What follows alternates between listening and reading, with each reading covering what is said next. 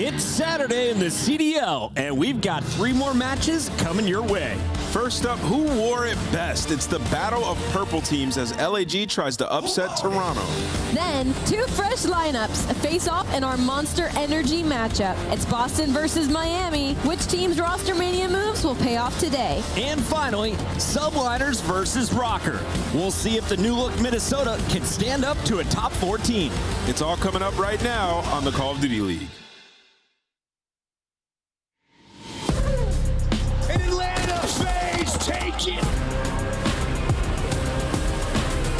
Ultra, they're trying to make it happen. Oh, they're making it happen. Fellow 1v1 for the ace.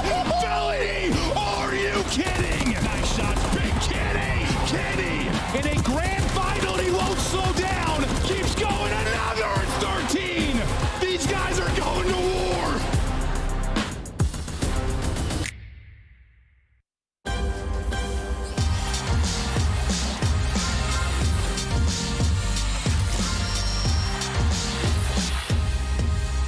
spree from him. 2 minutes on 2 on the game clock, and the second segment's gone. You're not going to need a whole lot.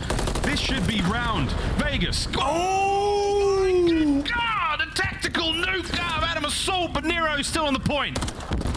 Oh, Assault, he's just too icy. Look at him go.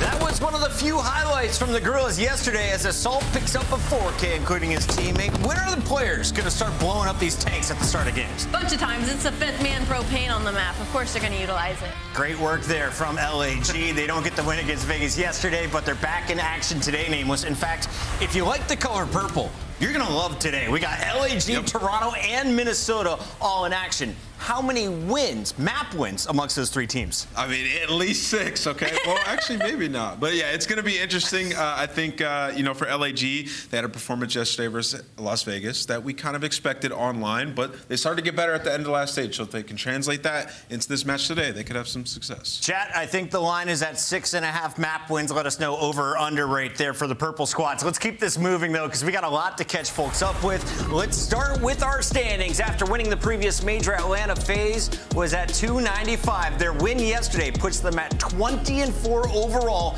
and the first team over 300 points. Yeah, and you're a little bit worried if you're Toronto Ultra, right? You're only 10 points ahead of Optic Texas, and you've had a struggling past Major 2 stage now, even heading into Major number 3. So they're going to have to look to lock in that number 2 seed. Other big news with Minnesota's loss and Vegas's win. Vegas is now officially the 5th best team, and LAG has an opportunity potentially to tie Minnesota today. Let's start with that LAG squad that didn't get the win over Vegas, but had some strong moments. A very strong game 1 from Fame on the new map, and then Gunless was playing pretty darn consistently, for the Minnesota Røkkr yesterday. Ali, what was he doing up there in Minnesota? I mean, that man was shooting. I mean, Standy was as well. I think being new additions, they played around each other extremely well, having not really been on the same team, even in past historics. So for Minnesota Røkkr, you're not feeling too bad walking away from this. It is unfortunate, though, because their strength of schedule at the beginning of this stage is very difficult. We're going to see them going up against New York Subliners, and they did have a hot start versus Atlanta FaZe in that map number 1. It's just about continuation throughout the rest of the series. Yeah, for the Minnesota Røkkr, they needed more firepower. Awakening wasn't getting it done for them, so now like a 0.86. So they bring in Gunless, and by all means, a great performance, right? Like the shining light yesterday in the respawns, and the Control had some big plays, and the Hardpoint, he was going absolutely off, almost double some of the other players on his team skills. So I think this is a good addition for these guys. It's just hard to judge them based on a series against the Atlanta FaZe. Right, Atlanta FaZe, your number 1 team, but the Subliners, the new challenger for Minnesota tonight, not much easier. That battle is going down in just 3 hours, chat. Let us know who you think is going to pop off in that best of 5. That's the last match of the day, but let's keep people going here on the Atlanta train because Atlanta FaZe 20-4, best team overall with the match count. Map count, they're looking pretty incredible. And in-game yesterday, this team was looking like they haven't lost a step. Maybe the best match damage-wise for Drazah that we've seen? Yeah, this is an exciting time for Atlanta FaZe, especially if you're an Atlanta FaZe fan, simply because I've seen a lot of talk on Twitter about people kind of comparing this to Cold War. You know, the Core 3 and Abeezy and Simp with Celium have been searching. They've been on the hunt for this perfect 4th, and maybe we're seeing that stride being hit now with Drazah and the confidence that he exudes for this team. Atlanta never really needed the extra slaying. That is a plus with adding Drazah to this roster, but they did need the confidence and the comms, and I think we are finally seeing the fruits of that labor. Atlanta is back in action against another top team. In fact, Nameless, we get the Grand Finals rematch in week 1 of the qualifiers. Yeah. Will we see new maps this time between FaZe and Optic? Yeah, 100%, right? You got to try some new things if you're Optic. They got cooked against Atlanta FaZe. You're talking 3-1 in winners finals and then 4-1 in the Grand Finals. So has not been a matchup so far in this game that Optic have liked, and Atlanta FaZe seemingly pulling away. We got the Grand Finals rematch coming up on Sunday. You'll also be able to catch Las Vegas in action once again. Vegas looking like a very strong contender after their win yesterday, a convincing 3-0. What did they show you yesterday, Ali? Do they have weaknesses? Where are their strengths? Just some consistency, right? They are an extremely strong respawn team. If they were going to fall short anywhere in that series yesterday, it was supposed to be in the game number 2 because for some reason, LEG was the best search and destroy team in the game, but this is online and not LAN. So Vegas Legion handed them a very very hot 3-0, and they're kind of the gatekeepers right now, which has its ups and downs. It has its downs to the side of Vegas Legion want to break into the top 4, right? How do they break that echelon and start playing better against teams like Atlanta and New York and Optic? But as far as I'm concerned, they're in an incredible spot compared to history past. Attach a ridiculous game 3, only 9 deaths to go along with this 25 kills as Vegas gets it done with a clean 3-0 over LAG. And in big part to the rookie success here, Nameless, they took chances on players like Purge and Geo, and those are definitely paying dividends at this point in the season. Yeah, and we get a couple new maps in the board that you think Purge should be really good at. We saw some ratty plays there on 6-star. It was beautiful to see. And then in terms of Geo, #1 right now, he's 1.07. He's been an unbelievable addition to this team, especially in control where he really shines. And also on Hardpoint, 4,000 damage on Hardpoint is pretty damn impressive. Pretty good stuff there from Geo. Gotta give a shout out to Linz. We saw what he was doing yesterday for Minnesota. And of course, what Snoopy has been doing for Boston. They retooled around this guy. He's currently #4 in our power rankings. If you're looking at his stats, what has Snoopy shown you here in his quote-unquote rookie season? He's shown us some fun, right? Like he showed these moments where he can take over maps. I think what separates Snoopy from the rest of the rookies that are kind of leading for Rookie of the Year is he hasn't shown as much consistency as the other players, as well as his team not finding as much success. So for him to be in that conversation, he's going to need some help by the vets on his team. And this is also one of the teams that has made 2 changes to build around him. So now he has that much more pressure on his shoulders to perform. Welcome to the league once again. Pentagram and Beans, they'll be playing against Miami today. If you're looking to watch Gwyn, though, he and the Carolina Royal Ravens will be facing off against Seattle tomorrow. And if you watched him on LAN, this kid is frying. He may be one of the most exciting SMG players in the league to watch. Yeah, absolutely. And now you get this guy around the vets in person, right? Like they're all going to be in Carolina playing with each other in a facility. And that is going to be massive for team building Kim and then also for him to develop because he's been an immense talent so far this season, especially in the respawns, clearing away their best player online throughout the last stage and carried that over into LAN as well. Carolina seemed primed to climb up the leaderboard, but if you're looking at a squad that may be in trouble, we're a bit surprised to say it could be Toronto Ultra, the team that won our first major, that was undeniably the best team in the game at the start of Stage 2, has started to decline, at least in their S&D gameplay. It's at least in the S&D, it's pinpointed in the S&D, right? It's why they can't hang with the other top 3. They're sitting in the top 4 with them. They're sitting on the outer skirts of that right now as the 4th best team because the Search and Destroy just has not been there. 2-8 in their last 10 Search and Destroy maps. This was a team that was world starring during stage #1. So for Toronto Ultra, unfortunately, you talk about the new maps being added and you want to say, oh, well, maybe this will help their map pool. It really won't. We talked about it yesterday that they were a team that preferred Skid Row HP, they preferred Invasion,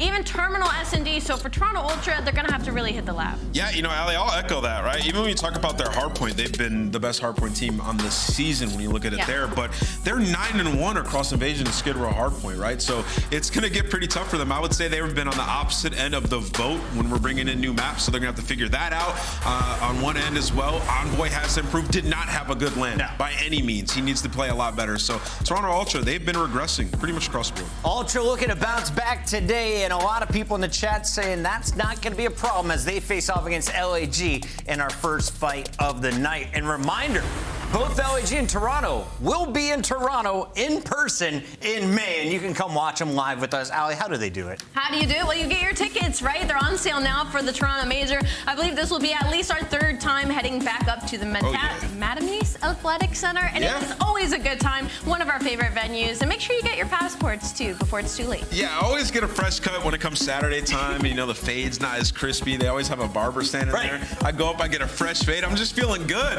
The vibes are nice. It's going to be nice outside in the 6. It's going to be a vibe. Also, Drake's disc might be out by then. So. You think so?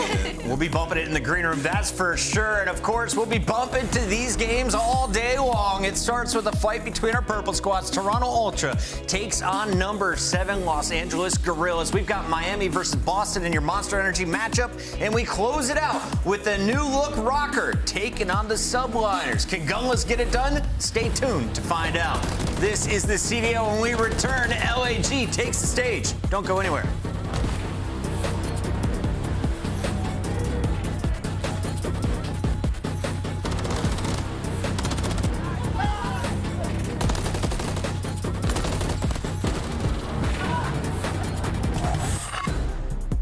Slice up your competition with the Executive Chef Operator, now available in-game in the Call of Duty store. Never miss a match of your favorite teams with the Call of Duty League Calendar Sync. Here's the fun part. When you add a calendar, you'll also receive a squad up calling card you can use in-game.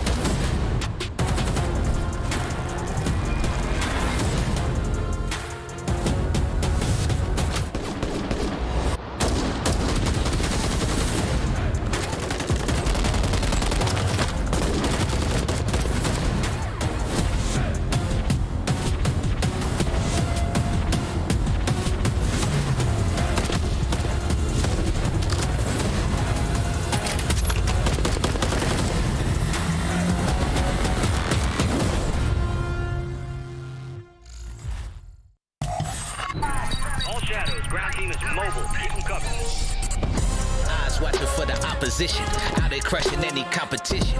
Long range, yeah, I got the vision. When I'm in the trenches, anyone can get me. I'm with the team when they need me. Or out on a dolo mission. Nigga rocky riding on this road of riches. If I catch you slipping, then it's over finished. War, ready, crew, coming through heavy. Aim steady, lights out, it's the gorillas.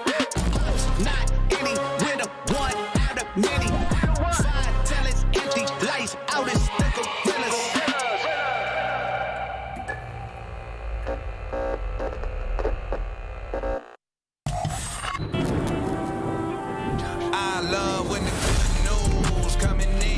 Day-to-day, already know what's happening. I don't gotta shake the hay. Big moves, big stepper in the right direction. The trip continues, every double use a psychedelic. I think they gon' need a minute. Look, I'm interested in making as opposed to making friends. Double bags, I've been paranoid, having a safe place. I'll take a check. Finishing his drink should only take a sec. But Mark just cut me off, he told me that I go on stage and tan. I tell my own shit on the main event. Da Vinci, my cologne after the show. She told me that shit was a favorite sin. Sprint a fan in spacious, we could take it friends. What happened next? You could take a guess. Welcome back, everybody, and shout out to my guy in the chat who said Diamond Con is about to put Scrap in the dirt. That is the most confident I have seen an LAG fan all season long. That is certainly an opinion. Yeah, all right, let's talk about this Toronto squad and why that might not be the case, because they got this guy named Scrap who is a rock star in his rookie season, Rookie of the Year last year, now in his second year nameless. What is he showing you here with Toronto Ultra? I mean, he's unbelievable, right? Like, the guy's pushing for records on some of these maps. You've seen him drop almost 50 on a control invasion. Like, he just puts down damage, always top 5 in terms of the damage category. The kid is everywhere. In Search and Destroy, he's always putting in that extra push. If you tune into his stream, he's playing Search and Destroy 8s at night after scrims. So the man is always going to show up. Absolutely. Will the supporting cast be there? They were at Major 1, and throughout that split, they've drawn a line in the sand when it gets out of the top 4. But I'm just worried about this team, man. With the map changes and the shifts in meta, it's been concerning.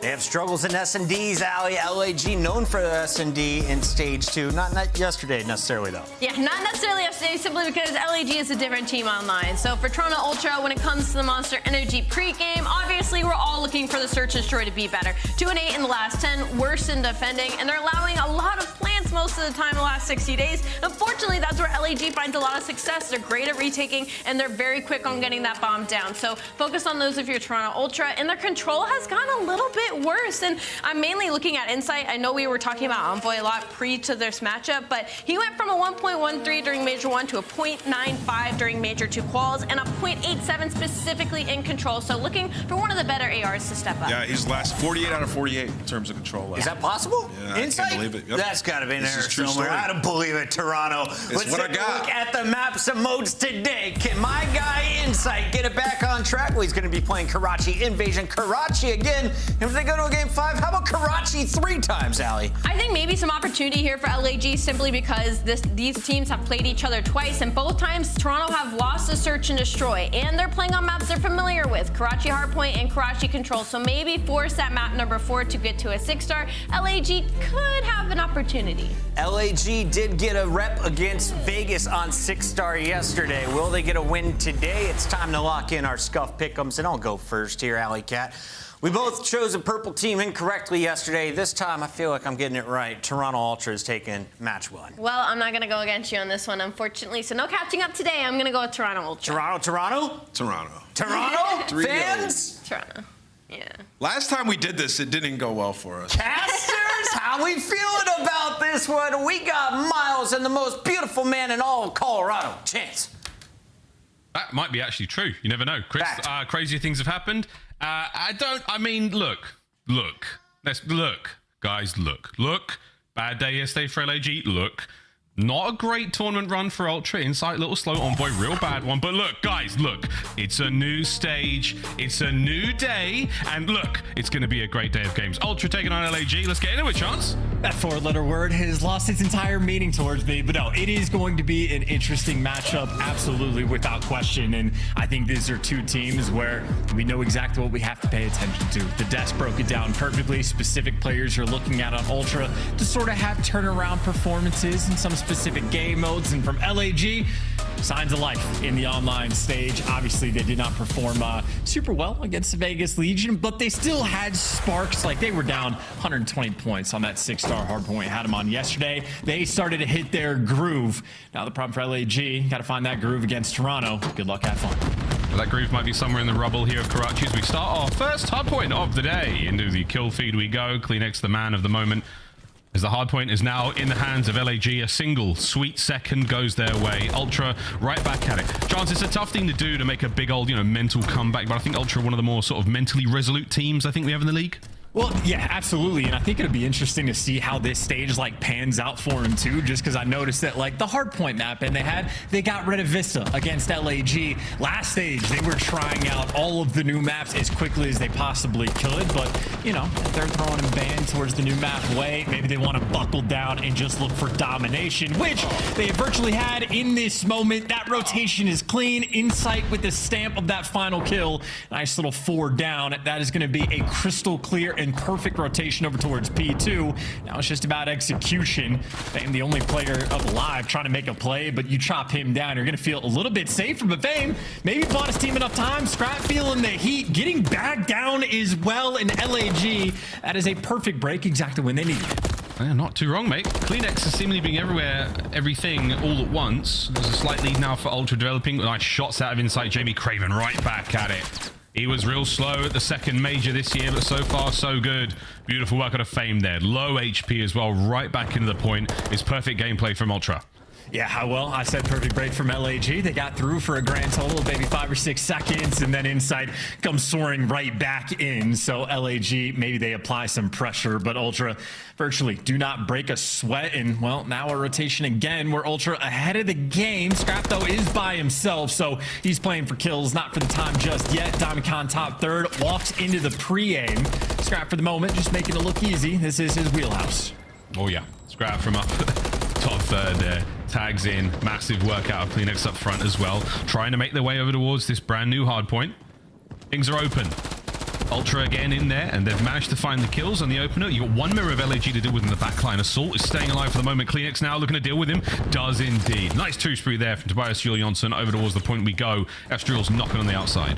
Yeah, it's beautiful work by everybody. You see all the trades rolling through. Scrap is up top getting the damage, and they just play off of each other so well. Still want to hold on to the time, though. Estriel does find the route, and this is a good chunk of time to be able to get. This would be a clean break if you can find it. Estriel, well, he's been searching for CleanX on the back end.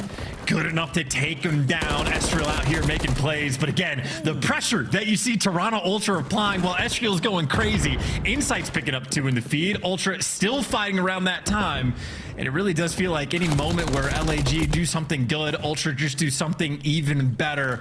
Once again, Toronto, they are ahead of the rotation game. Once again. Hardpoint's up. Assault trying to clear up these defenders. Help the boys get in there. Can you break Ultra? They bend, but they don't often concede those hard points. Nice work so far here on Karachi. 45 seconds. No one's really able to get into this hard point just yet. Kudos again to LAG, keeping him away from it, but not necessarily keeping him in the time. Tags again. Fame's on a 4. Can he get in the 5th? He can indeed. There's streaks on the menu here. If he hits this corner right and the timing, not going to work out. That's gonna be tough. Yeah, no, CleanX able to dish out death in that moment and really try to keep things going. Once again, LAG are fighting. Like, on these break situations, they're making moves, Fame going on sprees.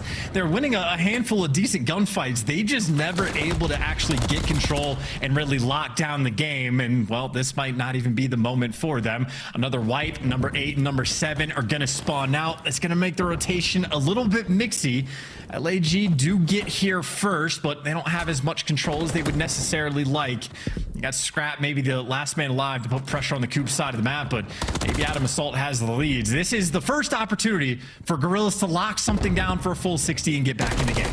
It went unbelievably low scoring street hard point over to Junk, and things are looking a little better. Speaking of low scoring, Envoy 3 and 10 still on a bit of a slow streak here since getting things out of Major 2. Wasn't a great tournament. We'll see if he can't turn it around 1 kill at a time. But so far, so good. Hardpoint very much still in the hands of Ultra, ticking away as Assault tries to peel his way through the back streets.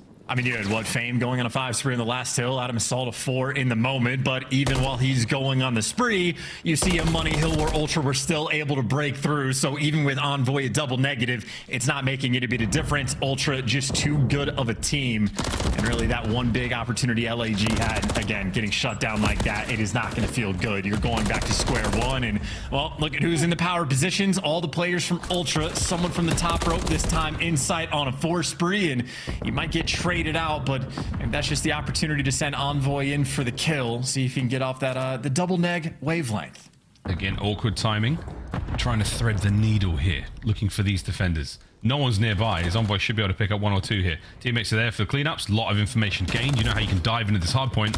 He may be brought down, but it's a lot of red dots on that minimap for his teammates to deal with. Insight sent in for it. Scrap finds this as well. Ultra still keeping a very strong hold here of P1 on Karachi. Less than 30 seconds to go now, and a couple of moments could go the way of LAG. Oh my God, yeah, I just feel bad for watching Envoy's perspective. We just watched him start in red, basically did a lap around the actual hill just to get shot in the side, and then he goes and chows P1 on one of the filthiest head glitches we have in the game. So he is having a bit of a rough one. Maybe good news from LAG though. Again, it has been a rarity to see them ahead of the rotation game, but they're over here towards P2. They're getting the entry kills as well, so they're down by 60 for the moment, but another opportunity to get back in the swing of things. Kills for Fame, keeping it going. And CleanX make his way now in. He's managed to sneak forward. This is a perfect time to dive into a listen in with Toronto Ultra. 1 front plus 1 P5. And then 1 windows. Windows on time. Stuck me out. 1 front side, front windows, front right. I sure top right, red. Wrong way windows. Nice, good top out. Yo, I spawned out, by the way. All 4 diamond. Could spawn back dumpster still. Could be back still. Yeah, 1 could be dumpster. Yep, dumpster. Dumpster corner. Sitting dumpster corner. Still there, dead. I'm one straight here. I'm just soak. I'll soak. Low on you, Jimmy? Could be vending, yeah. It's good time, bro. Someone play right slow. I'll go right.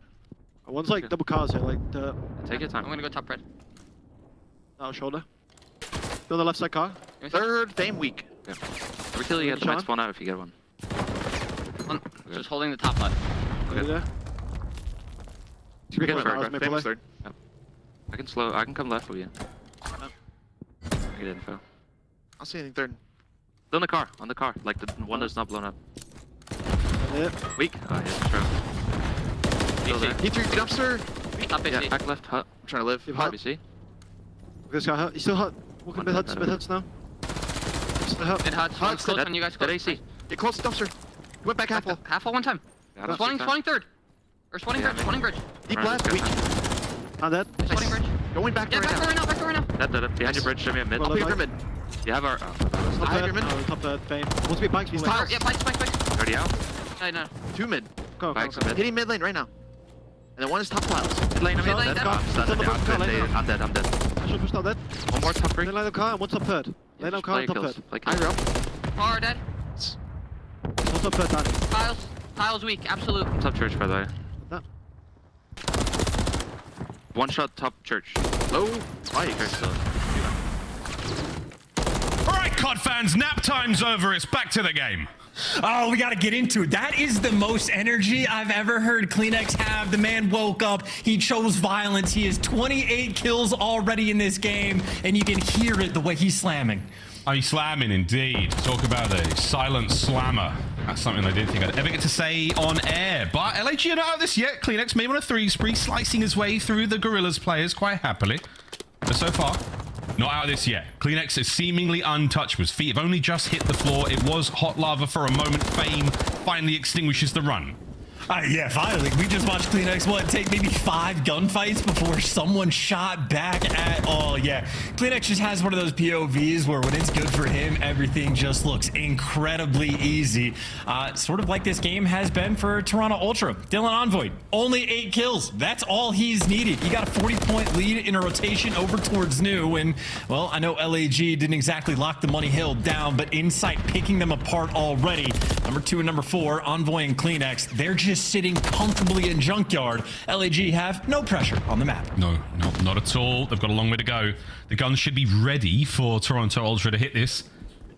Envoy holding it at his angle. CleanX up front. Tags are in. Gets it. Walks away with his life. Insight's there in the feed again. Over 200 points. We now go Ultra. They pounce the life. Fame somehow finds 2.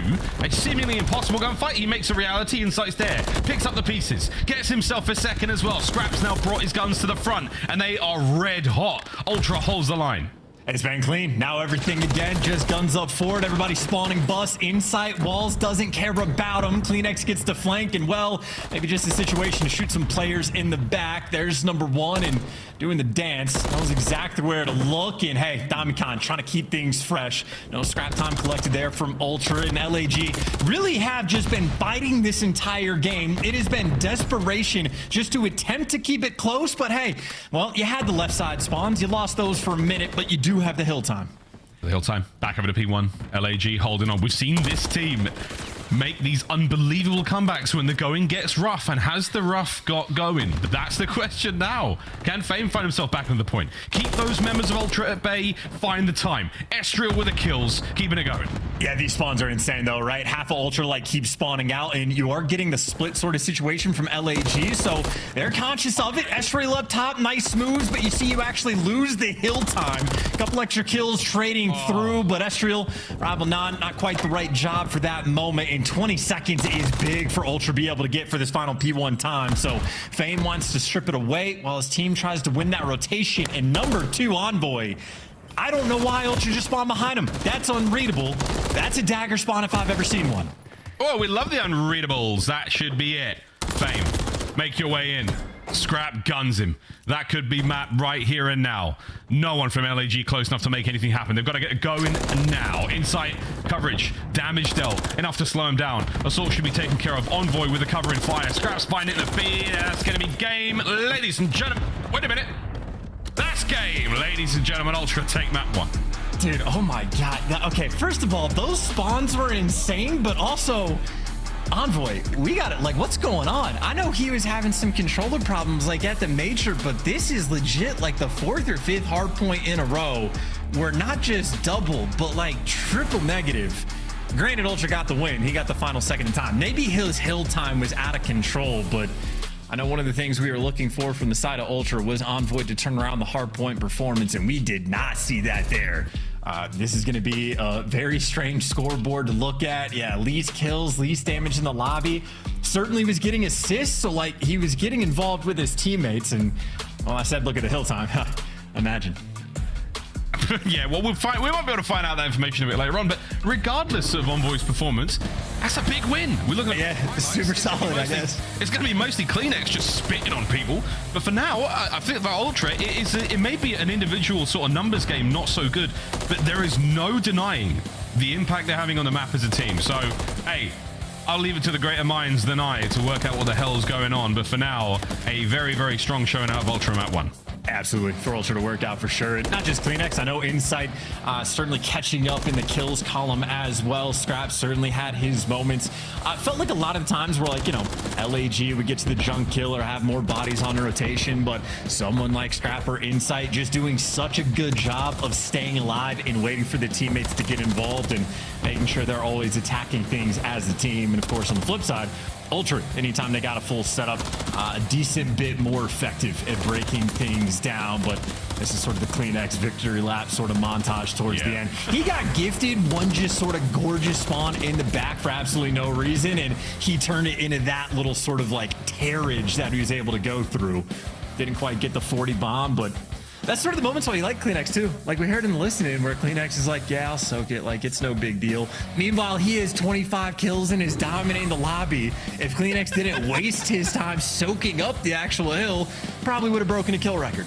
Yeah, he might have actually. If you'd let CleanX off the leash, God only knows what sort of numbers we'd be looking at there. But the game flow does tell a very strong story of a dominant team and a team certainly trailing behind. LAG unable to get anything going. P4 was a close mark there for them, but they certainly fizzled out. Strong work there from Toronto Ultra. Again, we'll come back to the discussion about Envoy and the KD. He's just not going to get as much SR for that win. That's all it is. He's just going to get like a 40. The rest of his teammates going to be up there in the 60s. Who knows? Invasion S&D coming up now. Well, that'll be question number 2, maybe for Toronto Ultra, whether or not they've made up for the S&D woes. Again, we saw the lower third graphic earlier on. The desk was touching on it. 2 and 8 in their last 10 search and destroys. I mean, this is a team that quite literally at Major 1 in search and destroy, flawless. They were perfect. Did not drop a map. Every single strat, it seemed like, was absolutely gorgeous. But what happened in the second stage is everybody went, oh, I guess we'll watch how Ultra plays this game mode and learn from these guys. And they did not make the adjustments quick enough. And now we have to go into stage 3, maybe a new map or 2 in the mix, but not for map 2. These guys simply are going to just need to be better because, again, from a nearly perfect and flawless S&D performance at stage 1 from Ultra, their record now very comparable to LAG, who obviously for those guys, it's your opportunity to get back in the series. I mean, it's about time to get back into the series for LAG. The online struggles for them, it's not been great in the qualifiers. When they get to the old LAN, the LANimals come out. They certainly get hot hands. But that's a while away, and it's the very team they're going up against, so they're going to be dealing with when it comes to LAN, the Toronto Major, very, very close by. Extremely excited to get back to that one. See if LAG can find something here in this S&D invasion. Because let's face it, I'd love to see a 6-star. I'd really like to see some more of these new maps, as I'm sure you fans at home would as well, and I know the desk are keen for it also. Toronto Ultra, the firm favorites in this series. Our desk pundits, our fans in the chat thinking the same thing. Let's find out if LAG have got the fight in them to upset our winners. Well, a fight on Invasion is certainly one that they're going to be willing to take. One of their most played search and destroy maps. These guys grinded. And I know with the repetitions, that might mean sort of, you know, extra VOD, extra research for the other team of what your tendencies are going to be. But the benefit of the grind is all of the mid-round adjustments. You know exactly how your teammates like to play. You're used to the grind. You're used to sort of the natural flow and pace of your own boys. So a 3-5 record isn't fantastic, but the repetitions still absolutely there. Frankly, I think the scariest sight was what number 1 on defense is Toronto Ultra. So LAG, they get to test the waters early on. Don't drink the water though. You might get food poisoning. Opening exchange there. Estriel and Diamond just giving CleanX a couple of love taps. Gets away with his life, no problem. Firm line of attack here from LAG. They've managed to get themselves much closer towards the A-bomb site, and I'm not 100% sure if Ultra saw them, Chance. Well, I think for LAG, I don't know how many like nades and tacks they've actually used. I know CleanX is sitting on his as well, so I think there's actually still a ton of utility on this map for whenever that first move gets made. Information on CleanX, but no follow-up, so he just gets to heal up. So that's a nade gone to no real effect. Smokes out as well, trying to get this bomb down, but Ultra, everybody's here. Oh, wow, Estriel. I thought he was going to pay for his pensive moment. Oh, nearly takes care of Envoy as well, who just escapes. Great play to stay alive there. Insight finds his over to Fame on the bomb site. This is going to be a tough one. Insight just on the other side of it. Fame is truly surrounded. Diamondcon might be able to help out here. There's a little bit more than help. Might have just leveled it up. 2v2. The clock is ticking. Minnow inside was on the street as well. Envoy, the last man without the intel. Fame can't get away. Insight too quick with it. And I think Fame maybe going to regret the moment not going for the trade, but you saw the situation LAG was trying to play with. You had Fame not able to make a move. If he ever stands up, the guy in the mid tank probably going to gun him down. So he's waiting for his teammate to go in for the chow. But by the time he tried to set that up together, Insight, well, he's making adjustments on the map as well. Perfectly timed, perfectly played, and Insight, S&D. I mean, that is quite literally the man, always in the right spot at the right time. Crazy as well. That moment we saw CleanX take that nade from Estriel. Estriel could have picked up that kill and escaped with his life from that situation. Scrap was nowhere near for a moment. There's a few moments here for LAG where I feel like you've got a bit of an advantage. They're showing a tremendous amount of respect to Toronto Ultra and not willing to make the play or play for trades. Let's see if that bites them in this next round. We've got Ultra on attack. Yeah, I mean, again, Ultra best team on defense, so there are incredibly small windows you have to find. And Envoy, well, he found that small window and enough to send in CleanX for the easy trade. So small windows indeed. At least LAG, though. Trade's been on point. You might get blooded, but the setup is still on point. Assault, though, well, he's dancing with the devil and, well, doesn't even bother shooting back.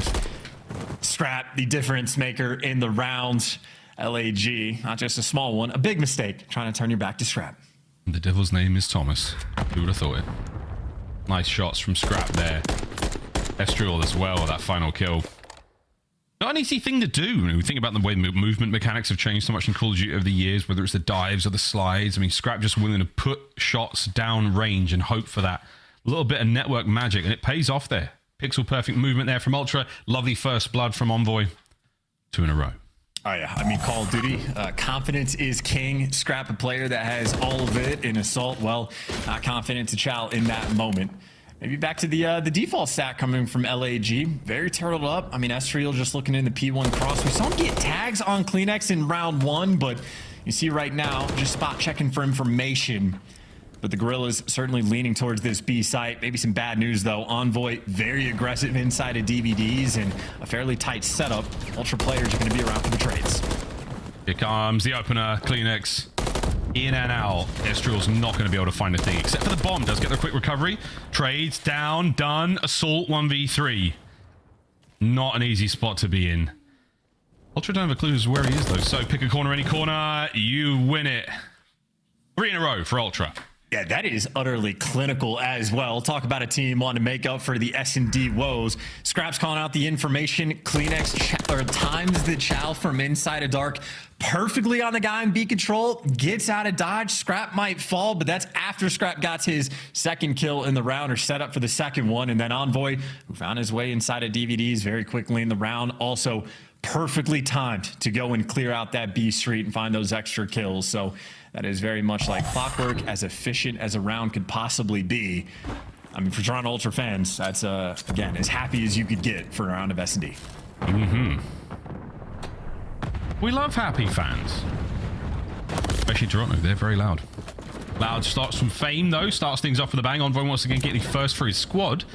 2 back-to-back rounds now, as he's had a stinker in the hardpoint, but 6-1 here in the search. And that's not the scoreline. It could well be, but it's his KD. It's 7-1 now. 4 spree for Dylan Hannon. I mean, it's perfect. B site is wide open as well. And, well, Insight's got the middle of the map on lock. But Assault, actually, wow. Nice shoulder. Guns him down. You got a 2 versus 2. Problem is, not an easy site to retake at all. See Envoy sliding over to square. He's going to have CleanX looking over on the old tractor. And again, it is just 2 players. How good is their chemistry going to be for these trades? Oh, I think it'd be very good, but we're about to find out what kind of situation to get put in. My God, we've seen Fame hit this side of the map so many times, sometimes good, sometimes not so good. What will it be this time? CleanX, eyes on. The shoulders have been spotted. Assault now waiting for his moment to pounce. Fame managed to win a big one. Envoy left alone. 1v1. It's a big win. Ultra, keep the spree going. You can say what you want about the hard point. Envoy's bringing it in the search. Was that an ace for Envoy as well? He already has as many kills as he had in the hard point in just 4 rounds of S&D. So his controller isn't the problem. Man can still shoot. He's still thinking as well. Maybe he just needs I have no clue, but yeah, treat hardpoint like search and destroy. He is right now on a masterclass performance. If this game goes long enough, I mean, hell, 9 kills in 4 rounds. That is absolutely a record-setting pace. He's got the cruise missile as well. Hey man, look, I mean, watch. If I could read the chat right now, I would. I bet they have turned like milk. 6 spree. Cruise missile at play. And this is what throwing shoulders looks like, boys and girls. Envoy's going to wait for the lineup there. He's going to get himself smoked to cover that cross again. It's not going to really bait out too much. Waiting for something here from LAG. Still has the cruise to play with as well, so things could go boom on Invasion. Yeah, you heard the smoke go out, maybe a stun or two getting rattled off in the distance back behind it. So LAG incredibly passive on their offensive rounds, and not hard to understand why. Ultra really not giving them anything on the map, and they're leaning towards A with the bomb. It's a double stack in a tight setup. Insight and CleanX right next to each other, and Envoy there for the trades as well. You're going to have to win this first engagement. LAG are going to have to swarm perfectly because these kills are going to be traded. Good nade. A little bit of movement. There's the gunfight. Whoa! Damn! They got it! It was perfect! Oh, Diamond Con, the cherry on top. Hang it in the Louvre. That was a banging round. Yeah, there we go. Caster cursed the hell out of it, too. Those kills definitely going to be traded. I'm just kidding. Nobody able to shoot back. Not the best coordination there on the A site. End up lining up for the players, and LAG did, in fact, have the perfect coordination. And shout out Estriel for getting the ball rolling. Gets that first blood, doesn't get traded out, and everybody jumps on the play immediately after the fact. So nice round for the Gorillas. Able to get one on the board. Buying Envoy a little bit more time to cook, but hey, clutch up on this defensive round and get back to the lab on the attack. You see Ultra mixing things up as well. This is a pretty hefty stack over towards A, but LAG might be playing the pressure perfectly. They're tripled up down on this side as well. Yeah, Fame is like, oh, you're in that corner? Okay, fine. I'm just going to find the floor, I suppose. Like, all right, let's just hope for the best here. CleanX, he and Envoy are about to walk into all kinds of trouble, and that's number 1. You see multiple red dots, but he still sends it! Envoy somehow finds the pair! And an assault! Oh, no. Oh, Insight guns him. Wow. Envoy picks up 2. And that is the round. Another ridiculous performance in Search. We got a replay. Strap in, kids. From whose perspective as well, right? Well, Envoy just gets the call. There's 2 in corners. Good luck with that one. But both players, well, it tweaked out just a little bit. Estriel throws a nade. Fame switched to the pistol, and Envoy, well, gets the timing perfectly. Seemingly can do no wrong in search and destroy. And that is a painful moment from LAG. The setup, everything nearly perfect, but just a small moment for that collapse. Oh, wow. 5-1. And 11-2 for Envoy. Keep him away from the respawns, that's all I'm saying. My word. Because so far, magnificent stuff in the search and destroy. Back at it again with the shoulders. Over by the B streak. Still has the streaks to work with. Ultra on the 2-2 split. Chance we are waiting for a brief moment. And this map explodes. Yeah, you see Inside backing down though, right? They played a tight aggressive setup on the A side, didn't pan out at all, so they go back to the default. Envoy though, switching things up. He's been inside of DVDs, played the mid tank. Well, this time over towards Broken, and he never had to invest the smoke on the cross. They're trying to nade him out, but I think the switch up in setup is not something LAG are going to want to deal with at all, and considering the bombs at A, I don't think they're going to. 42 seconds left in the round. Gorillas, well, pressure's not heating up just yet, but you see they're adjusting, ready to make that pounce on the A side.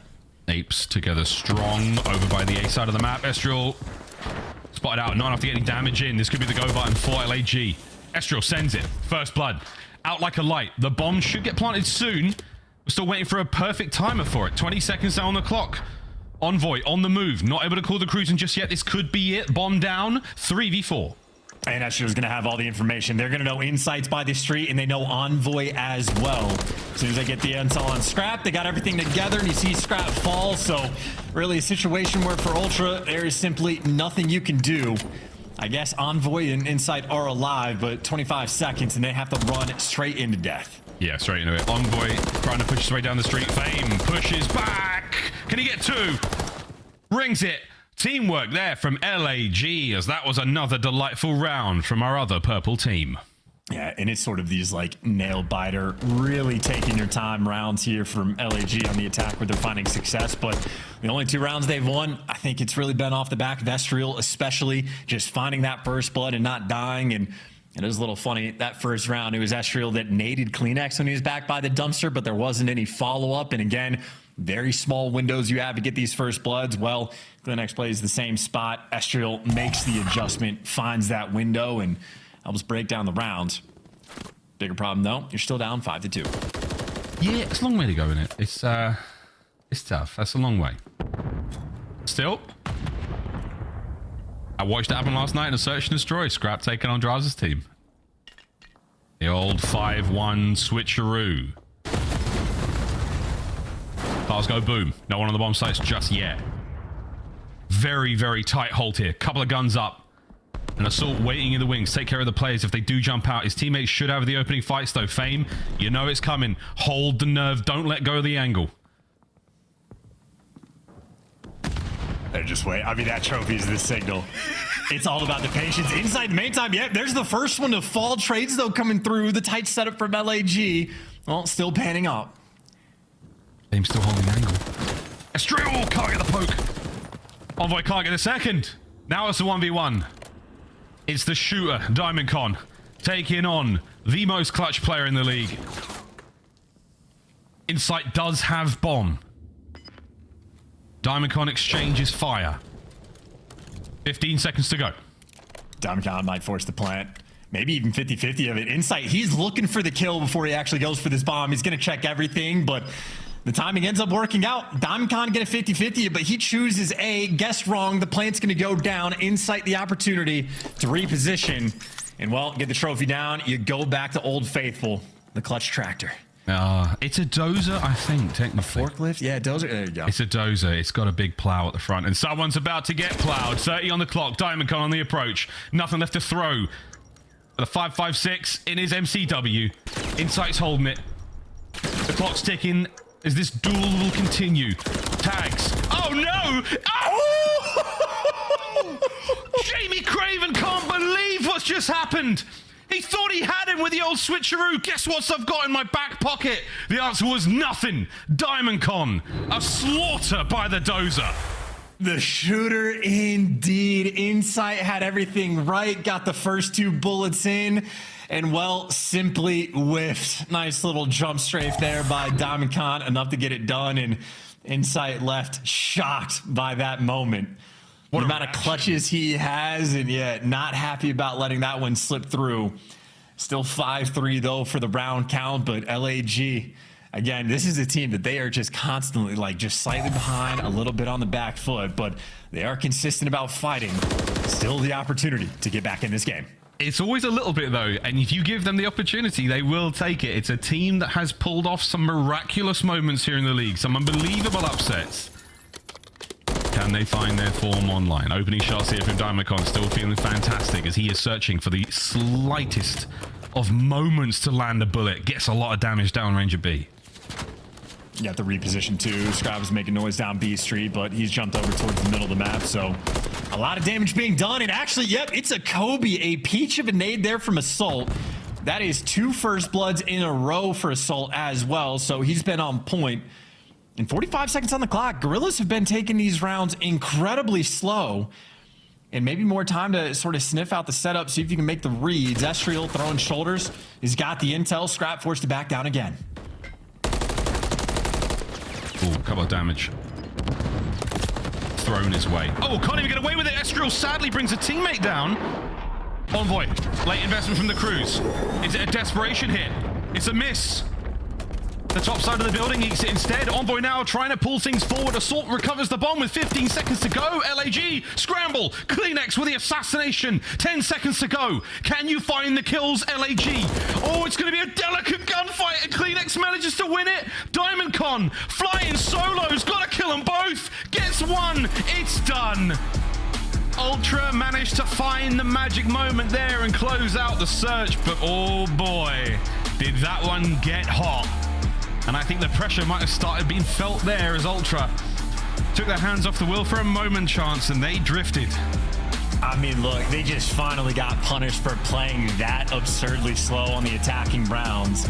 That is just one where they weren't able to make the connection, and CleanX literally pounces and makes the perfect play, just runs straight through the middle of the map. And if that gets covered at all and CleanX gets slowed down, LAG coming on top of that round, but feeling the heat, feeling the pressure of the game clock, you just try to go for that bomb plant forcement. And well, CleanX might have only had 4 kills, but found the big one in that final round. Nail biter in a delivery system. Toronto Ultra now 2-0 up. And I mean, we've had what, 2-3-0s on the day yesterday. Toronto Ultra maybe keeping the ball rolling. Might have 9 maps in a row by the winning team if Ultra clutch up on Karachi. They clutch up indeed. Well, there goes our Karachi invasion. We get another Karachi now for control. If we have to go all the way to that game 5, we have a Karachi. I'm really hoping something happens. We've had some shenanigans in this series already, and I'm hoping for far more so we can get to that 6-star. But we'll find out what happens if we can get to that 6-star after this quick commercial break. Toronto Ultra taking on LAG. It's a throwdown of our purple teams. Still got Røkkr to play later on today. We'll find out how that goes after the break.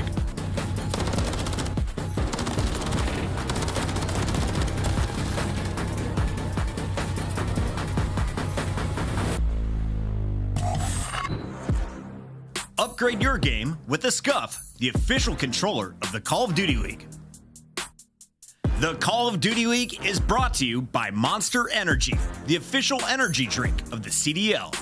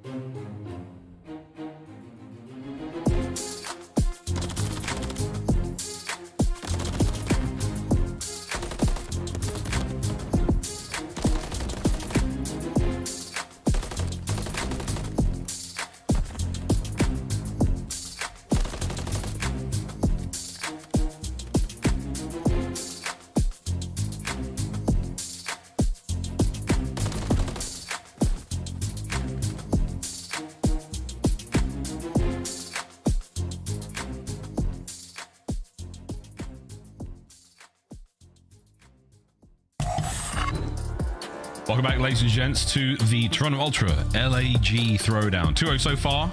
Not necessarily terribly close, with Ultra firmly in the lead, and one of the men who's really been the deciding factor in a lot of that, it's been Envoy Chance.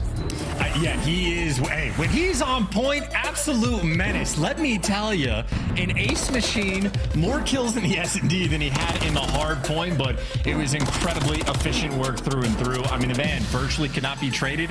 Like double kills where he's sliding into ice cream, completely on point. Another moment for the 1 versus 2 where, I mean, him and CleanX just working together so beautifully well. CleanX really just setting his block. Maybe CleanX is like the ultimate hype man. Saw what happened to Envoy map 1, is like, you know what? I'm going to stop killing things map 2 and let this guy sort of take all the shine and momentum. Because that was 2 different 2 pieces Envoy had where CleanX just dies immediately to kick things off. So that's the ultimate team player. CleanX is my MVP. I just love the idea of CleanX being a hype man. It's got your pretty good. It's quietly getting you in the mood. All right. Crazy stuff, though, in the matchup so far. That was your scuff player of the game, Envoy. Well deserved, as he certainly turned his match around. Now, though, Karachi, Control. Map number 3 as we dive into this one. It's going to be an interesting throwdown. So far, pretty good. Scrap with a 1.2 chance. I think at this point in time, our desk and the fans, everyone thinking that Ultra should take the series. That seems to be the way we're trending.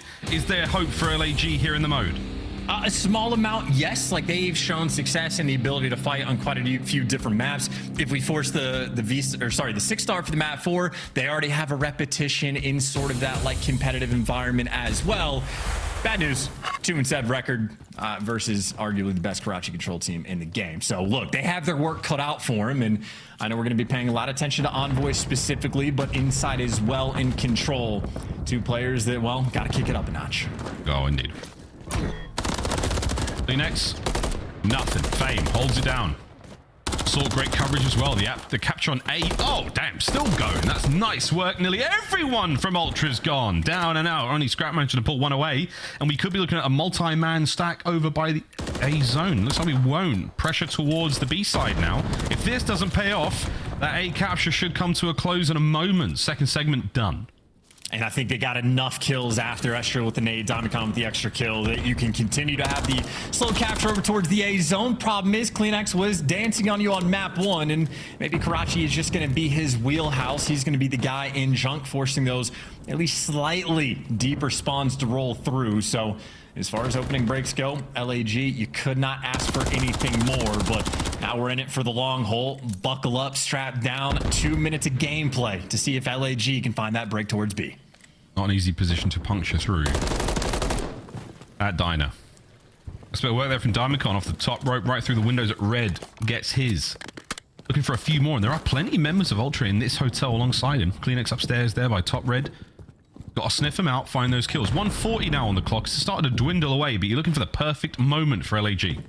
Oh, man, you had Adam Assault and Insight squaring up with a couple spawn kill fights. You had LAG really trying to suffocate and take their time to really gear up for this break. But, I mean, 30 seconds have gone by, and they're still just slowly picking them apart. They do get an extra kill, but Envoy still pushed out junk, and Insight continues to lay to smack it down. Ultra, extra couple kills falling their way. At least you cleared out the junkyard, though. So, yeah, you're going to start getting the close spawn. So, long term, this is what LAG want. Problem is, just barely over a minute left on the clock. They're stacked up. Oh, an Insight. A lot of damage dealt. Nice work from Diamondcon there. Gets his 5th. Looking for kill number 6 now. Can he get streaks?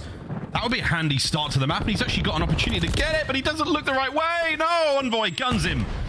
The Dark Prince continues to be a thorn in the side of LAG. Yeah, Envoy's headset working in that moment, and his team there for sort of the follow-up moments. Still getting a close spawn from LAG, but it seems like they don't entirely know what they want to do with it. They're going to send Fame through the middle of the map, maybe to find an opening, and everybody else sort of gearing up top. CleanX is the man they're trying to hunt down, and they're going to find it. But again, they've just spent so much time looking for these single kills. The teamwork is there, but they got to hit this go button. Only one play left there on the point. Reinforcements helping over the wall. That's going to be CleanX. Nice damage from Scrap. Enough to get the kill. We'll find out. But for here, brilliant work. Pushing them back. Don't let LAG get close. CleanX now with the reinforce taken care of. Over to the back line and inside the zone. Envoy looking to keep this play going. Can LAG find themselves on the point? Yes, they contest for a second. Envoy cuts them down, and here we go. The opportunity for the play. Can Insight end it right here and now? Yes, he can. Gonna slam that door shut and make it nice and easy towards the end. Perfect work there towards the end. Insight getting the final few kills. But again, that's just Ultra again. Able to play the turtle setup. Like even with the closed junk spawns coming through, LAG is just spending so much time to kill either CleanX or Envoy. And by the time they find these kills, well, for Scrap and Insight, they're just getting the comms flowing in from their teammates and easy work towards the end. So handful of multi-kills being picked up by the AR players for Toronto and a very clean round on defense to follow it up. Yeah, pretty clean. Swap sides now. Let's see if LAG can't find something on defense. Man, that really did come down to the wire, though. Kudos to LAG, keeping the fight very much alive. Control can be like that, though. It looks like these rounds are so good. And whoa, the nades were good, though, from FaZe and Estriel. To start things off, we'll see if they can keep it going. Yeah, who needs ordnance gloves when you got the actual timing willingness to set these nades up in private matches? LAG 2 for 2, about as good as it could really get off the opening break. And on defense, it's a stranglehold setup. You got Assault already pushed out in junk, picks up one before he falls, but even number 7, Estriel's over by the junkyard to keep those players a little bit at bay. Scrap might be opening up top third, but Diamond Khan's been living at the bridge, so it is still going to be a very slow approach by Toronto. But at least they got Insight standing on the point just to stop the clock. 51 stopped. Holding the middle of the map down is Insight currently. CleanX finds it. He gets the trade out, but the clock is now opened back up. We'll see if that will be an issue. Ultra now moving very, very well across map. And CleanX continue to have... He's just unbearably difficult to deal with. Fame, nice shots. 2-man stack here. Ultra looking to get the easy part done first. Oh, flank coming through. Estriel trying to make the play. Well, that just gets shut down and no dice going to happen in that moment. It really is from Ultra. They just get one player out and about. This time it was CleanX to buy you a little bit of pressure, and the follow-up virtually instantaneous. And when you see CleanX makes the route decisions so fast that they're looking top green on the wrong side, and well, all of a sudden he's behind you. You had LAG, what was it, like 2 minutes and 8 seconds I think they had to work with to try to capture B. You had 30 less seconds of an opportunity from Ultra. We'll see if they can orchestrate something and make that move. Well, one down. 2 players to go on the inside. Oh, that's a great bit of work. Trade's done, but it's enough to take care of the attackers. CleanX now looking to catch these players on low HP, and he's just going to find himself a sweet spot. Try to deal with someone. Caught out unaware. Fame Brun takes a bit of time to kill him, but he's going to get it. A minute to go here in the attack for Ultra. And well, you had some close spawns, but CleanX going to just spawn virtually across the map. So Ultra, it's going to be a 3v4 for the moment. You got LAG players. They are crawling around red. Assault there for the trade on Scrap, and well, Diamond Khan from the heavens above able to get the next kill. CleanX, though, the man that got the distance spawn, he's trying to set up on the route, but meanwhile his teammates just can't buy him anything for the moment. CleanX going to have to make the play and try to open up this door, but LAG, I mean, they're just running it down. They're running you down, they're pushing you back into your spawn inside. The shots are great. Is it enough, though? CleanX has to win this fight. He does. Keeps the cap going. 3 down in the feed. An opportunity for Scrap to get close. Will a stun land? Yes. CleanX holding the line alone. Here come the reinforcements. They're on B. That is every single stun and every single nade landing, but just to be a nuisance, you flood over the dumpster and you just get gunned down. A moment like that, CleanX gets behind enemy lines and again destroys you, picks you apart, and it is instantaneous. Both of those zones effectively fell in the exact same way. CleanX gets behind you, opens up the pressure from his teammates, and it barely takes any time at all. I think he might have just finished on like a 6 or 7 spree at the end as well. So CleanX's KD basically dead even, but the 2 moments to make the play, it is game-winning plays that he makes. Crazy. Well, we saw where he finished. Good stuff there from CleanX. What a closeout. LAG, the defense was so solid. But at this level of play, all it takes is one opportunity, and now it's 1 extra kill for CleanX to get the streaks.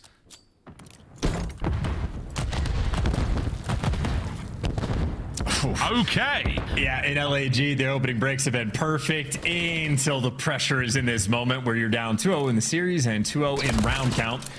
Still watching the flank, though. CleanX still playing with it, wants the extra kill. That is an exploding cart, not enough to actually take Fame down.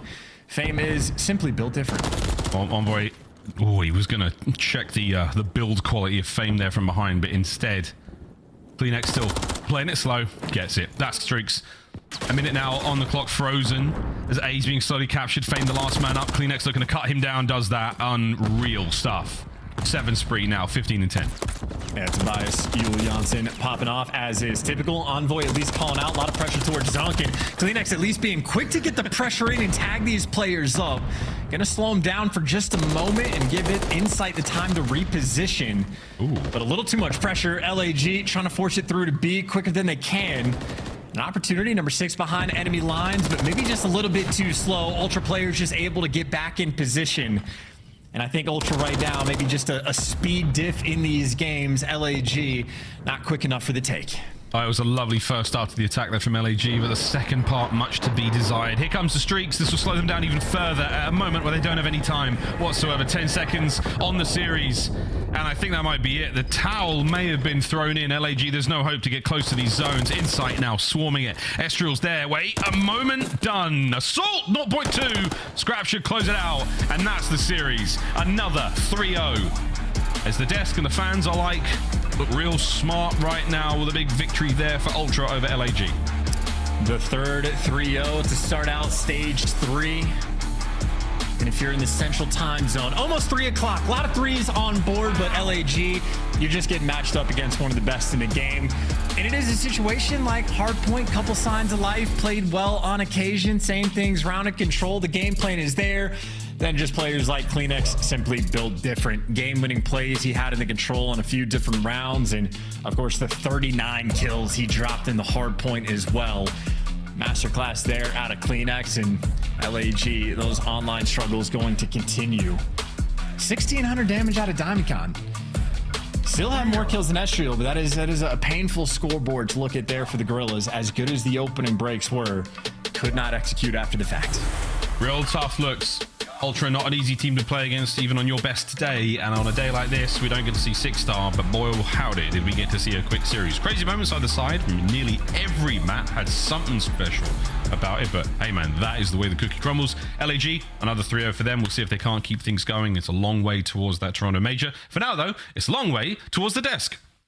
That was terrible. Sorry. It was great. I love it. What up, dude? Great work there, Miles and Chance. Love listening to your voices.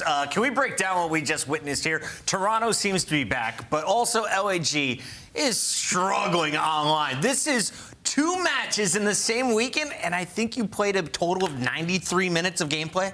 Listen, they were like 6 and 18 when it came online. I don't think many of us are shocked with LAG's performance. If anything to be taken away, maybe the fact that Envoy had a huge bounce back from map number 1 to map number 2. Yeah, map 1 was a little sloppy for Envoy. He cleaned it up in Search and Destroy, and the whole team seemed to be flowing in control. Let's take a look at some of the highlights and break down what we witnessed, Nameless.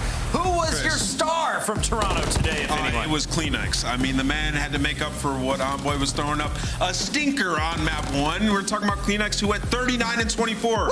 This is God Kleenex, what they had throughout stage 1 and how they were able to pulverize everybody in a respawn. That is the Kleenex that they need, and he is back. And what a game to start off throughout this stage, right? Going up against LAG. You get to test out some S&D against them, who they've been a strong surge team. You smoke them there, and they actually got outblooded. It was 7-2 first bloods, so they won a lot of rounds man down. And that was huge for Toronto Ultra because they've been struggling in Search and Destroy, right? So the fact that they were still on the back foot of getting those opening duels, but then able to capitalize in that 3v4 situation and get the trades, it was off of plays from Envoy. I couldn't believe it that round number 6 when he just ego child Fame and Estriel and Small and World Stars, both of them, after having a map 1 performance with only 8 kills. And not only that, with winning the map, Kleenex was like, all right, my SMG duo is slacking. I got you. Almost drops to a 40 bomb. LAG 0-2 to kick off our Stage 3 qualifiers, but Toronto remains perfect with a 3-0 in their first match. And right now, joining us live in the Monster Winter Spotlight, Envoy is here. And Envoy, we just got to talk about it. It was not your best performance back at Major 2. We saw some things on Twitter about a controller. Can you walk us through what's been going on in your camp? Yeah, I don't know. I guess my Major 2 performances continued into map 1. I was really frying that map, but I got more kills in the S&D, so I was happy about that. But I don't know. Something must be up with my Hardpoint game.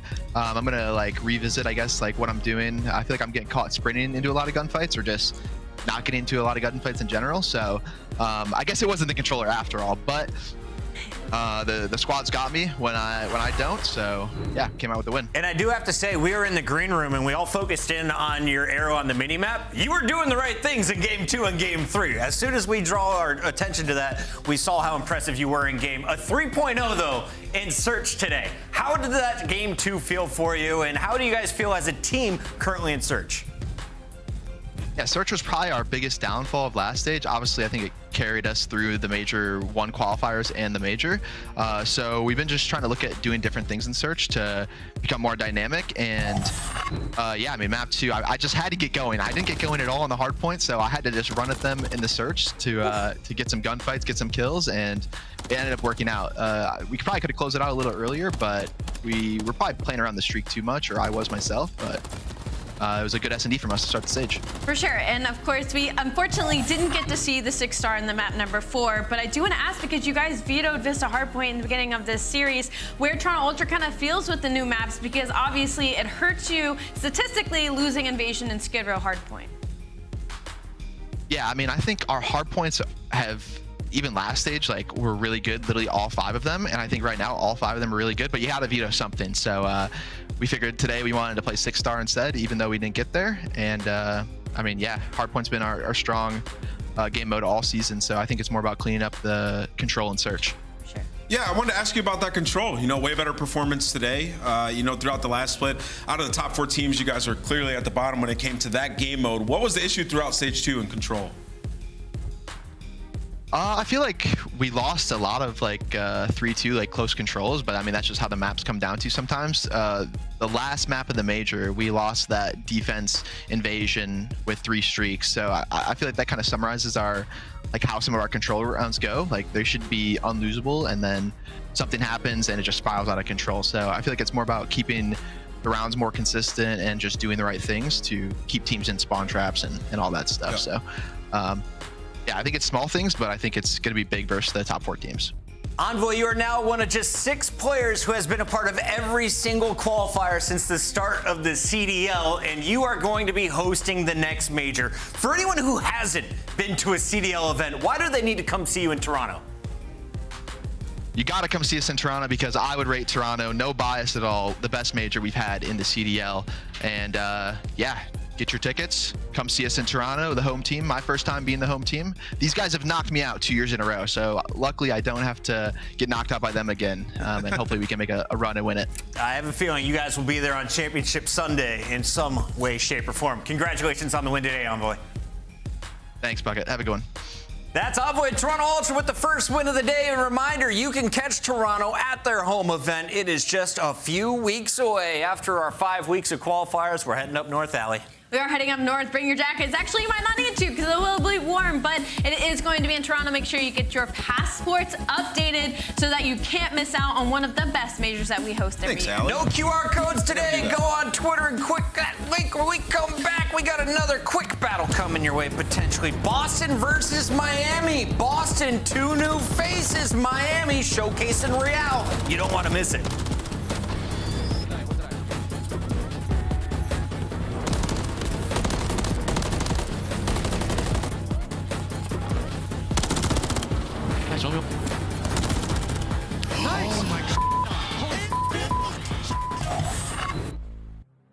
Upgrade your game with the Scuff, the official controller of the Call of Duty League.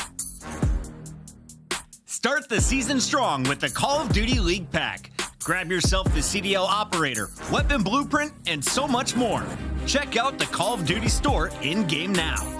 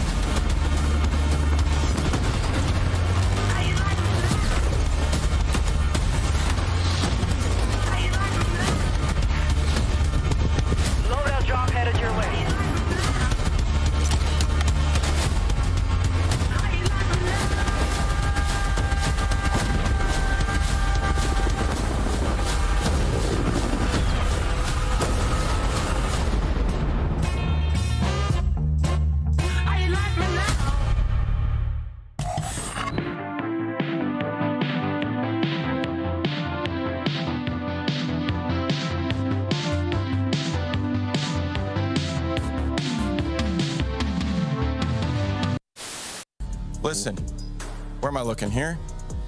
It's Mother's Day, all right? Call your moms, all right? And maybe I'll call them too. Vickle now. Last one up. He's got a trophy though, right? He threw a trophy out. Might do He it. threw a trophy out. Might do it. I think this might be Still too there. slow. He's still there. He got it. Oh, he does get it. Yeah, it was too slow. He gets it. He just hops it right away. Nobody checks the bomb. Vista. Now right back over to Illy. He takes his fight as well, trying to keep this 100% at 100. And looking good so far. 2v1 now. Dashy last up. Full health though. Chance to make a play. Next guy drops. Dashy 1v1. Versili, former teammate. Ah! Just gunned to sleep. Standy will get free info here onto Assault. Quickly finds the kill. No. Whoa! He's going for the assassination. Didn't hold the button down long enough. And Assault says not so fast. Let me tell you right now, these guys play every day. You should know you cannot assassinate someone when they are a little bit taller than you on the map. And unfortunately, the 1v doesn't work, but you know them hands from Assault. They are definitely warm. 2 punches right to the chest to take down Standy. Ooh, baby, we love our CDL TV, but now it's time to turn the attention back to the matches as we focus in on a live one. It is Boston taking on Miami. And Allie, if they missed the pre-show yesterday, they missed a big breakdown of these team changes. Yeah, there was a lot of team changes. Specifically, Boston Breach has changed half their roster in dropping Slasher and Asim, 2 of the maybe best players that was on this former roster with Beans and Beans and Pentagram. Beans and Pentagram, that's right. Pentagram finally in the starting lineup for Boston, but let's turn our attention to Miami Heretics because Real has an opportunity of a lifetime, Nameless. He was playing with English speakers. Vista didn't go through, doesn't play with Carolina. Now he's playing in Miami. Yeah, you know, Miami Heretics, they just haven't been able to figure it out. You know, they keep swapping that 4th spot on their team. They bring in Eric Boom. They find success after they get a lot of grinding and a lot of practice. They win a couple matches at the end of the split, and then they go to the major, lose, and drop him once again. It's not like there's a particular game mode that they're great at, right? Like Hardpoint sitting at like 50%. S&D control, absolutely abysmal. 3-9 and 3-6 throughout the last stage. So pretty much need improvement across the board. And you're looking at Real to be your featured slayer, so to speak. There hasn't been a guy to go out there consistently drop those numbers and be a force on the map. That is what they will be asking of him today.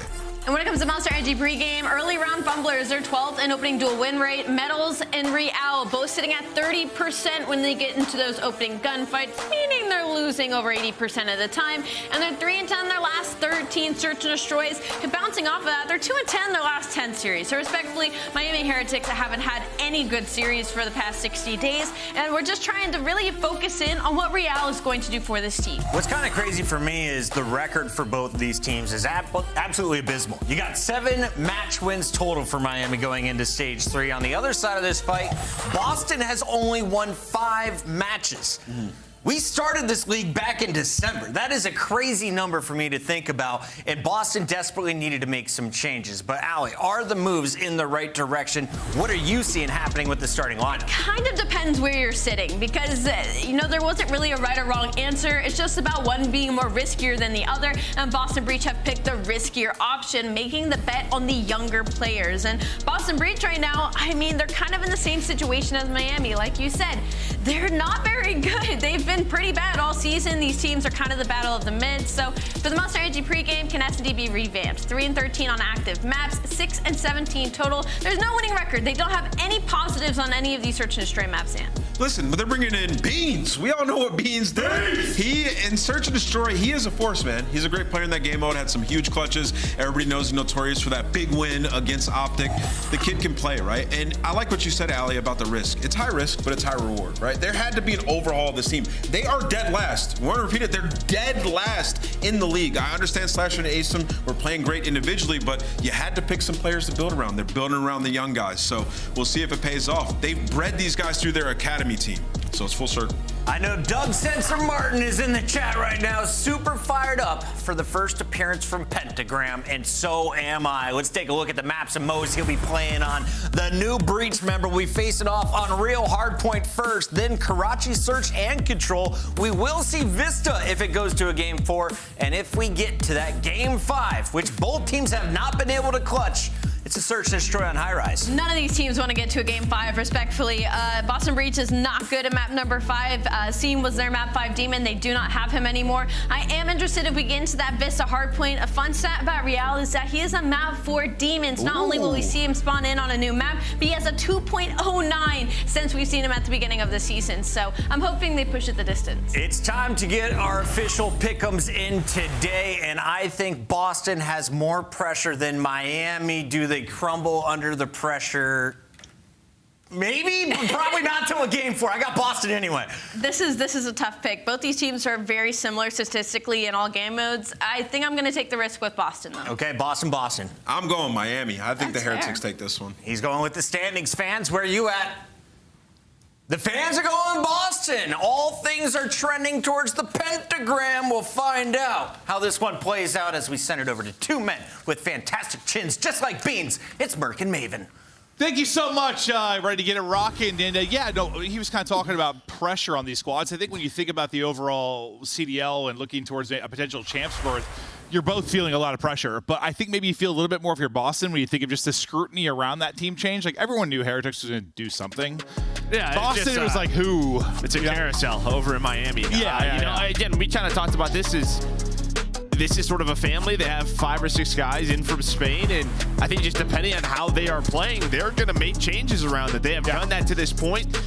It's just, we can't waste any more time. Really finding the 4 who can be consistent in the league. And then on the Boston side, yeah, I think very much a surprise. Not seeing Slasher here anymore. Big off-season roster acquisition. We've heard the stuff about Snoopy. You keep him on the squad. You're very much just hoping he really is a superstar. Yeah, no, it's been a little bit split in stuff I've seen. Like, some kind of, going around the Young Guns didn't surprise them that much. Some based on, some of the comments coming out of... maybe clearing some cap room. Yeah, it could be. Big salary, I don't know. But, it's just crazy. Some of the stuff you'll hear from players off the squad. We got new maps coming in. We're not sure if Snoopy had the old map rotations locked down, Joe. So we'll see. It's going to be something to watch. That's map 4, so we'll see if he recognizes it, but not sure until we get there. Miami Heretics, though, a nice start here, and I think for them, both of these teams, they've been pretty okay in Hardpoint, but it's really the searches and controls that have played them both throughout the year. Then when you're always making team changes, it's going to be pretty dang hard to get better and better at search. Well, Real, look at him. Off to a 5-0 start. This is a guy we've been excited to see him right back into the mix. I thought it was number 6, but it's the talent there from Snoopy. That'll prevail. He gets 3. The pistol shuts down a potential streak. It puts him to 4 in a row. But Real, all I remember early in the year was dude, the scrims were going on. I was watching, because, Carolina was one of the few teams that were doing it early. And this guy was on 120 ping or something, just frying. I'm like, whoa, this guy might be nuts. And then, it's been a bit of a blender of a situation to get him here on U.S. soil and competing with the visa issues, but it's exciting to see him back. Yeah, another 5 spree was in for Snoopy, but he's not going to find number 6. So on rotation, Breach do a pretty good job squaring up that time, but Lucky is there. The spawns are there, so the rest of the time should go the way of Heretics. As Vickle trying to find his first kill of the map, but he is taken down by Snoopy. Snoopy, nice 7-2 start. Now the Pentagram, who is snapping right now. Wonderful shots there, and Snoopy able to pick up another one. A guy that, we've been wanting to see, wondering when we would see. Just been doing it all in Challenger for so long.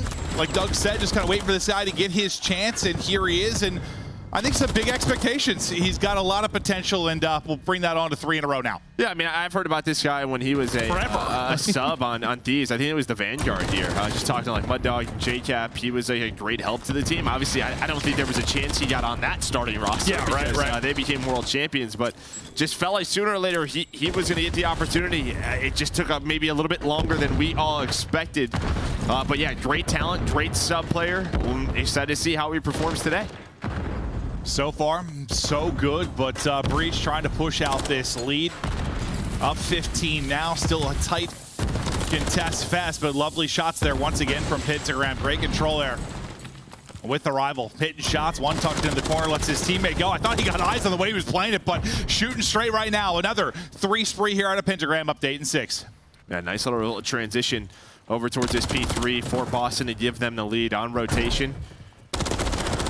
Snoopy's gonna take down 2. That is not when you want to go down if you are Heretics. Now you start to scramble. Lucky's able to find 1, but that is gonna be 3 dead due to this man's hands. Snoopy maybe just playing free now, right? Just not hearing those voices, just allows him to do whatever the hell he wants. Well, listen, to my knowledge, we sort of heard one side of the story right now, right? Like, you know, you hear some of the comments coming out of the guys that were dropped from the Boston Breach side.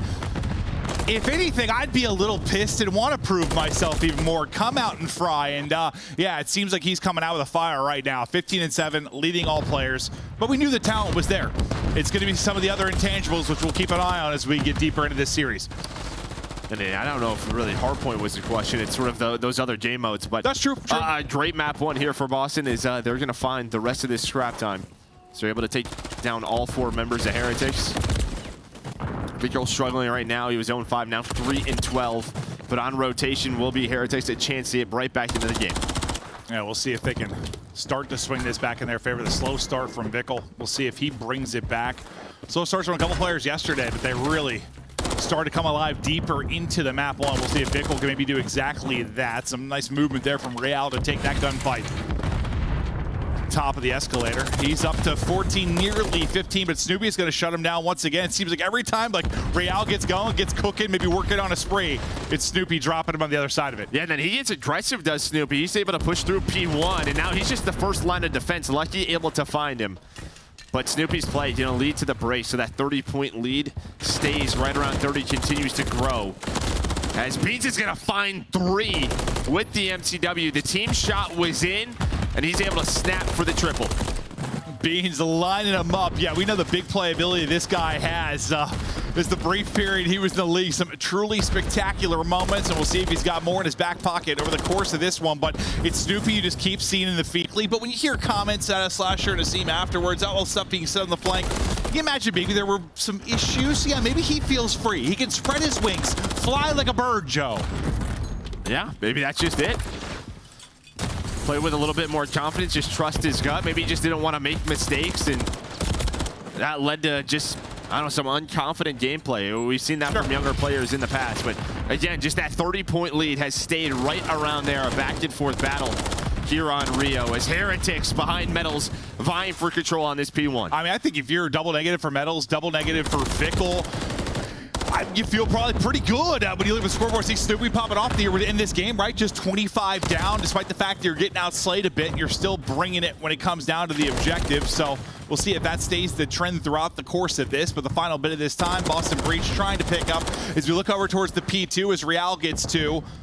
Who do we got set up early? It's going to be Pentagram and Beans there early from the Boston Breach side. Bit of a 2-on-2. Yeah, Pentagram was there for a long time, so he's over towards it. He does get taken down. He was hoping maybe 1 or 2 players run into him, take that long route, but it just never happened. And then when Real gets that 2-piece on that old P1 time, him and Beans pretty much have like a 2-on-3, 2-on-4, so they're going to lose that on rotation. A chance here for Heretics to take the lead.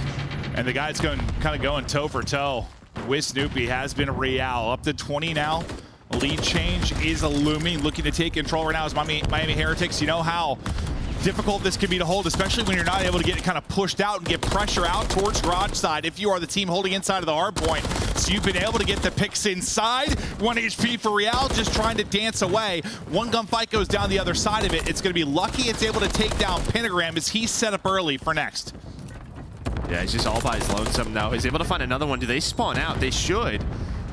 Wow, Beans, I think, gets lucky, or Pentagram able to get lucky, but one player does spawn out. That's going to be Snoopy, so he's all the way P1. Miami are trying to hunt this, but Pentagram and Priesta, they're holding on, so things are going to get mixy, but I think with that, things will settle for now for Boston Breach. There is still Metals all the way through. Yeah, I think a big part of it, you just had more players there. Like, even though Lucky got that kill, you still had 2 more bodies for Breach, so yeah, one spawns close, one spawns out. But now it's Metals trying to make the play, maybe from the rear. The collapse comes in from the front as well, scrambling away and attempting to get away with his life will be Pentagram. Takes down 1, but they get the break around 30 seconds. So again, kind of an ebb and flow, a back and forth to this. Now, no one's been able to earn streaks yet, but Metals has really started to come alive. He's working back towards even. He's on 4 in a row. Røkkr still trying to find his footing. Yeah, I think Bean spawns up in the back. You had Priesta just be the early rotation right around 28 seconds. He heads over towards that P4. So Miami not able to get in the lead quite yet. And now maybe a chance for Boston. They find a lot of map control, have this early setup, and Beans winning some big gunnies. So he's able to snap on a Lucky with that MCW. Number 4 in Real, gonna go all the way on a long route. That's gonna be on Beans to pick up for now. But Boston now with a 20-point lead. Let's go to a listen with the new roster. Yeah, here. These pillars. I have a trophy on the man. Hummer. I can see Hummer. Real. Hummer, one shot. Man, dead. More Hummer. One shot. Pillars, one shot. Behind us, huh? No. That's he's Hummer. Yeah, what? Hummer, Ran, dead. One more. I'm sliding across. One minute. Nice. I'm picking you. I have your help. Could be left. Run away, I think. I can nail left. Oh, shit. Yo, once before I'm good. Shot out. Yeah. Go strike. 2. Big go weak. Maybe 5 foot dead. Nice. Take it close. One more coming. Yeah, he's our side. I'll bridge. Steps. One shot going top bridge. I have top bridge. I got nailed. I'm front for each shit. One more middle. Yeah, he's bench. Mid done. Nice. Big kill. I have your help you on. Nice. I have mid. Only two. I'm dead. I got one more other side. I think we're missing one close bridge somewhere. No. Get off for a name. I'm deep. I'm still yes. Go to the top. 2 from 2. Yeah. Stay on. One absolute no, I'm sorry. One with the Humvee on top. It's gonna be middle. Humvee in top. Miss our time. One more on you. You weak. Showing our bridge. Yeah, you and Pillar got me. Our bridge. Our bridge. Our bridge steps. It's big time actually. Come on. Netting. No time. Nice. I need a bridge. One shot. I'm already out. They're bridge step. I have bridge. I'm going mid, Ben. I don't see a bridge. Take your time. I'm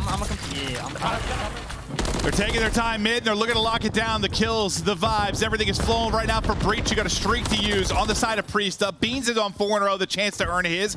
Snoopy and Beans both over 30 and looking to shut this game out. Do you like what you hear, Joe? Yeah, I think it sounded pretty good, right? But I think, every single voice was common, was getting involved. But Priest goes on that 6 spree, and ever since that P4, it has just been all Boston Breach in control, able to find another break. Just such great slaying across the board, and it's looking like they're gonna take this map number 1. That'll do it. Map 1 is done. Breach able to take it. The firepower is there. Real on the other side came out, kind of threw up a burner, but Vickle just never could get it going. I think he started out like 3 and 12, something like that. Like some people kind of get it going, get in a rhythm as you get deeper into the map 1, never really came. So he struggles there and not quite able to overcome it. But yeah, separation comes in late, but they find it a big way in Boston. Yeah, I think just during the listen, there was a lot of different voices, right? A lot of different emotion. You heard Priest really going off, but you also heard, hey, great job, big kill right there, top, middle. Just everyone was kind of, involved in that listen. So great stuff from Boston Breach. Yeah, and I'm sure some of it's going to be, if there was any kind of tense atmosphere maybe for that squad, there's going to be a bit of a honeymoon period to you to match it, right? Like new blood in, vibes are flowing, everybody's calm, everyone's looking to make plays. And, you unlike what we saw yesterday, right, where it's a team change that comes in, you have to play FaZe right away, like Minnesota. For Breach, it's a little bit more of a manageable match. Get the vibes flowing against a team in Heretics that's really been struggling. No, 100%. Yeah, it's just sort of it's a winnable game right out of the gates. Absolutely. This is one you should win. If this team change is feeling good, you should win this. Yeah, they're just thinking we need wins. We have 5 match wins on the year. Yeah. That's what was talking about.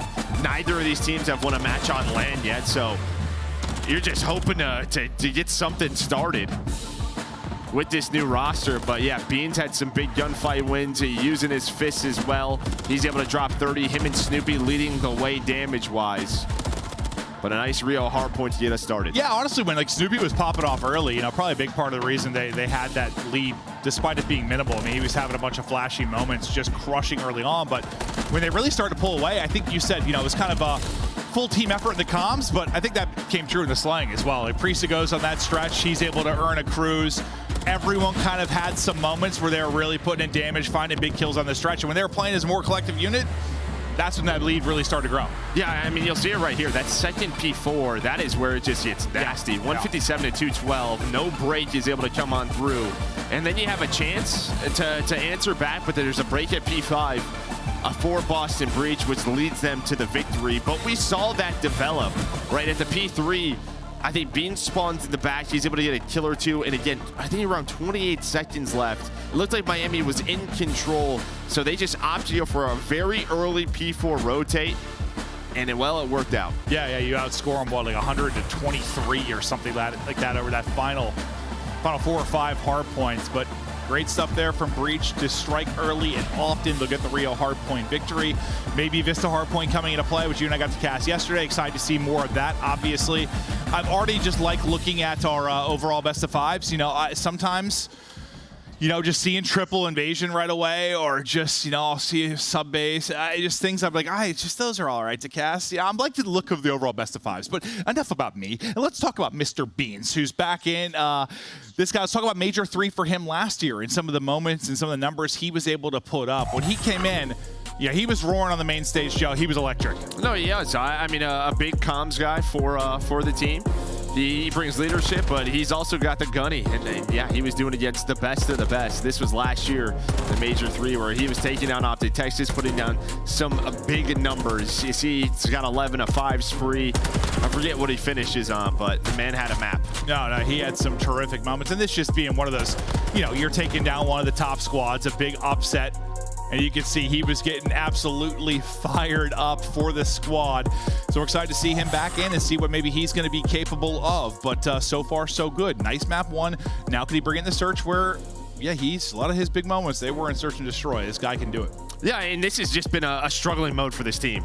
Just time and time again. Honestly, both of these teams, when you're having team change after team change, I just don't really think you can ever get comfortable, like ever. It's difficult to do. This has to be a better game mode for both of them if they want to get to champs, if they want to start challenging some of these middle of the pack, top of the leaderboard squads. It's got to be better in search and destroy.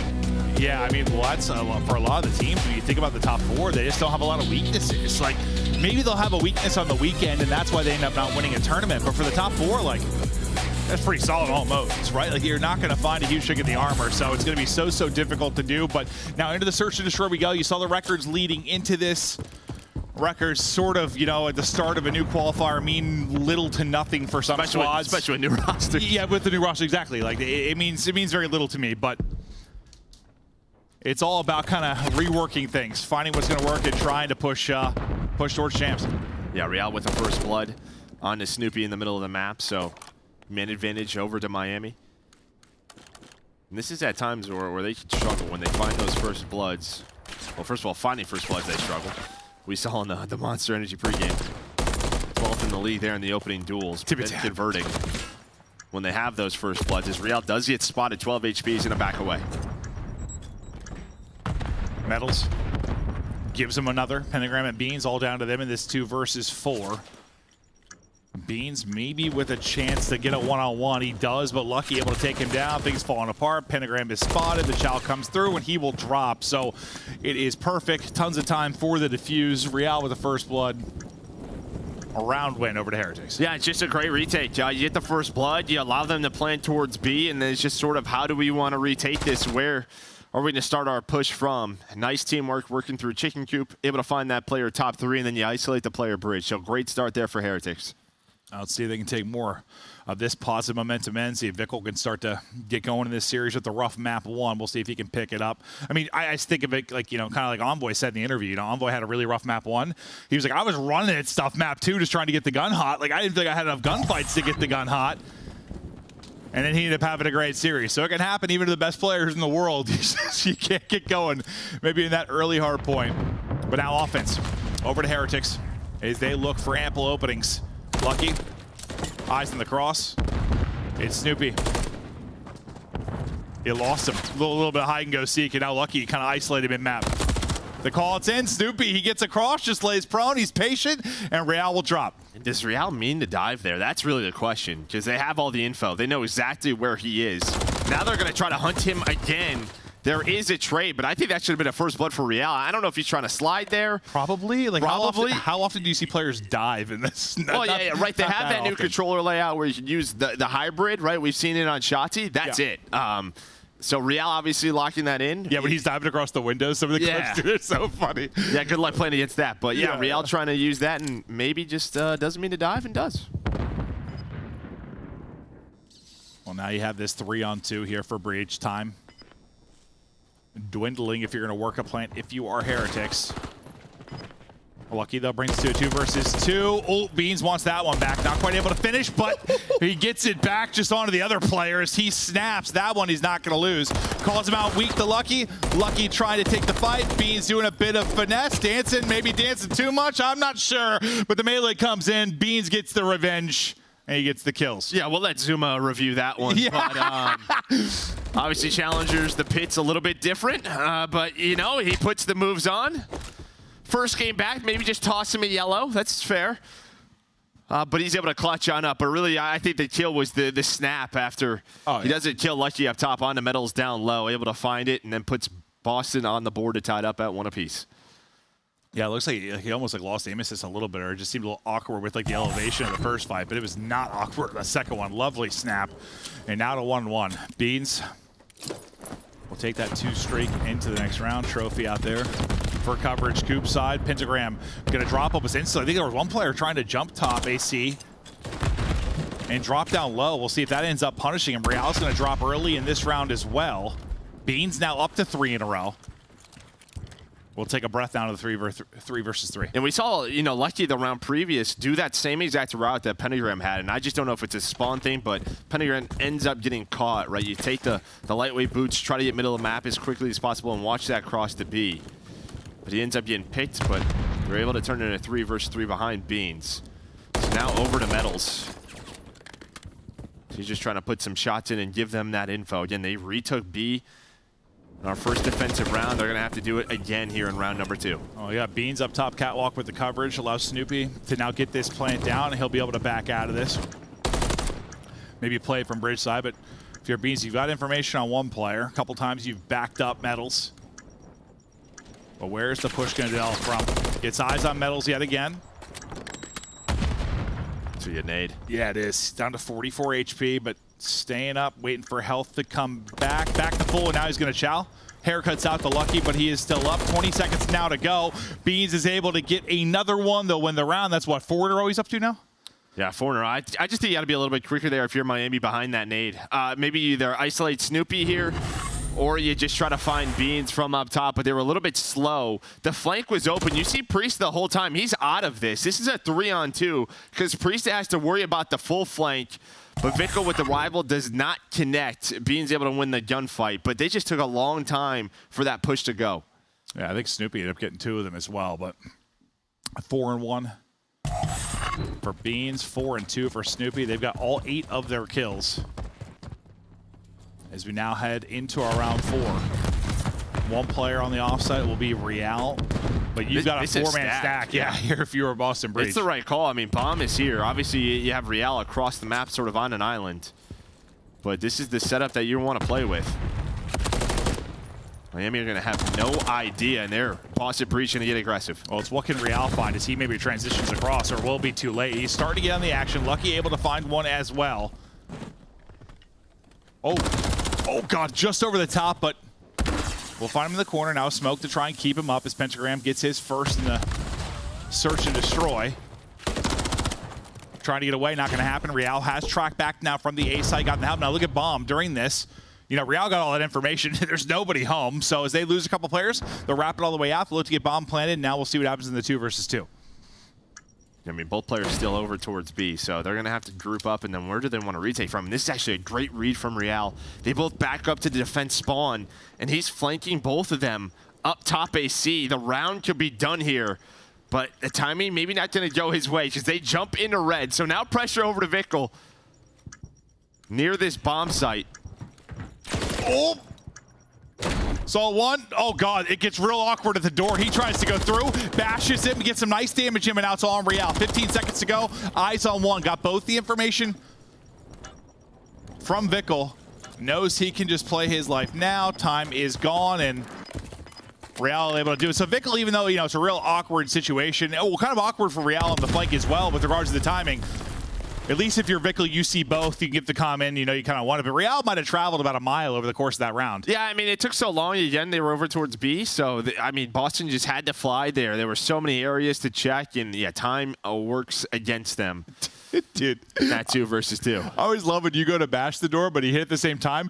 Vickle, for a second, he just looked at the wall like, where am I? Because you know, he's playing to hit, go through and just realize I'm still on the same side of the wall. Yeah, nice no, little... it's a crazy mechanic at times. Yeah. He has a nice little snap, but Beans, despite the round loss, he is the last player that stays alive. So he is still on 5 in a row and a chance to maybe earn a cruise. Real, the tickler, and then the wall bang. He's able to finish it. The trade does come in, but if you're Real, at least you take out one. He's been involved in the early action pretty often. Yeah, he's been the A Island player, and I thought it was going to be an ugly one for him because I didn't think that kill was going to come through, but able to find it. Now Snoopy getting very aggressive through defensive spawn. Vickle on the other end, and he's just got some horrible timing. And Boston Breach on just both ends of the map, able to win their 1 versus 1s. And that was Beans get number 6, right? I think so, and that's like the third one-on-one individually that Beans has had on to Vickle. Wow.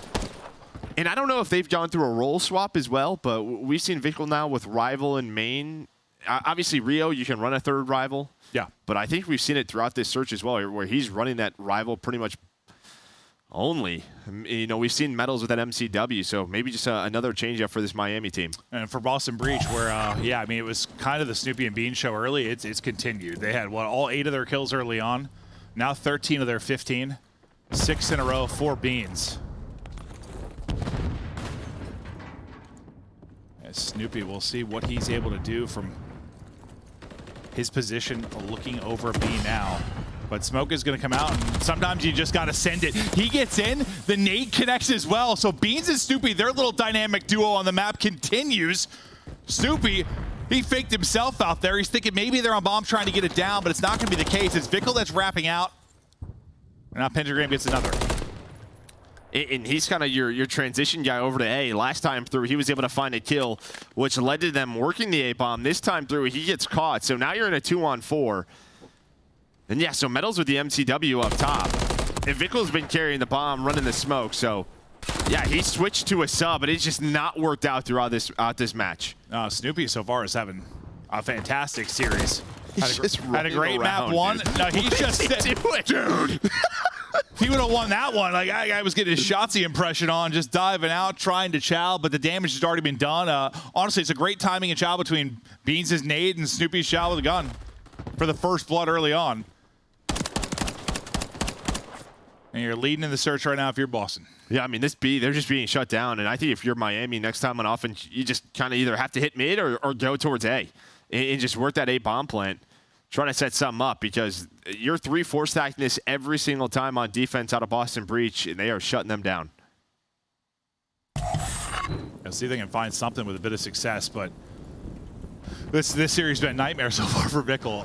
Yeah, what, you were around triple negative or something, map 1, double negative in that ballpark? Well, that's what I'm saying. If there's a role change inbound as well, it can be tough just switching up your timings. No, it can't be. I know you're a big fan of him as a player and gameplay-wise, but yeah, I mean, even the best players sometimes. I've been in those shoes where you're going from AR to a sub, and you've played the entire game with an AR. Yeah. Now you got to switch to a sub. So many timings are different. I'm sure. I think going the other way probably a little bit easier. Yeah. Yeah. No doubt about it. Yeah, going sub to AR a little bit easier historically in our esport, but we'll see if he can lock it down. 45 remaining on the clock, and Heretics.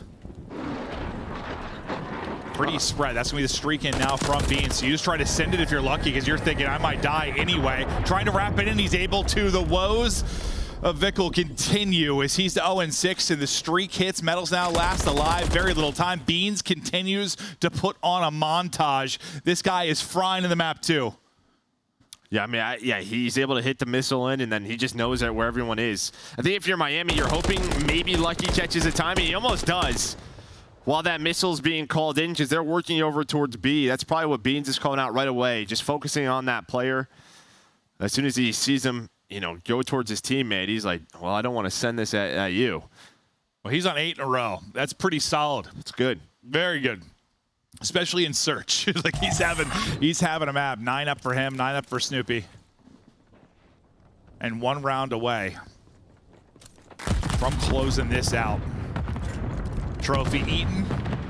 Last time it was kind of a nade combo with Stoopy to win it. That one, maybe a little bit of an overshot. Maybe you get back down from that because it looks so hard after the mantle to get the snap on, and then things start to fall apart. So the duo has become the hard carry. The search and destroy wiped off the map. Good opportunity now for Heretics to get around. They go right back to B. It looks like it's going to be a little bit hairy, but they're able to catch those 2 players in Snoopy and Beans. Bomb now being planted. 2 versus 4. This is going to be difficult, even more difficult, because Priesta is all by himself. Trying to find anything that he can. Yeah, honestly, that just seems like sort of like a heat check round. Like you've been frying if you're those 2. They're just like, we'll handle it. I think he actually got one through the wall. He did get one right there. Right before the end of it. That was nasty. But yeah, but this time it's a little bit different. Instead of sort of going through Coop side, you sent 2 through middle. And that's where you're able to take map control away from Boston Breach, put pressure on those players over towards top AC. But yeah, clawing their way back into it. Yeah, honestly, it's like kind of similar to the, I feel like the map 1 in the sense that, you know, there were a lot of like flashy plays and big moments out of Breach, but it was still kind of a winnable game for a while there. Like here, you know, you're still in it. You got work to do, obviously, but you still got an opportunity despite the goose egg right now from Bickle. So he's looking to avoid nades. Well, but avoids 1, then the stun connects. That's going to slow down his route as he's going to have to reposition, find another way to fight this. But you're going to have to, rip off 4 straight to get this search win if you're Miami. 1 round done. Can you find more? Yeah, and Real's kind of in the spot Snoopy's been playing. And now he is spotted. Now all the focus is on him. Did you see where Snoopy's at? He's over towards the middle of the map, making sure he's dropped. But you know he's here. The problem is Vickle has a rival as well. So you have to rotate metals over. And there we go. They're going to double chow that. Now he's got to play safely under the bridge. Vickle gets on the board. You get the first blood. What else can you find? Snoopy, though, he's still hunting. As he takes down 1, though, you're going to lose Priest at the same time. Snoopy a chance to bring this into a 2 versus 2. He's been playing so aggressive. He's stomping around looking for the openers. He's on double digits, but you got 25 seconds on the go. You got to figure out something to do with this bomb. Well, hello, he was there. He's alive, though. He's alive. Pentagram now in a 1 versus 3. He's able to find the first on the metals, but yeah, time working against him. Real able to find the kill. So 2 rounds in a row for Heretics. They're still in it. We'll see if they can keep it going. But I like this reposition, too, from Real, right? He's been the A sort of island player a couple of times. He's found 1, but this time he gets aggressive over towards B and kind of just held the line. Yeah. For the Heretics squad. 3 in a run out for Lucky. Can they do it on offense? Yeah, it's been a lot of B. Is this where they mix it up? So you said the change last time where they kind of sent 2 up through mid. That was the big difference.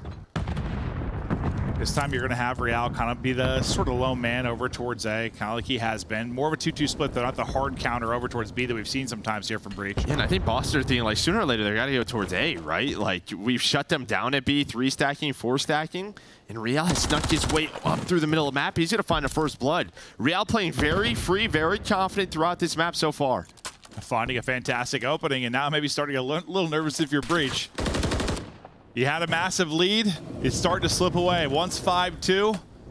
Now on the brink of being a 5-5, head to around 11. Lucky's moved that streak up to 4 or 2, getting closer to a chance to maybe have a cruise in around 11 if he can find a couple more. It'll be Priest and Pentagram now trying to work this retake. Pentagram from up top quickly. He is back down. Some absolute lasers there from Lucky. Metals will finally finish it. Priest all alone. All alone, and yeah, the time also working against him. Real still in his base, and that round to me is just all Real. Finds the timing through red, able to get up towards top AC, jumps on up, finds the first, and then for Heretics, it's sort of, all right, we got to help this guy. He has cleared so much of the map. Let's execute on B, and they're able to do so. So round 11 we go. Well, I don't know if it's right. Yeah, maybe the information they found kind of last round with the pressure they were apply up their mid. He's like, there's an opening here. I'm gonna hit it. It works out. And now, yeah, to a round 11 we go. What looked to be a kind of easy 2-0 edge for Boston Breach in this series. no longer the case. Oh, that's a triple nade. That might hit. Well, there's a trophy. It was there. I see there was 2 players from Boston in the middle, but trophy down saves their lives. See how Breach opt to attack this. And when does the rotation maybe start to come in here from Heretics? That's bomb. Eyes on. Lucky gets the kill. Bomb down in a precarious position there on Catwalk. And it's another one to Lucky. It's 5 in a row. Let's see, who's going to make the play? It looks like Snoopy trying to do the exact same thing Real did. Maybe he has. He finds the timing for now. Is there a trade? There is. Vickle with the MCW able to connect. He was a little bit weak. And you can see, yeah, the bomb here. Priest is, well, he's trying to get on up there. Such a tough spot. And this is another Boston breakdown and search and destroy. Oh, that is a tough one. And maybe Vickle didn't have many in the game, but he had a big one there in round 11 to make sure Snoopy can't stay loose in the back line. But you're up 5-2. Things fall apart. Beans' face is the definition of it. It's a question mark right now. He's wondering what just happened.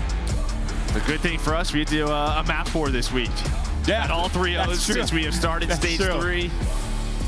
We're going to see a map 4 and another Vista. Yeah, you know, 5 minutes ago I was going to say it looks like maybe some improvements here in Search and Destroy. Saw some nice little teamwork, duo work there between Snoopy and Beams. Beans, Priest, and Pentagram kind of doing their thing as well when they need to step up, but then things just fall apart round by round. You let Lucky and Real make play after play to bring you back into it, and that one just gets away from you. Yeah, I mean, to me, it's really just they kind of stopped stacking over towards B, thinking sooner or later Miami's going to go away. They just never did. Yeah. They never did. And then Real is able to get near base a couple of times and make those plays. But a nice bounce back there for Heretics. And now maybe the confidence kind of on their side. Yeah, no, I was thinking this series looked to be a 3-0, the way it was kind of going, the way you were looking to be in control of your Boston Breach. But now, yeah, you saw some of the frustrations. They're trying to bring it back. We're tied up 1-1. We get ready for Control to come up next. Don't go anywhere. We'll be right back after this quick break.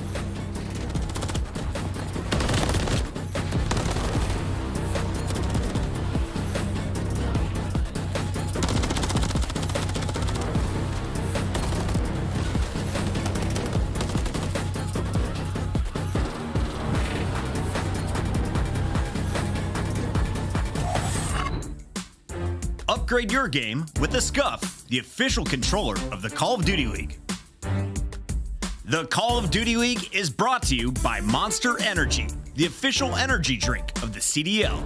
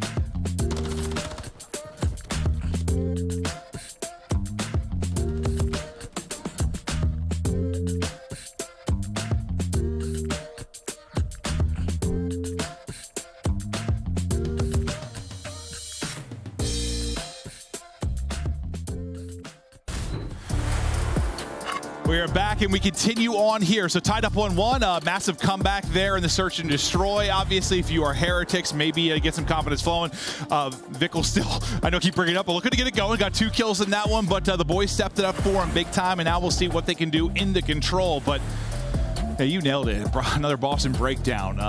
It is a different squad, but yeah, it's between like them and Røkkr. He just kept being like these little collapses, these little mistakes. Yeah, even Miami. I mean, yeah, Search has just been not been their friend. Same with Control. It's really 2-3-5 for these teams that has been holding them back. We're going to take a look at their control stats. Yeah, for both of them. Yeah, 8-9, so under that 50%. But you're just looking to get better there. Well, I mean, you know, when you're a team that has 5 wins on the year, 50% looks pretty good. So their control, I mean, one of the places they've been able to find some W's. Honestly, teams very, very similar there. They've been able to maybe upset people in control. It's just been, yeah, finding consistency in either search and destroy or the hard point has been the tough part. So, like, I take those stats. Like, if you're a viewer watching or a new viewer, like, that's what the baseline was. Now you make a change. How can you improve upon that is going to be the goal. Where can you find some of the improvements across these 3 modes? But we stay now on Karachi. One that can be, you know, depending on playstyle, definitely kind of an offensively favored one. You can string together both points pretty rapidly if you find the right opening. Honestly, one of my more enjoyable ones to cast. It can be wild. Oh, can you get those close red spawns if you are the attacking team at that point? You're pretty much done for.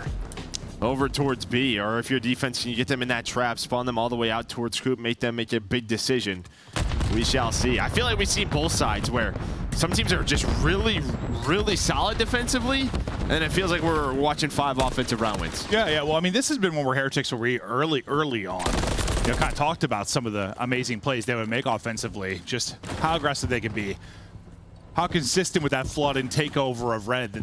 They were one of the teams I feel like first kind of did that, but it feels like ages ago now. And so they are putting medals on MCW. I feel like that's interesting. I mean, he was the rival guy from the get-go of this game, and maybe it's just to slow him down, try to find a little bit more slaying consistently out of him, or you're going to have Vickle on this rival. Now, we saw him with his sub last year.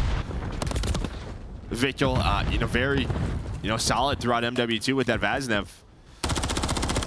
But it should just take some time to adjust. No, it's interesting because now this, you know, sometimes we'll talk about, you know, a 2-person change and a 1-person change, how, you know, there's a big difference in the significance of how much you have to change it. But when you have a 1-person change plus a role change, might as well be a 2-person change. Like, it is very, very big deal. So a lot to work on, a lot you're trying to figure out if you are Heretics. Second tick of progress will be in A. Looming over towards Junk this whole time is Lucky, who's kind of waiting to maybe set up this push. But as one teammate dropped in front of him, one teammate picked up mid. And with a minute extension now on, basically even in lives, this first push up towards B will start for Miami Heretics. Yeah, they're able to get on A and then pretty much execute. You see 6 kills in a row. Pentagram, him and Snoopy locking down Ticket, able to find 2. A trade trying to come on through from Metals, but he is out. So now if you are Real, you just got to hang out and wait for your teammates off a spawn. And yeah, I mean, you just got to keep doing that, really, if you're Breach. Just, you know, don't allow like 3 down on your side. Don't allow Junk and Red to get wide open. So far, they've been pretty consistently holding these first 2 pushes. But due to the presence you kind of have on that side of the map, you'll see it is a far out dumpster spawn for Snoopy. So you got a bit to go to track back. For the rest of the team, I mean, they're pinning them in. They've got them locked in, and Priest is hitting 3 straight for him. You're barely taking a step off spawn, and you're taking damage. Yeah, now it's just this question. How do we want to take this? Do we want to keep trying to take these junk fights, get a close red spawn, or do we go through the middle of the map? And it looks like they're going to switch things up. Try to go through the middle of the map, get into red, and then wrap back and go for a couple of flanks. Pentagram, he hit the shots, but didn't have the bullets. Yeah, you find an opening here because Beans isn't able to get one when they push through mid. Yeah, Pentagram runs out of bullets, so you get through. And now suddenly, the chaos is kind of loose. You have 2 people here. Snoopy, though, if he can do one thing, it's win those individual gunfights. He's able to do just that. So you leave one player and Lucky kind of on an island, but you stop the clock here for a bit. The problem is, the longer this goes, the more it favors Breach as well, because they have the lives advantage too.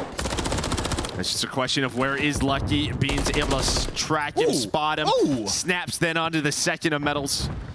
So he's dealing with both weapons. 5 lives remaining, 20 seconds. This has been impressive stuff from Boston Breach on defense. Yeah, I mean, outside of them kind of getting up through mid and getting out and maybe having an opportunity, yeah, they had them pinned, and they had them pinned for a while. That was a solid 45 seconds or so they had them locked, but does it get a little bit scary with their last 3 remaining lives? Can do something nuts. Metals with a pistol able to hit, but Beans is still here. The reinforcements are starting to roll in. There was 1 person left on the point. A threat, but a weak threat, if anything, at the end there. Yeah, Real too. You would need it all 3. Real spawned all the way out Coop. So yeah. It does seem since like the update, like maybe that close red spawns happens a little bit less often. But yeah, he was all the way out there. They would have needed all 3 players, and that's just the lives difference. Great job by Boston throughout round 1. Yeah, no, and it's just, I mean, the lives advantage. It was what, like, I think when A finished, it was 21-20 in the lives department. That little extended period they had them locked in, that jumped to like 7 advantage. Like, it happened in the blink of an eye, and you're like, whoa, we are in deep trouble. But all right, they do the job defensively. Now what can Heretics do on their side?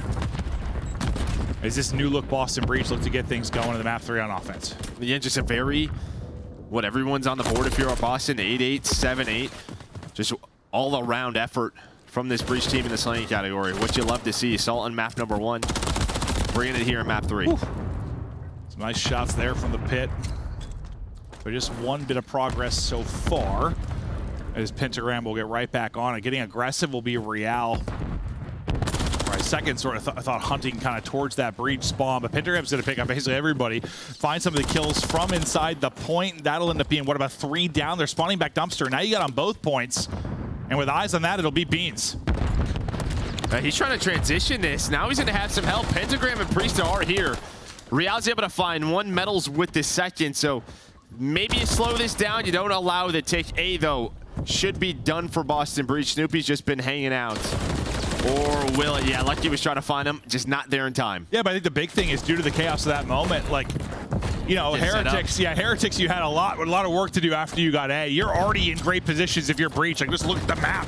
They've got everything they want. Everything they want and more. This is going to be 2 people onto the point pretty damn quickly. They're worried about the dumpster push. They're kind of holding for now, but you get teammates set up at balcony, 1 pushing across the point. You got 3 people towards Diner, and now you're in that real tough retake position if you're Heretics. Yeah, Finkel's just waiting for his teammates off his spawn. Here they go, able to hop off over the dumpster. 2 players did get through. Beans, though, watching the cross. And now this is just such a difficult spot for Heretics. Training well, though, are they? So only 1 player on the point for now. That's going to be Snoopy. Bouncing in the window, out the window. Now he has some help from his teammates, but the close spawns are there for Miami. But Snoopy is snapping with the MCW. Finds the triple. How is he alive? I do not know, but he gets it done, and he finds the streak. The timing I think he got on like 3 slides there, just like kept catching. They were guessing wrong. That he guessed right, he was left. He pre-fires left, he was right. Like, he just kept getting to the opposite side where they were looking the other way. But that final kill, I think he had 3 bullets left in the magazine. He was able to get it. Snoopy with a moment there. But I mean, that just comes down to, listen, you can play a solid defense here on B if you actually get set up. They never got set up. They never had a chance to. And that's props to Boston Breach and their aggressive. Yeah, just over towards red. Never gave up that control. Now you have the streak to work with. 16 and 8 from Snoopy. Great performance so far from him in every single game mode. As he's just doing whatever the hell he wants. Yeah, I gotta imagine you got a chip on your shoulder a little bit. You know, you're hearing some chirping coming from some of the all-time greats and some frustrating moments in that team. He's coming out trying to prove what he is capable of, and that's 9 in a row and double positive from him. I mean, there's not a lot, you know, to take away yet. This is a winnable series, one you probably should win if you're Breach, but it'll be exciting to kind of watch and see how he does over the rest of this qualifier. Real and Metals do get Heretics on over towards A. Some progress done. And Pentagram, he's just locking down the junkyard spawn, and Snoopy's gonna go for this early. Maybe just get them off A, waste some of those lives, waste some of their time. Yeah, just a free clearance onto the point now allows them to sort of push out both sides. They have 1 one-on-one that Vickel's able to take, so he'll keep a presence there over towards Junk. Right back to Real now, who's fighting here at mid. It'll be his turn to hop into the objective. Halfway towards that final point, Lucky nearly getting there, but the timing a little bit awkward over the back dumpster. And any forward pressure is gone. Now if you're Heretics, you're sort of at risk of getting pinned in again. A little help there to Metals on the Priest, I think, though. Well, now you got to be worried if you are Boston. That's going to be 3 dead. They do get a close alley spawn, so they'll have some people here. But not really in that setup that we talked about, what they had in round number 1. Metals just watching the hop up, just trying to find any kill that he can. Renetti out. Nice trade from Pentagram, but here comes the reinforcements. Vickle and Real able to take down 3. Yep, and you still have that close spawn coming in, so Metal's able to fly over fast. Both are going to spawn out just backside. Ren's trying to get back into the action. The Renetti's still popping for beans. Still a battle around the point. Not a lot done in the objective. You do have somebody inside. The clock is stopped. You still got a minute 30, and you're trying to increase this life advantage as well if you are Heretics, but this is what you had to hopefully avoid. Okay, I was going to say maybe like a 4 down, because you're still getting that close spawn, though. It takes a lot to like push them out of that. Now you're trying to get out of your breach. Yeah, you still have this close spawn, and that's why every kill matters here for Heretics, because now they just go right over towards the B point. But as the ARs, Priest and Beans take down all 4. So they alleviate some pressure for a few seconds. 9 versus 11 there in the lives. Nice little positioning there from Priest. He's looking for another cruise, maybe to close this game out.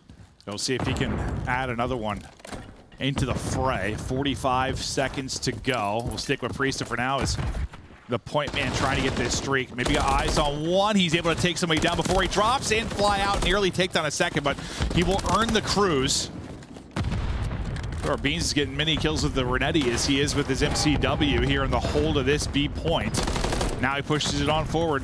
Finds a rival, more to deal with, trying to push him back even further. Real up to the task for that, but now time dwindling. You're down to 20 seconds and maybe an opening. Real and Lucky able to take down 3. Here we go. Pressure on Priesta as the rest of the team rallying over Dumpster. Yeah, there's only 1 life remaining, though. This time, Boston Breach, they close out the game when they have a massive lead. A nice 3-0 sweep there on Control.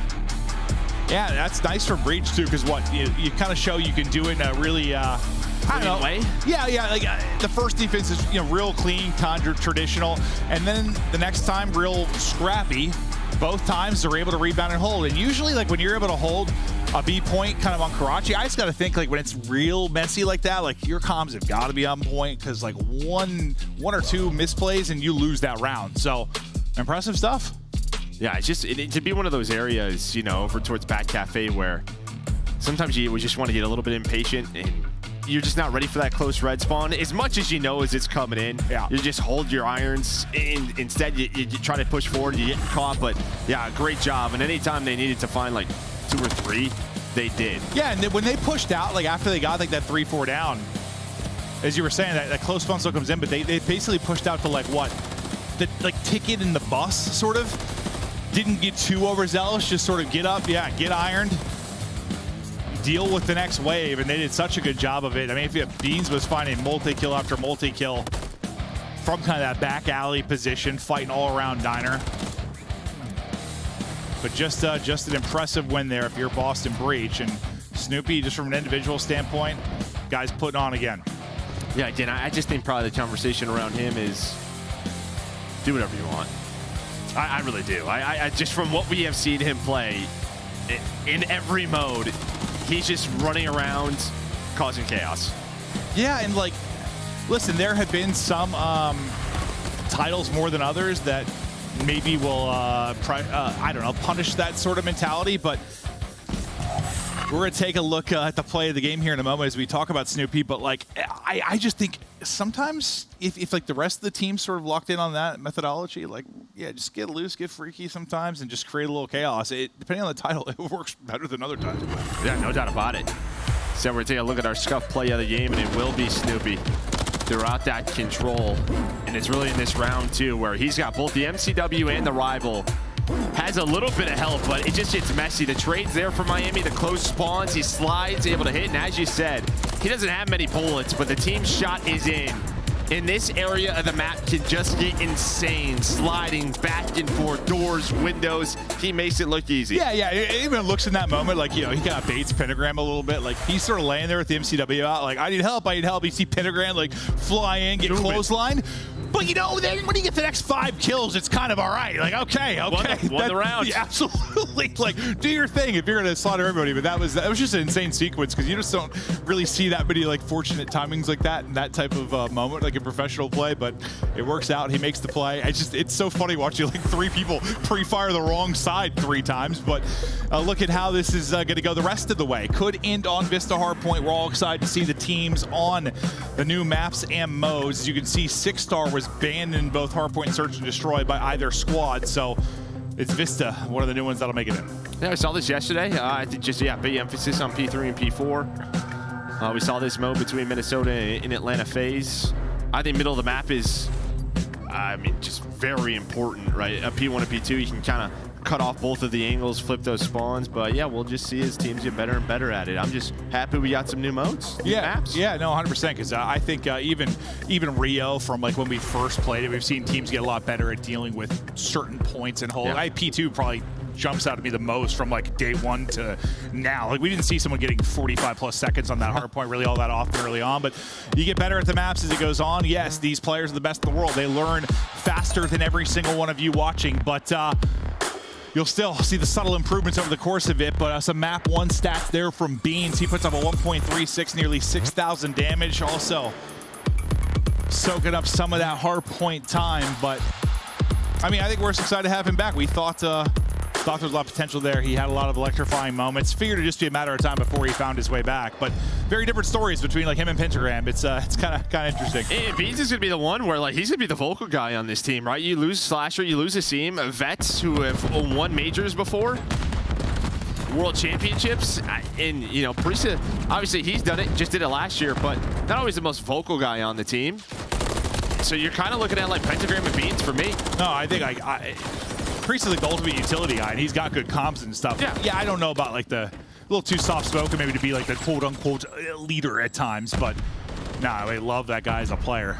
And as a human. As a human, yeah. Early time though, 2 Boston Breach, but a flurry of kills there from Heretics might be the difference inside of the objective. Maybe YY are trying to swap to another gun as Pentagram as he falls. As we get ready for our next rotation and teams look to set up. Yeah, see Snoopy number 5 just trying to get pushed up, trying to maybe flip those spawns there. We're still there for a moment, but there we go. That's what Boston wanted to do. Metals is still back there. He's able to spawn up the second time. But you're going to see one player in Snoopy spawns up right behind him. Going to have that kill. So some nice early time at P1 for Boston Breach. Podcaster, please. And over towards P2, you will have Miami Heretics set up. Oh, set up. And looking to hold Beans, looking to pounce. Oh, player, I felt like 2 eyes on him. He's almost able to take that first gunfight. So much damage done, though. He sets up the rest of the squad. Snoopy, Priesthood take their one-on-ones. The final domino, I think, is going to be Pentagram that gets the kill onto Vickle. So even if you're not getting time yet, you get them out of the point. The setup broken pretty quickly. And this is what you want if you're Boston, controlling the middle of the map, getting those cutoffs for that P3 rotation. Looks like Vickle's going to be the first man to be pushed up for Heretics, but he's going to opt to get the player out of the hill. So Pentagram 3 in a row, almost able to find the 4th. Does get cut down, but if you're Heretics, it's just 5 seconds, not the amount of time you want. Well, we know how big 3 and 4 can be, as you mentioned right away. Like at number 6 in Priesta, he rotated 25 seconds ago or so, and he has been set up and ready for this. A chance to maybe take a significant lead now over this next minute or 2.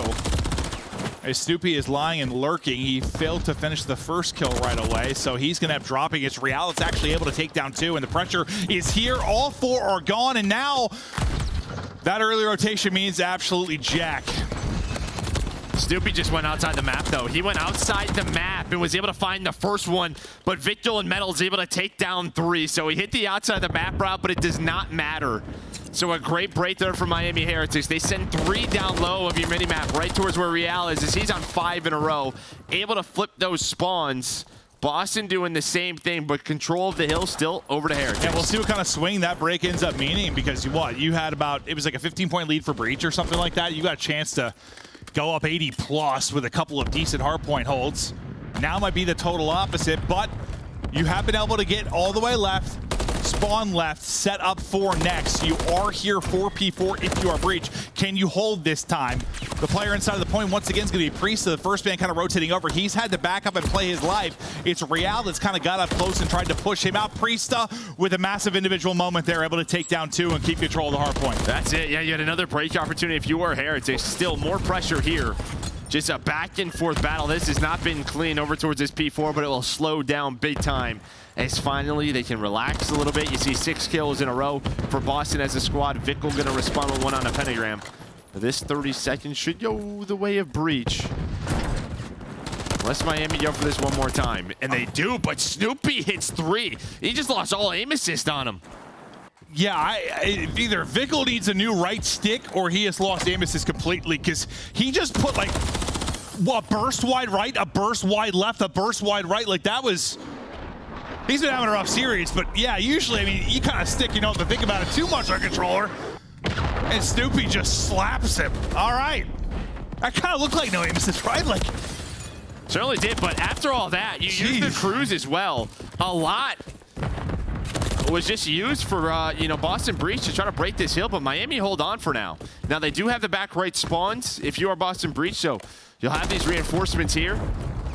But I think you'll take that for now if you are Heretics. Only down 11, and a cruise already used. Priest is POV, who's had some, honestly, some big kills in the break moments early in this game, and also the early, kind of the guy doing the early rotation, trying to make the plays for him. Trying to do it again as they slowly have worked their way into this point and try to push this lead out yet again. Priest on 3 in a row. Beans right there with them. Once again, though, I mean, Snoopy, just from a slang standpoint, in the respawns has been just kind of way out ahead of everybody early. I know kind of became a little more human over the course of the map 1, but he set the tempo early. It's 33 engagement. Yeah, like he set the tempo. That's for sure. Pentagram has 20. Like, he's just running at everybody. And again, this stuff, obviously, it's great when it's working. It's just a question of when your top 4 teams are shooting back. Well, even some of your even top 4 teams, we talked about Shotzzy, like when, you know, he's flying like that, it's working out well. Like, it's the most fun POV in the world to watch. But if it doesn't, it can be one of the more frustrating ones to watch. It's just hard to always have. When you play at that pace, it's difficult to always be fried. It really is. But inside the point now, trying to bring it back. You'll take it when he's frying, though. Yeah.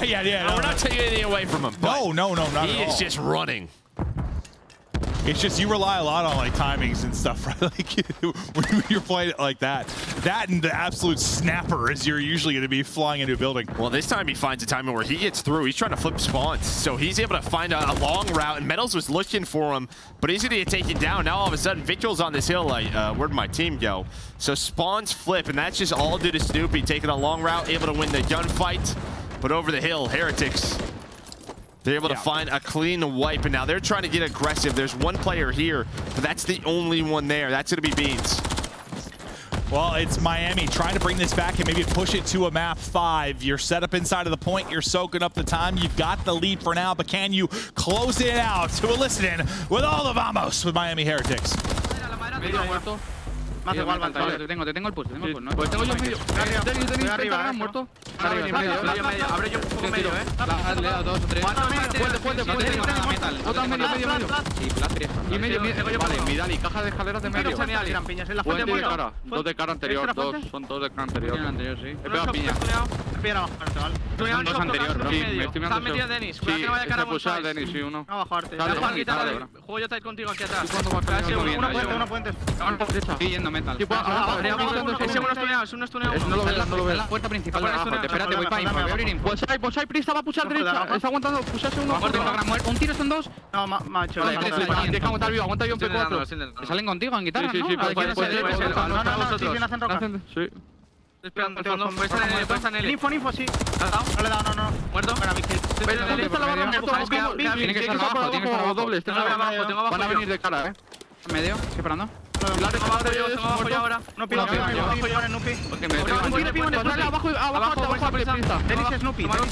Sí, que medio, muerto, me han pegado piña. Tengo abajo yo. Va para el fondo, creo. Tengo abajo yo. Estoy un tiro en default, necesito apoyo, creo. Tengo segundo. Sí, era ese. Me cae una pila de Vienen pasarela. Voy, te apoyo. Abajo, y a lo mejor por medio. Por abajo. Pasarela te tengo, no tengo nada. No. Buscamos Otro dos. abajo. Arriba de caracol. Caracol, no le veo caracol. Muy tocado. Le chiseo. 3 segundos de ahí, Mucho más cerca de pilares. Up about 50, and Vickle having his best map of the series at 24-18. We've talked a lot about the change maybe to the rival. Listen, timing's gonna be so tough, but you know where maybe nobody has a massive advantage on a brand new map. So he seems to be getting into his flow state here, leading the way for the squad. Yeah, and then just really the entire team is in another great hold there at P3. They're able to break the first time through. It gets a little bit messy, but you had the trade where Vickle's able to hold the back spawns. You had Lucky who spawned out, but he's able to find one kill and then the collapse onto P3. So far, so good here for Miami Heretics in that third hill. Over to P4, Boston Breach, trying to get inside, but the numbers just, I think, a little bit too much right now. So you have these close spawns. You imagine the trades will be there, and they are. Well, Boston, you've got a little bit of everything throughout the course of this, right? Like, you're able to clutch up late and put them away in map 1. You have a massive lead map 3, you put them away. You throw away map 2. You haven't really had the comeback yet. Now you're in a hole. Can you bring it back and maybe win the map? Down about 70 with Heretics on the cusp of victory. You got the hard point control. You got a chance to make a run in jungle. We'll see if they can do it. Well, here we go. So one player didn't spawn out. I imagine the second will as well. They will. So again, another break. It's been the difference here for me has been Heretics at some of these hills just finding all of the kills at the right moment, flipping the spawns, and now sitting here on the contest. Well, Lucky has a streak, but is it going to really even be needed, or when can it maybe come into play? He's trying to play break and disruptor now, but yep, here we go. Just gonna lay down. Okay, the rest of his team dies though, so you're not gonna get a whole lot out of this. Everybody's dropped. Lucky drops too. He's gonna reach. Yeah, and I think because he died while calling that in, he's not even able to control it, so it just goes straight down into the ground. Now right back towards P1, but that's going to be 3 dead, make it all 4. A chance to close out the map and send us to a map number 5. Well, where the breaks have been so good for Heretics, you're going to need them now. If you are Boston, can you break on through? Metals there with the angle. 1 kill in, some damage in. The snap is in, but it's Priesta and Pentagram that are able to find the kills. But it's 5 seconds now to go for the victory. He's still got Lucky inside. Fresh off a 6-free, right back to work.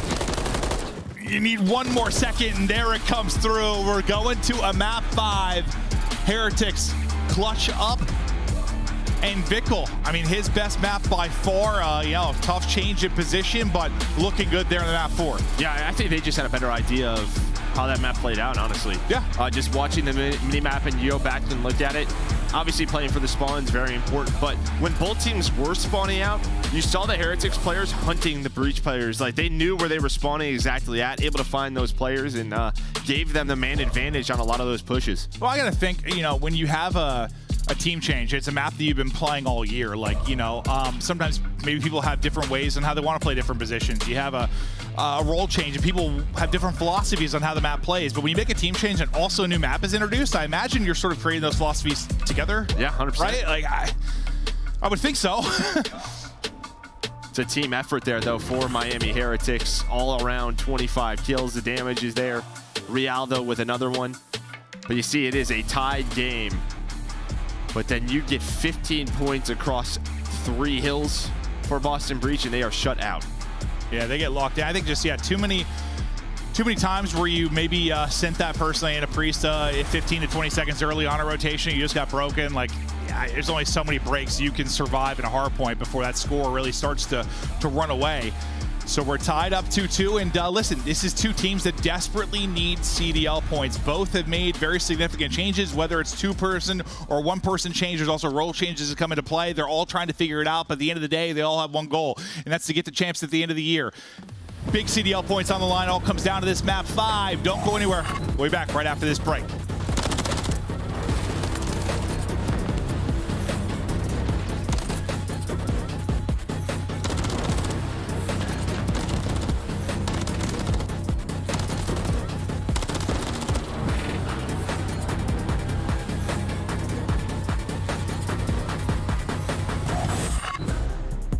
Upgrade your game with the Scuff, the official controller of the Call of Duty League. Slice up your competition with the Executive Chef Operator, now available in-game in the Call of Duty store.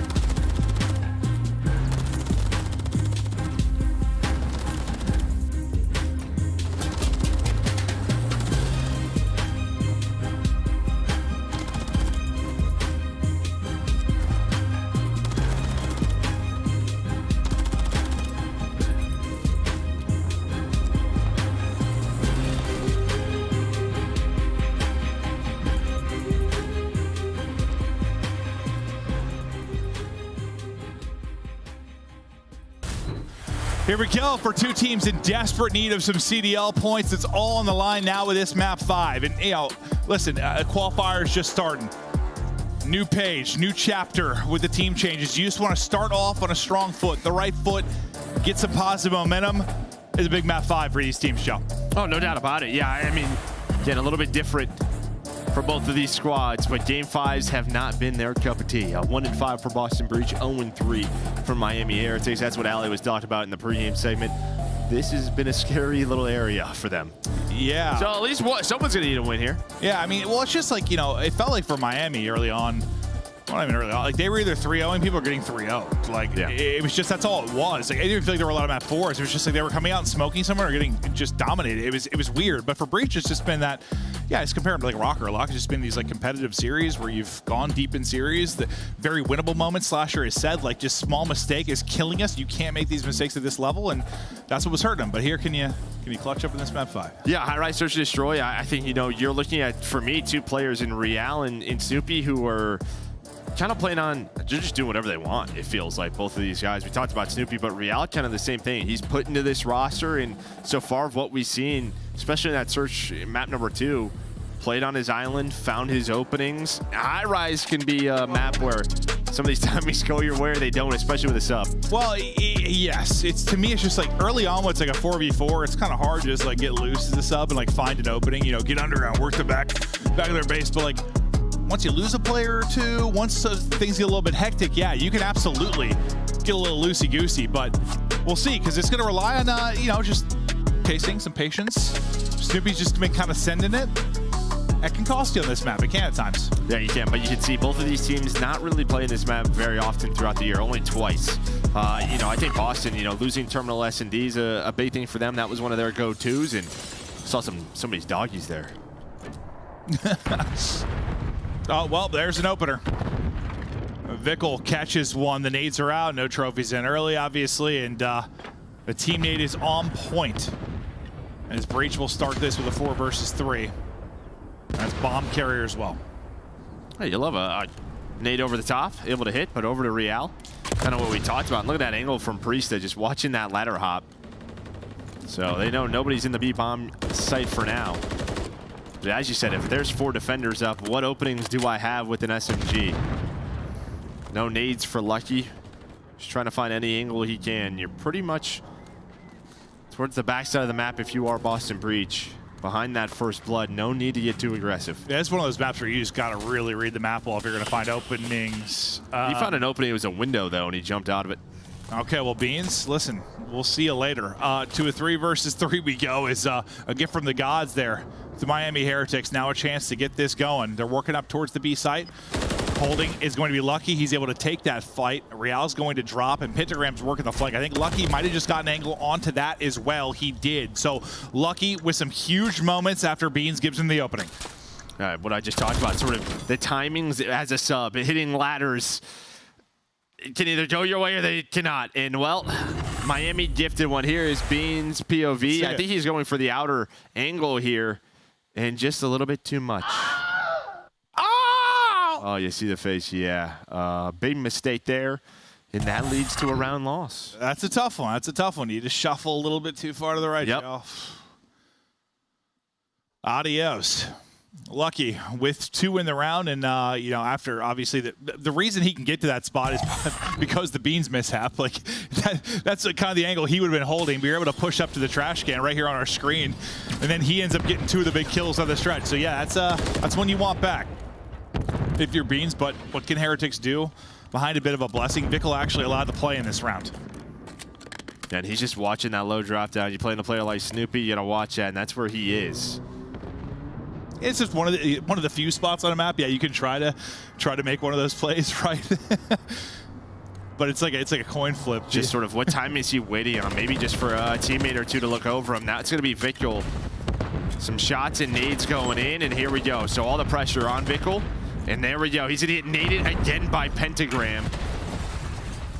But that's a giant oil canister that blows up. Yep, everything's blowing up on the map. 3 versus 3 we go. Now under 40 seconds to go, and Bomb, you got to recoup that. Some shots in from Snoopy, but it's Beans that's able to get a kill. Much better when he's on the map. That nade hits, though, so it's a 1 versus 2. Tough angle, tough gunfight, so much cover. He's shooting through a pole. Real snapping. She's not able to find one. Or is he? Beans is so weak. Yeah, maybe like old MCW. Hey, that's a headshot. Maybe it's a kill. That's a nice little jump shell out to the edge. But you get the bomb planted. You're both able to get away. Now Real's got to reposition and rethink this one. Some time to work with. Can he isolate 2 1-on-1s? He's got 1 1-on-1. It's not a lot of time to work with. Here we go. What's the timing like? He's giving a 1-on-1. The movement's there. He is a bullet. Looking to get back to full. Now 20 seconds to go. Needs one more snap. Not quite able to do it as he was just getting back to full HP. The 1-on-1 goes the way of Breach, and that's one you listen. If you're Beans, you're frustrated with that first round. You kind of throw that one away for the squad, but what, you come back in this, you're able to get 2 or 3 kills in the round and win the 1-on-1. Yeah, and that's just tough for Real. There's so many angles to check, right? You see where he's kind of looking and picks the wrong jump up. Beans ready for that gunfight, able to connect. Yeah, he gets 2. Okay, so Beans right back at it, tied up 1-1 as we go deeper into this map 5. Back over to the bomb carrying side is Heretics as the utility starts to get exhausted. And they look for an opening. Already pushed up pretty far. It's going to be Real. He's already tucked away here at the tank. Hear the nades dropping around him. Something's on fire. Just trying to find an opening. He's able to find it. There's one of those SMG timings going his way. First blood on a pentagram, and he gets out with his life. Yeah, you hear it. He's stomping. So he takes speed over stealth, and he's able to get to that position early on in the round. Where's Snoopy? Snoopy's all the way pushed up. Looks like it's going to be him and Real kind of being the ones that try to find those openers, but the check is in. The position sniffed out. Vickle looking for another as he's got 2 in the round thus far. Back over to Priest, and now he's last alive. 25 seconds to go. Some tags at range, but he is in trouble. He's bobbing and weaving in the game. He's bobbing and weaving IRL. And it's a Heretics round win. That's a nice check by Vickle. Obviously, you know, able to check that corner, able to find him in that spot. And that's one of those places where Snoopy likes to play. Just sort of tucked up in a corner, trying to make the individual play, but if it gets checked, yeah, round's done. Well, just good job to Vickle not getting checked in the series. I mean, it's been a bit of a rougher one. Brought it back in map 4, and now you get what? You get naded off spawn by a team nade to start round 1. You get naded again by Pentagram round 2. That time you're able to come up with some big plays if you're Vickle. That check all the difference. Yeah, you don't get that one. Snoopy gets loose. You might be in trouble, but instead it's a 2-1 advantage. As now we get into our 4th round. As the smoke is out and it's just stuns. How many stuns did I just hear? Yeah, no, it sounded like there were more than are available on the map. But yeah, every stun exhausted. Yeah, you're not going to get aim assist because of the tower, but also the smoke doesn't help. So you're just spraying and praying. But the prayers are being answered for the Heretics. They have a 3-on-2 advantage right now. I mean, just all the crossfire set up, the teamwork on point over towards B. The smokes were down. Real knew exactly what he was doing, though. He had Vickle and Lucky looking over him, able to buy so much time. Then all of a sudden, you're in a 1-on-3 if you are Beans. Yeah, it happens real quick. A frantic round. But Beans just trying to find a cheeky angle. Damage in, but no finisher. Once again, the same thing. They're just toying with them, making sure they don't give up any freebies.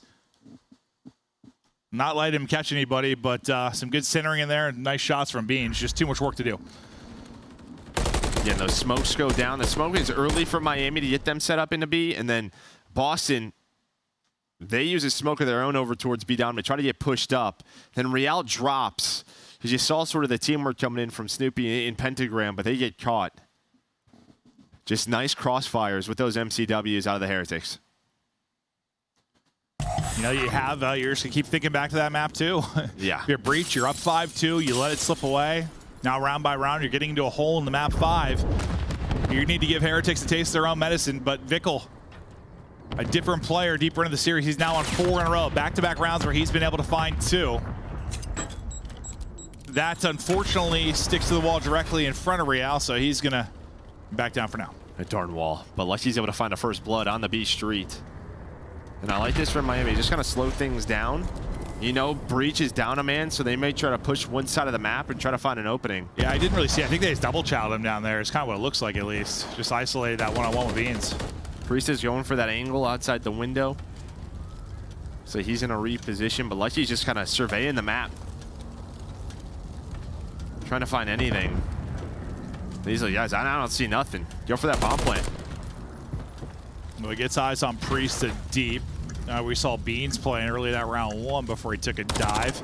So bomb will get planted. Now they have to hold in the 4 versus 3. So difficult to retake this if you are Breach. The first fight will be a big one, and it goes their way. Oh. The second one follows up. The dominoes are falling. Things are falling apart. Vickle gets eyes, takes a shot. Position given up, but the patience is there. Slows it down, but the flank does come in. Now suddenly Real by himself. He gets the kill. 2-1v1 we go. With 2 of the young lords in the league, Real, Snoopy, 1v1, he's on it. Real gets the angle, Real gets the kill, and pulls them from the depths in what was nearly a naughty 3v4 retake for Boston. Yeah, it was. And whoever planted this bomb, I don't know if they did this on purpose, but if that's behind the bomb, then it gets a little bit scary, right? Because he's going to wide check that, or is going to have to. Maybe that player hears him, hops off the bomb, but because it's planted out wide to the left, yeah, allows him to basically just shoulder it, see him on it. It's a freebie. And you get the ace there if you're Real. All 4 in the round, up to 7-2. Just takes over in that one. Beautiful stuff from Real. Wait, no, Lucky got the first pick, didn't he? I just lied. He got 3, right? Yeah. Okay. That's all right. I forgot that Lucky had that first chow. Also, I saw the 4 string and just faked myself out. That happens to all of us. Everyone would have believed you. Yeah, no one was saying anything. You would have brought it up. Well, no, I just thought back to the first gunfight we talked about. I'm like, I don't think that was Real, was it? 4v3 now for Heretics. Man, this setup over here, just so strong. For Heretics, they find another first blood behind Metals. Bomb being planted, but Real's like, I'll take this all day. Good luck hitting these headies. I'm going to beam you, and he does just that. Yeah, he's shooting nukes currently, but eventually traded out. Now Pentagram starting to take over. Another opportunity here where you just... It was almost a 3v4. Now they're almost about to do it again. Lucky to be last alive. The shots are in. The fence is covering. The trade is through, and Breach stay alive in this one. It's looking to go real quick through this game 5, but they get a massive victory. God, if it's not for Real clutching up, that would have been back-to-back rounds are just daggers. And Pentagram, while they're pushing forward, he just runs at them, right? You're thinking if you plant the bomb, you have a 2 versus 4, just check your corners, use your teamwork, and he catches 2 sprinting, and then buys enough time. And for Lucky, when you're shooting through those fences, unfortunately, it counts as like a wall bang, right? So the damage falls off a bit. It's not as clean as he wants. You also lose some aim assist, runs out of bullets, and not able to spot the second into Snoopy. Shooting through those, it's ass, Joe. You can say it is. Yeah, but it's how I got my camo challenges done, so. Oh, okay. Well, that's good. But you get your second round, and a much-needed one if you are Breach. Remember, it was the 5-2 lead they threw. Now trying to bring it back from a 1-4 hole. But it's a first blood there from Vickle. Snoopy out of this one. Still Pentagram's POV as he's just trying to hold this A site, look for an angle. They're getting picked apart though. Lucky follows it up with the headshot on the Beans, 1 by 1. They are falling. But these 2v4s and 3v4s, they've made interesting. Can they do it again? Yeah, it's almost like what did you, I mean, it's almost too late to make these kind of adjustments, but just giving up the B bomb site, B street, and like playing from helipad side, because every single round, man advantage has gone the way of Miami over towards B. Yeah, they've dominated that street completely. And this time, don't allow anything funky to go down. They close it out. Real, the newcomer, 9-3. He's had some terrific maps over the course of this 5-game series. A guy we've really been excited to see play more. Excited to have back in the mix here for the CDL. And now they're a round away from a much-needed victory here. And in Bull Search is kind of just allowing him to do whatever he wants. Positions that he wants to play. At times being the man on the island, watching the flanks, making the plays with the rival. But he has been so effective in both S&Ds, which I think you love to see if you are a Heretics fan. Yeah, I mean, there's a lot of pressure on that kind of island guy, right? a lot of pressure on the quote-unquote playmaker in a search and destroy, and yeah, he stepped up to that so far, and you need it really bad if you were Heretics, that's for sure, but still so much work to do for that organization as this qualifier is just getting going, but one more round, and they bring it back. Finally a first blood for Boston Breach. It feels like they haven't found one in so long. They'll take the numbers here. Lucky, though, does reposition, trying to find the angle. Now he's going to get pressured, though. The slide is there for Beans. 2 versus 4. Vickle and Real just trying to work some magic of their own. Listen, it's been said many times over the year, the scariest lead's a 5-2 lead in search. That was 5-3. I thought it was 5-2. Wasn't this a scary one? 5-3. Was it 5? Ann said 5-3. All right, yeah. I was wrong. Okay, I lied. I thought it was 5-2. Shoot. Well, that shot through a staircase. It's Snoopy's just, he hits the turn and burn and then tries to go for insane dolphin dive play on a Real. We've seen that a couple of times now, but Real. At least he's having fun. Yeah, that's true. Certainly looks like it. But 15 to go.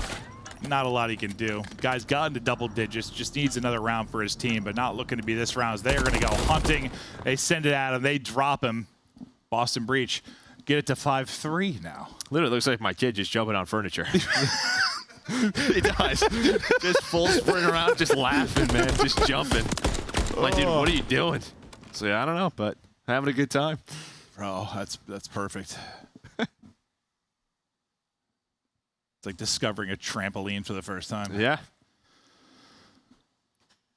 Well, there's one. You got to do 4 straight to get this victory now if you are Breach.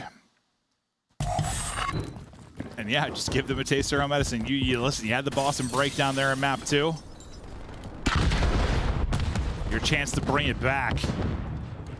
Come alive and get something roaring for this squad if you can do this in. Yeah, this time they've worked B so much. Now they're working this low A. See, it's I don't know if Priesthood would have saw him there. He's so far pushed up. I don't know if he sees him in that spot. Now he's got to get out alive. That's great discipline out of Real. Nice movement. Plays his life, and then Lucky able to find a first blood on a pentagram. Yeah, listen, it's really easy to like run on that when you're getting set up. When you're worried about getting shot at and your life's on the line, you're walking a tightrope, it can be pretty scary, even for the players in the league. So yeah, good job just getting out of that one, not falling off the map, and then your teammates able to get a kill and put this into a 4 versus 3. Pentagram out of it. Now can you close this out if you're Heretics? You've been vulnerable at times in these 4v3s. It might be happening again. Beans almost snaps. Snoopy gets caught. I don't know if he was trying to throw something, going prone. He's going to get dropped. Priest now last alive. All the hopes for Boston Breach on him. No time to work with. Heretics close it out. Get the CDL points. Get a much-needed victory in Real. Looking like the Real deal here, Jeff, for this Heretics team. That was all right. But you aren't wrong. I mean, what a comeback in map number 2. They got going in that map 4 on Vista. You just want to smack me, didn't you? Nah, I didn't. I would never do that. I would never do that. And then on the Boston Breach side, it just... another tough one. Another tough loss that they probably... I mean, even in that map, I mean, you have the Beans round where he falls off the map. This could have been like a 4-4 game. Instead, it's not. Yeah. 5-2. No, 100%. But, yeah, I mean, I think... But map 2 is the one you circle. Map 2, yeah. If it's not for the map 2, this is, I think, just a solid 3. A really solid 3L, because you think, what was it, 250 to 170? If they win that one a little early on, this looks like a really convincing victory for Boston Breach, which you kind of think they should come out and be the better team here, just based on how stuff has been going in the past several months. But instead, you throw that one away, and next thing you know. Oh no, I didn't think that. I picked Miami to win, so I don't know. Yeah, well, I guess I still have Breach. So, but I mean, no, you're right. I guess it's kind of a coin flip, honestly. Yeah, right. They both in play. Nobody has a whole hell of a lot of wins. Is why that map 5 was so important. But that'll do it for Joe and I. It was a real great time. To the desk. I promise we love them here. It's been incredible. What a day so far. Boston Breach, why didn't you go to a game 3 and just seal the deal? Why did we lose that search and destroy? What happened in the breakdown here, Allie? Because we were looking so smart games 1 and 2.5. I mean, you're in a world of pain right now if you're Boston Breach. This could have been a 3-0 series in your favor. You had an incredible map number 1 and map number 3. You were up 5-2 in map number 2. And then you allowed Real and Lucky to start going on sprees. Real was like, you know what? You guys are playing a little bit passive. Let me just run up the mid of the map on Karachi, jump over your top palace, and get a couple kills in the back. Boston Breach did not have an answer. And then you go to Vista, map number 4. I told you Real was a map 4 demon, and he was. 27-20, an absolute takeover. Let's keep that Real discussion going here, Nameless, because I asked for the rookie review. How do you rank him here with his first time in a Miami jersey? Listen, I love him, man. I think this kid's got it, Chris. I'll be honest. I was like hard focused on him on the mini-map. He made some huge plays. I noticed that search and destroy, like, he plays very patient, right? Like, he takes his time. He never throws his life away. He made some huge plays there. Had some big clutches as well. The kid has a crazy amount of talent. And then in the Hardpoint on Vista, you really saw it. Massive plays on rotation, staying alive, finding kill, backing up back to his teammates. They won like 4 consecutive hills in a row off the roto, and a lot of it was due to Real and his play. And I will say, bouncing off that, I would love to see his non-trade kill percentage in this series alone, because he did play his life very often, which on the flip side of Boston Breach, you know, can compare Pentagram, who is more often than not kind of throwing his life, playing a little bit more aggressive to try and open up some lanes for Boston Breach. And although it worked in the first half in this series, it started to hurt them later on. I do want to touch on that here with Boston Breach real quick. We ranked what was going on with Real and, of course, Miami Heretics on the other side. Boston Breach, you benched your world caliber player in Slasher. You brought in Pentagram. You brought back in Beans. How did they play today? I mean, I thought Beans, at least slang-wise, putting down damage, did a great job. Obviously, this is only one match to go off of, right? So take this with a grain of salt. Watching this match, to me, it felt like I was watching a Challengers team with Boston Breach, especially in the respawn. It's like they were running around. A lot of the setups they tried to have, like Priesta was on a rotation. They'd set up. They'd get broken almost immediately. Snoopy was nowhere to be found. Like, not a lot of discipline whatsoever today. And even in the search and destroy collapse, they got blooded the last 4 rounds in a row. I watched Pentagram make some very bad plays in the Highrise, pushing through escalators, or elevators, excuse me. Just some bad plays that they need to go back, watch and be like, guys, we need to chill out. We need to chill out. Boston is still at the bottom of the leaderboard, but Miami is surging. Let's talk right now in our Monster Winner Spotlight with the new addition, Real. You're looking great there in Miami. How was the first match with the Heretics? It was really good. I feel like we made a few mistakes that could have cost us the match, but we clutch up. Absolutely, Real. The biggest turning point for me was definitely in that map number 2. Obviously, the biggest turning point for you guys as well, because you were down 5-2 in Search and Destroy.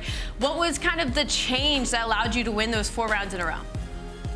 I mean, we have been in those situations a lot of times in S&D Chal, so we knew we could do it, and we just adjust to the plays that they were doing, and I don't know. For sure. We just clutch up. Real, I know you've been watching this team right before you got plugged in. You had to figure out, what am I going to do to make this team so much better and, be a factor in this league? It seemed like you were more methodical, playing rotations, playing a bit slower at times. How would you describe your approach to Call of Duty? I honestly don't know. The only thing I can say is they just let me do whatever I want on the map, because I feel like that's what they needed before. They need some an aggressive player that can bring kills, and I don't know, they just let me do whatever I want. In your own world, I love it. Yeah, we were very impressed watching you on the mini-map, making very high IQ plays and putting yourself in great positions. But Real, real quick, I want to give you an opportunity to educate all of us in the chat and here in the studio. What has your come-up been like? It had to have been a really crazy start to 2024, thinking you're on the Carolina Royal Ravens and then not able to play. It was tough. Everything in general was tough. Call of Duty thing and my personal life, I wasn't on the right mental space. I think after that, I knew I was going back to Challengers, and I just reset everything. I fixed every problem that I had before, and now I'm here. The reset paid off, my friend. You look great in that Game 5. Congrats on the win. Thank you so much.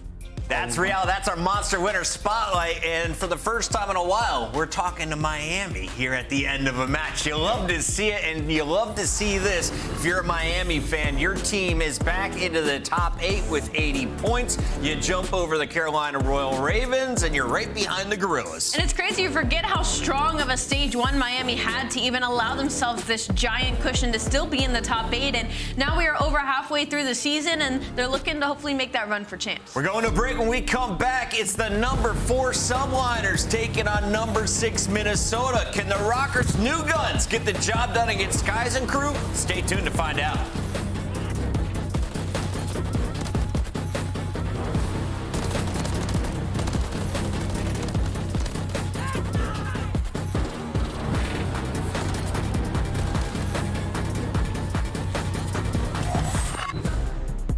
Upgrade your game with the Scuff, the official controller of the Call of Duty League.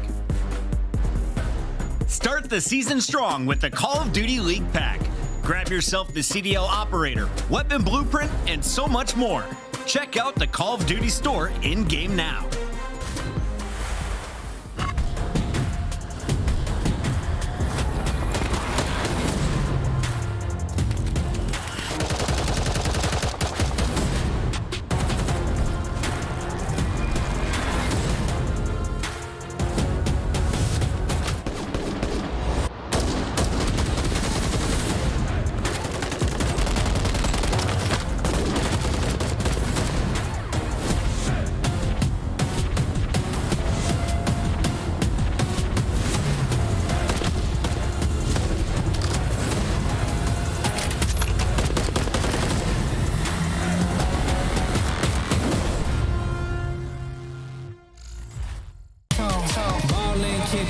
Cause I'm back in my zone now. Cause I'm back in my zone now.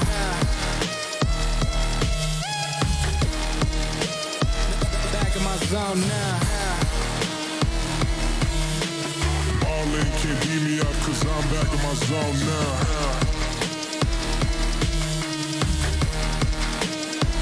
Back in my zone now. Thick as hell.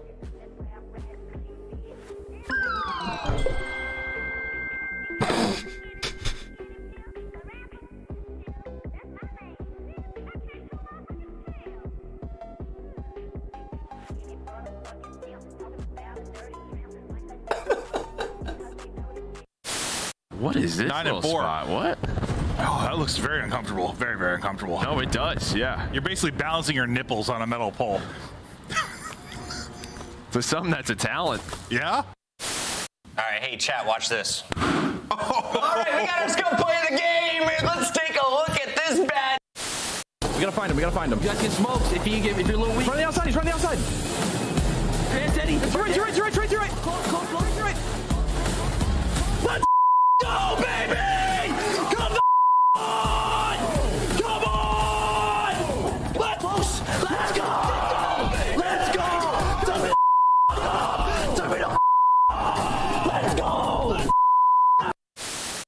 You have both players from LA Thieves trying to attack this from the middle of the map, but this might play right into Shotzi's in. They're gonna get completely caught off guard, and the bomb is gonna be able to go down at B. LA Thieves, we'll see how quick they do realize this. Dashy just fell off the map.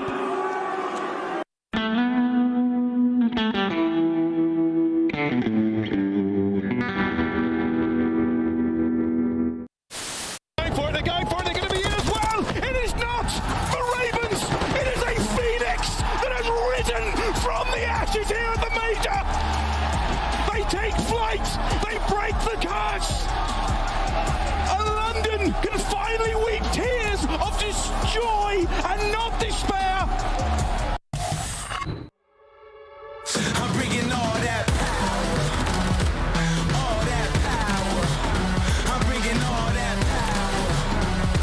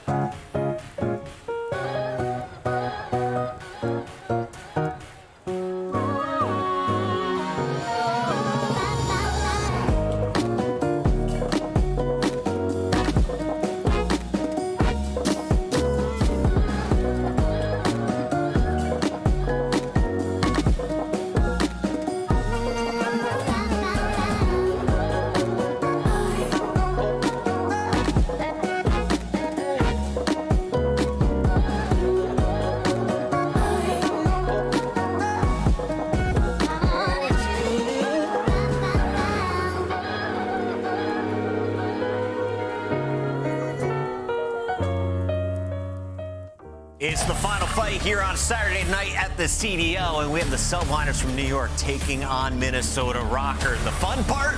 Røkkr's got a new lineup, so we have not seen this matchup yet, and the Subliners are historically slow to start their qualifiers. If they do have a blip, it tends to be in their first match of a new qualifier. That is true. I mean, last time we saw them, unfortunately, was in losers finals going up against Optic Texas, and they were getting outplayed. They came out slow versus a hot Optic Texas and weren't able to close out the series. So going up against a team like Minnesota Røkkr that is going to put on the pressure early on, they could get caught slipping. I think there's no doubt about it, though, that the Subliners are within our big pack, right? The top four, arguably a top three team all the time. What are the world champions looking like after the changes, though, Nameless? We got some new maps, we've got some gun tweaks. How do you feel the Subliners are going to be coming into this new stage? Yeah, great question. You know, for New York Subliners, you look at these maps and you'd be like, oh, they should be really good at them because their sub maps will find that out. But they loved Invasion and Skid Row. Like, the AR maps here are great at 5-1 across those two. When you've seen that pop up, even against the top teams, you felt like they were going to win it. And for the Monster Energy pregame, Allie, what we got? Well, I mean, their search and destroy is absolutely clinical. And we talk about new maps, I mean, we're talking about the team that brought out new wall bangs, new nades, all the above, and even affected GAs and stuff. So if anybody's going to be on top of the new metas and the new maps, it's going to be the New York Subliners. And they're going to get more of the rotations because guess what? Their fundamentals are always on point, first overall in the league and percentage. And though it's 12th in hold, they're still one of the stronger respawn teams. Minnesota not able to show us any new maps really yesterday. I want to see what they bring to the table and if the Subliners are going to allow some new action in our best of 5. But let's talk about the team on the other side of this series. Minnesota Røkkr, after bringing in 2 new players, had to face off against their #1 team. How did you rank their performance against Atlanta? Clearly the players were frustrated, tossing their webcams at the end of the match. I mean, I don't hate what I saw from Minnesota Røkkr yesterday. I think Linz continued on being the lead of the Rookie of the Years, just being as consistent as usual. But Gunless and Standy looked amazing in the respawns together. Search and Destroy certainly could use some work. I think Accuracy is still getting used to playing with such high-paced caliber players in the other 3 now, as he's used to kind of these slower, more methodical teams. So as it goes to the Monster Energy pregame, I'm assuming it's just about, you know, having to gel just a little bit more together and putting that work in the hardpoint. The fundamentals are going to be everything for this team. Yeah, I mean, they got quite a bit to work on in the hardpoint. They choked a lot of HPs. I think their record's like 2-7 in map 1s as well. Came down to the wire. Big Wake obviously was a big problem for them. He had like a .86. He was supposed to be their main slayer. Gunless with a 1.11 yesterday. He played great, put down a lot of damage. That's going to be big for them. But also, like, the search and destroy. I mean, this is just a wild stat. They're #1 at getting the bomb down, guys. But they are the worst in the league after that. They lose the round at the highest rate, so they panic. The communication, it goes out the window, and that's where a guy like Standy's going to come into play. Situational awareness. He's going to get to a position, play his life, and buy them some time. So I think that's the goal for this team, is to get that guy and Gunless going. Let's see what maps they're going to play on today. It's a fresh best of 5. We've got Karachi, Highrise, and Invasion. If we get to games 4 and 5, it's a double dose of Rio. Nothing fresh, Alley Cat. Dang it, there's nothing new. I really wanted to see what New York had to show us, but clearly they're going to keep all of those little secrets and tricks in their back pocket till later on in the qualifiers. But for Minnesota Røkkr, I'm not a big fan of this lineup. Yeah, they could have picked Vista. They just left it out. But yeah, 6-star got banned by Minnesota and by New York in search and destroy. Haters. All right, that is your best of 5 for tonight. It's time to make it official here on the desk as we celebrate Nameless's somehow miraculous comeback as Miami gets him his 83rd correct victory. Nameless, can you start things off here for us? Who are you picking? I'm going to go with New York Subliners. You're going with New York Subliners? I'm going New York Subliners. That was a smart change there. Alley Cat? I'm going for my 80. I'm going to go New York. Going 80 for New York. 77 sounds good to me. I'll go New York as well. And the fans will not pick Minnesota because New York was world champions last year, and statistics say they should win this. It's time to find out, though. Are the stats right or are the numbers all wrong, Miles Ross? Find out what the numbers mean shortly, Chris. But yeah, this should be a fun series regardless, boys and girls. Everyone's got their votes in. And Chance, which way are you dressing? Okay, well, the expectation, New York Subliners are going to get the dub. They're the top 4 team. They look better, that sort of deal. I actually think this is going to be a good series. I'm kind of excited for it. I know it's sort of the testament for Minnesota. You make the roster changes in the first 2 series. They play straight into the gauntlet, but I think they looked all right against Atlanta FaZe. You look all right against Atlanta FaZe, even in the 3-0. I have enough belief that you're going to put up a fight. I was going to say, if you look all right against Atlanta FaZe, you're going to be pretty good against most other teams. But we'll see, man. It's got a long series ahead of them. I think, if anything, a positive change. We've seen some team changes across the board coming into Major 2. This looks like one of the more effective ones. We'll see how strong this goes. A tough one, though. The strength of schedule is not something you want to see for Røkkr. But again, get the tough matches out of the way early on. The road towards the Major becomes that bit easier. New York Subliners, though, chance no easy team whatsoever. Still looking real strong. Any early predictions for the series? Again, no real predictions. Leaning New York Subliners sort of down the line, but on a map count front, there's still too much to be learned from Røkkr. I will say as well, of like the acknowledgement of like, if this roster change does in fact prove Minnesota Røkkr, this would actually be the series where they show off to be like a lethal threat. Because Røkkr, at least when the LAN performances are coming around, even if you want to hyper focus on a player with like a poor KD, they're still having decent LAN placements. They were always in that top 6 sort of range. And well, if you want to step up from the top 6 sort of area, well, the top 4 team would be the exact team to do it against. So I do think we are going to learn quite a bit early on. Obviously, again, Gunless and Standy, 2 players that have like those sort of individual moments, mainly Gunless a little bit more so like in the control. I know his numbers and slaying numbers for that second AR of Minnesota Røkkr looking about the best they have all year. So there's glimmers of light, glimmers of hope, but it's also 3 total maps that we have seen. So there is so much Call of Duty left to be played. Plenty of information to be gleaned from today's matchup. First and foremost, Hardpoint metrics, though, will be the 1st and the 4th map in the series. Chance of the Røkkr record so far, again, tainted somewhat by the major team change. Any gleaming, pieces of info from this you'd like to grab? Well, that just tells you that this is the exact game mode where Minnesota are going to have to turn things around the most. Like Minnesota, Hardpoint, especially as of recent, has taken a bit of a dive. I know they touched on in the pregame as well. And then also like the Game 5 sort of clutch up performance Minnesota Røkkr have also struggled with. So 2 things to dial in on. The Hardpoint question, maybe we can get answered straight away on Karachi. Obviously, we know what the Subliners are going to bring to the table. Absolutely lethal threats down the line. I know Hydra is one of those players that, yeah, when he pops off, there's basically no other POV look that looks like it. He's like the sort of quickest to hit flow state. Seems like he finds it just about more than anybody over the past 2 years. So very much a dangerous man you have to contain. Here we go. It's the purple and the yellow taking each other on. And all 3 purple teams seen today. Chance we've been blessed with the bingo card. Nailing all 3. All 3 of them. First and foremost, though, into the hard point. Find these kills. Get that time. And so far, Hydra. Beautiful tags across the board, but not really a whole lot happening here. P2 still that top left-hand side of the minimap. That's the prize here on Karachi. Yeah, that's such an annoying extra kill that Accuracy was able to get as well. You saw he back down Hydra, and then he wins the extra one on Skies. And, well, you're looking at the minimap. Minnesota Røkkr certainly know the spawns. They are pushed up nice and aggressive, trusting that they are not going to be flipping. Maybe Skies finds a right top 3rd, but already as far as the P1 hill goes, Skies might be shooting. But that's still a good chunk of hill time that you're able to get, and the rotation as well. So Minnesota in a good spot. Skies, though, you might want to shut him down before things get too crazy. Saw him cracking and a big yawn before coming into the matchup, but the Sleepy Skies is not a problem whatsoever. 25-11 after the first hardpoint comes to a close. Now over towards the diner. Once again, Røkkr in there first. Lovely shots from Big P there. Same thing can be said for Linz on the other side of the map. Keeping things nice and safe and secure. Right now for Røkkr, the Subliners still unable to truly make the approach happen. Oh, nice Kobe there from Standy as well. Just bounces off of Sib's dome enough to get the kill. And, well, now the only man trying to make the play is Hydra. He's able to slip through and pick up one. Standy's there for the cutoff kills, and around the time, well, Hydra can dance, but Standy still there to gun him down. And this has been a beautiful hill for Minnesota Røkkr so far. Started with a very tight setup, but it looks like they might deliver a near full 60. That is incredibly efficient work through and through, and dealt with everything that the New York Subliners were able to throw at them. Now for Minnesota Røkkr, though, if it's a testing series, you got to test their brakes over towards P3. New York Subliners, a nice spread all the way across the map. Gorgeous movement there from Hydra as well. He does get brought down, but you saw that dive from bottom red over towards the top side of the ladder. He was long gone there. So beautiful stuff, nice movement, but it's not going to matter for a whole lot on the score feed just yet. So Subliners finally get themselves into the 3rd hard point. Rotation's done. Standy, though, is diligent play, clearing out every possible nook and cranny on the approach towards the hard point. The nade's going to help out there in the nook.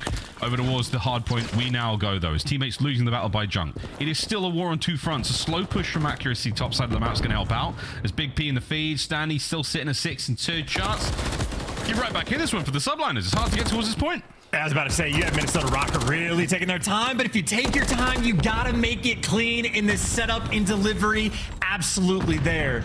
I mean, we caught it from Sandy's point of view, and as you pointed out, did a wonderful job of actually taking his time, but waited for the teammates to get there. So instead of a full 60, yes, a little bit of damage was done on P3, but Røkkr mitigated and honestly continued to put themselves in a pretty good position on the rotation as well.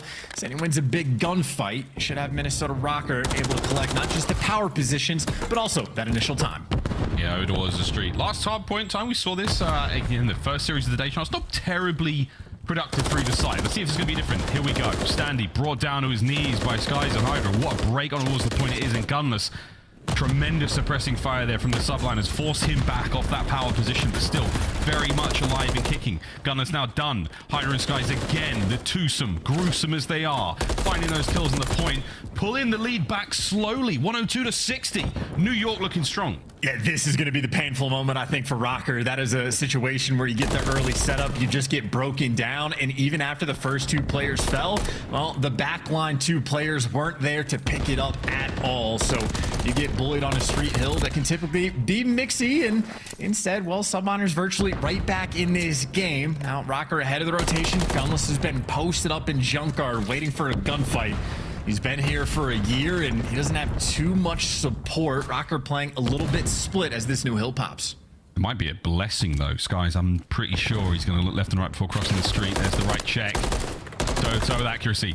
Big win. Sib wins his as well. So now that right flank wide open. The final two members of Røkkr are now alive on the point. They have got their work cut out for them. Standy finds his. Now a 1v2 there on the hard point. Can he buy the time for his boys? No.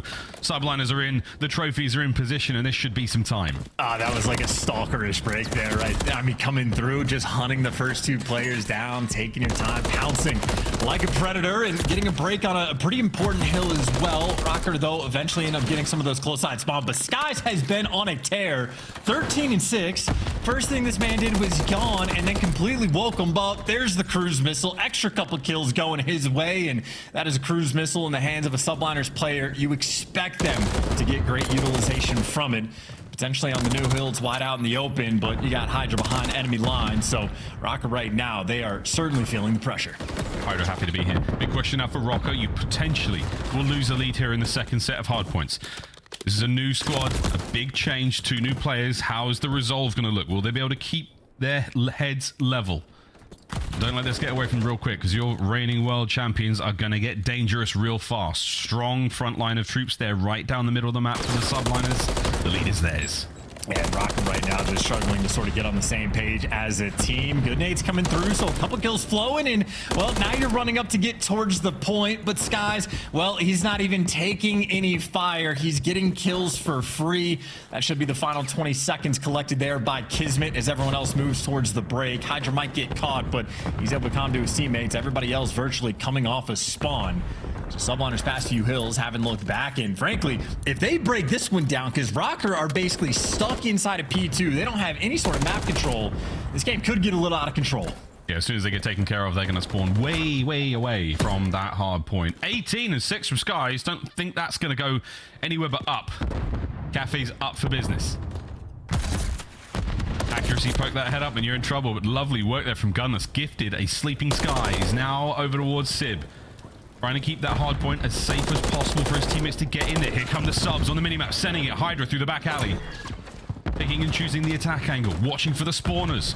Standy finds one of the back doors, so Hydra's got to break alone. Can't get it done. Linz finds it as Røkkr continue to hold. Lead change. That is one hell of a life there from Accuracy. Just his patience to not give Skies any information, and then, well, wins the big gunfight on Hydra in the meantime. A lot of big gunfight wins there from the New York Subliners, except for the fact that they're not actually getting any at a time. Still want to put on the pressure. Sid trying to run it down, and I guess any kills they collect, Røkkr is still going to be spawning at the old time, so you get the freebies. But as good as that kill feed just looked, that is just Accuracy collecting all of that time. But again, the kills buy you the pressure. All 4 players from Minnesota Røkkr are going to be pinned on the left side of the map, and it's going to be 20 seconds before they can think about sniffing that new time. Subliners are going to take the lead. Yeah, back in the hands of the boys in yellow. Great hard points so far here, the first of the series. Røkkr through the middle of the map. It's a 2-2 split here for the Subliners towards the cafe, and a few of these players aren't going to be too much in the play.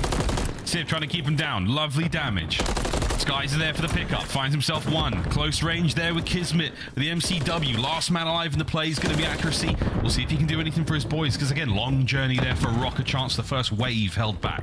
Yeah, and last time Røkkr was able to really take their time on this break. This time, it just simply wasn't afforded to him. They were just too far away, and well, the flood strat not going to pan off. Hydra checking every corner. That's a 5 spree for him. Keep in mind, Skies still has a cruise missile. If Hydra gets one as well, could just be devastation. And well, here's cruise missile number 1. So I think up on that street hill, it's not going to find anything, but the intel is good. Kismet knows 2 players trapped in green. Yeah, trapped in. The Kismet is stunned. They might have been able to sneak out, get something going. Nice coverage there from Hydra. No problem. Into the hard point, Kismet crawls. That's going to be his time. Don't let the purple fool you.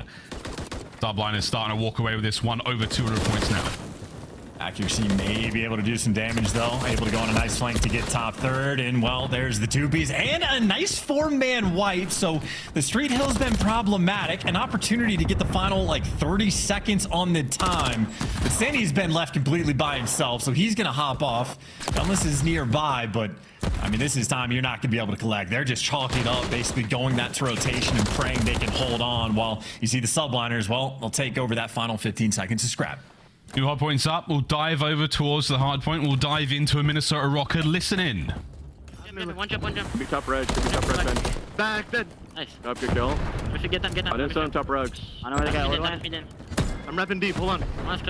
Top rugs, guys. Top rugs. Top rug and running up mid right now. Top rug and running up mid. Hit behind you. Top rugs. Nice. 2. He's on time right now. I don't think they spawn out. They spawn out, guys. Go quick. I'm watching the pinch. One bullet on I'm dead. Nice. One Dante dead. I spawned in the back. Ready corner, dead. Drop 3. Last guy's gonna be fucking front, most likely. I'm on the back. Are they I don't see him. I heard one on mid. I think he's top flat or 3rd. One's like 3rd. I have to go in the back. One's 3rd. I don't see him front. Oh, here. But they're all middle. They're all middle, guys. I spawn Coop. I can pick up your mid. I spawn Coop. I'm gonna get left. You're good. Sleep dead. Maybe top 3rd. Right now. Kiss, one on me, Pete. I'm bridge right now. Got me an all, guys. In between. I'm all your left. Let's go. I have all the left. One right here. I'm standing on you. I can do time. Top wood. I have a streak. There we go. I have all the left, okay? I'll try to watch right. They have to watch red and L, guys. I have right pinch. One time. You're needing me hill? I'm right pinch right now. I think they're trying to need me hill, guys. I'm sure. One shot hill. I have a question. Trips, Kismet. One is L as well. I'm shooting. One is L. One is going to go top TV. Top TV. Said we flip. Last guy time. This one's They're going to be all over L. You're going church. Nice. Wait. This one down. You spawn diner. Wait. TV weak. TV dead. Trying to watch your alley. Ivory L. What a dive from Hydra straight to the point. Gunfights all over the map, going the way of Røkkr. Top left-hand side is theirs as well. Chance, is there hope? Well, the problem is, 14 seconds, Røkkr, yeah, they're going to have to contest for at least a second or get them off. And in the meantime, you see Kismet has set himself up towards new. So Røkkr, a lot of things they have to do. Lynn's hitting the flank. Got to contest for just a second. They've done enough, but now the problem is Kismet struck on the old time. Accuracy trying to hunt him. He has done it, Røkkr. The opportunity is here. 30 seconds to hold on, but obviously it is a break and it is game. Sandy, hold that front door, son. Don't let him get in. The rest of the boys are rocking out set up this. New York one break and you got it. Stanley gets the damage in. Can't get Hydra as well. Lynn's now trying to watch the back. An unfortunate nade. Slowing them down just a smidge. Still holding for Røkkr. 10 for the win. It's been the tight setup the entire time, too. It's been the tight setup the entire time. They've been so good on P2, but now the team damage is coming through. Maybe a moment of panic as the Subliners get their 250 on board. A near hell of a performance on Karachi from Minnesota. They simply could not get it done. The ice from New York, well, reigns supreme. Now they put themselves in a great spot for the win there with 2 seconds on it. And I think a bit of an awkward fluster from Røkkr in the dying moments of the game. It's a New York Subliners victory nonetheless, but what a comeback from the boys in purple. Hope again for the roster so early on. I can't be too disappointed with that, can you, Chance? Disappointed with the loss, though, like, for sure. It was an interesting game. They actually had a pretty massive lead and maybe sort of two key moments early on, like on the street hill where they got bullied out after winning the rotation almost immediately. And then they had that early setup on the junkyard as well that I think it was Skies and Skib also just like walked through and broke down. So two painful hills. And even at the end, the opportunity there again on P2 where Røkkr might have had the most success in the game, but just a little bit of awkwardness, I suppose, towards the end. But either way, as far as the stats go, Skies, 30 kills, 5,500 damage. Man was absolutely on one from start to finish. So gotta give credit where credit is due. Had a 10 spree in the middle of the game. You really did. Looking across the highlights again, a good work out of Røkkr early on. Fantastic hardpoint. Rotations were good. Their breaks, I thought, were really solid chance. They got a couple of solid ones on a cafe, which looked very, very clean. I'm pretty impressed, mate. I can't lie by what I'm seeing out of Minnesota Røkkr. It's just that sort of closeout factor. They lost a little bit of steam towards the middle of the game, particularly around this sort of scoreline where, I mean, Subliners just proven to be a stronger team at the time, absolutely walking away with a bit of a lead, and it took Røkkr just a smidge to get back into it. Streaks either side for both teams. It was an explosive map. That dive from Hydra, man, I'm going to steal that move. Wow. Yeah, a lot of dolphin dives coming through as well. I think maybe the second or third player we've seen today sort of use that extra utilization, but even to look towards the end, just chaos in those moments. And with a game like that, the amount of like little plays and decision making that you could go through and nitpick, like you had the moment where the clean 4 down on the street hill the second time around where Minnesota wiped him off the board, and then they basically just left Standy by himself. And granted, is maybe for the final like 25 seconds, but for a nail biter game like that, maybe chalking up a little too much time to think about the rotation instead of, well, taking what's given to you. But either way, I mean, closely fought. It is the New York Subliners, so a nail biter is maybe not the worst sign that can be, but still, an L is going to hurt. That is the thing. Well, the Karachi hardpoint done. Close one indeed. Highrise Search and Destroy on its way. An invasion Rio for the rest of this one. Chance when it comes to Search and Destroy, New York Subliners obviously very, very good at the game mode. How are we thinking about Røkkr? What is Highrise going to be in store for them? Again, brand new roster, so it's going to be sort of tough to decide. Like, I know Civ is one of those players that he likes to square up for the window-to-window chow basically every single round. Like, will Gunless be the type that wants to square up with him and sort of be that damage dealer, disher, outer kind of player and see if you can find the impact, or will they be the route men? I know Hydra loves his underground flanks, loves to try to get behind enemy lines, and I know you have a bit of a containment process. Maybe the French sort of duo on the opposite sides of the stage can try to go toe-to-toe and, well, contest with one another. Also, don't forget about Kismet. I mean, the playmaker extraordinaire, he's going to be an issue to deal with. S&D so far, this is the entire season. 15-6 for the Subliners. Indeed, it has been pretty solid. But for me, the last 10 maps is a bit more interesting. 7-3, still a strong indicator of how good they are at the mode. And that's 7-3-7 on the other side of the board for Røkkr, albeit only one of those really being up against Atlanta FaZe. The other two, we'll see how things go in the last 10. But I think for me, Røkkr chance, there's going to be some solid showings here. More information. We'll get looking for the dope, boys and girls. And by that, I mean what Dart observed from previous engagements. These boys will be on the rise. Interesting to see how far the squad can go. And of course, as we talked about, first bloods on any number of players. Kismet, also one of the guys that this year has basically been towards the top of the league the entire time.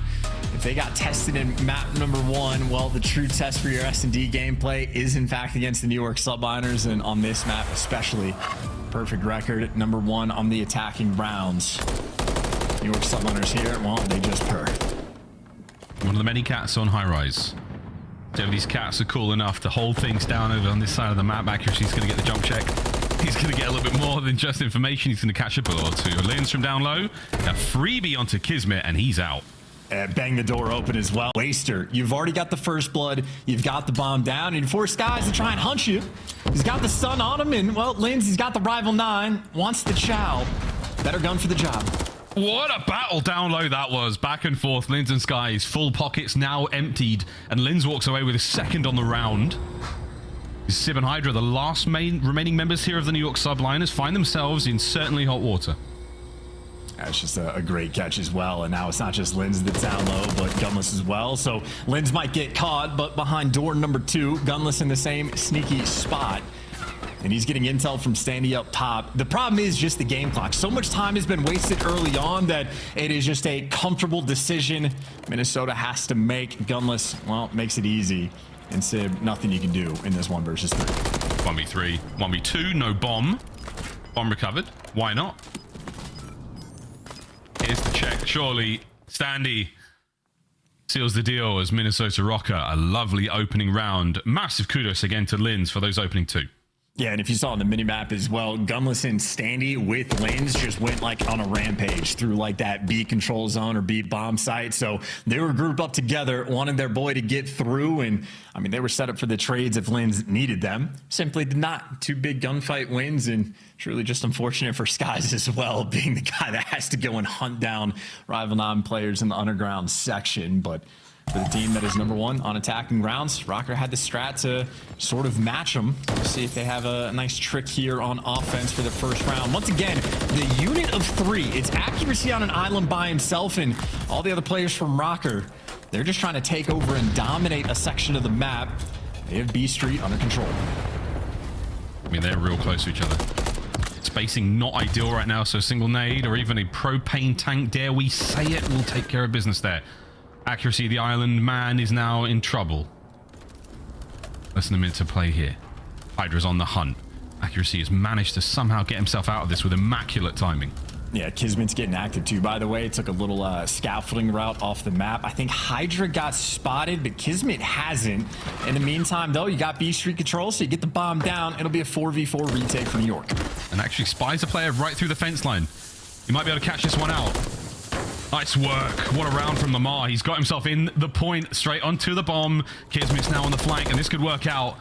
Oh dear, he needed the kill. Another from Røkkr.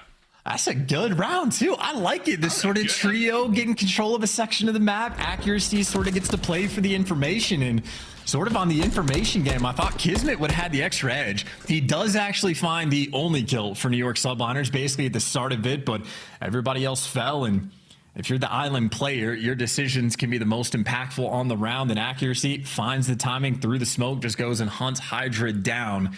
Make sure Hydra doesn't break down his sort of teammate setup. So efficient work out of El Capitan, and 2 rounds up for Minnesota. And this might be the tradition. These 3 players working together, or maybe more of a default setup this time, not getting super active. You don't want to condition New York too much. I mean, Lamar, well, Accuracy proving to be the island man, not the island boy, which could have been an absolute disaster. Here's with that bomb. They're very close to the B bomb site, and Lins, he saw something. And so did we, but now you've lost him. Good work from Lins. He gets another. What a first blood once again. He's going to eat that stun. That's a problem, but he is the guardian of the lower sides of the map. Sib, in the meantime, finds an extra kill, but it looks like Standy gets a technical trade there on Kismet. So Minnesota Røkkr on point for the moment. Once again, bomb down, and not the most of ideal situations for New York. A little bit of time to work with, but just too many directions to look. Sib with a nice trade, but a 1 versus 2. The bomb is still down. Accuracy and Lins, the players he's going against, and I mean, he just doesn't have any information to work with. Nah, not at all.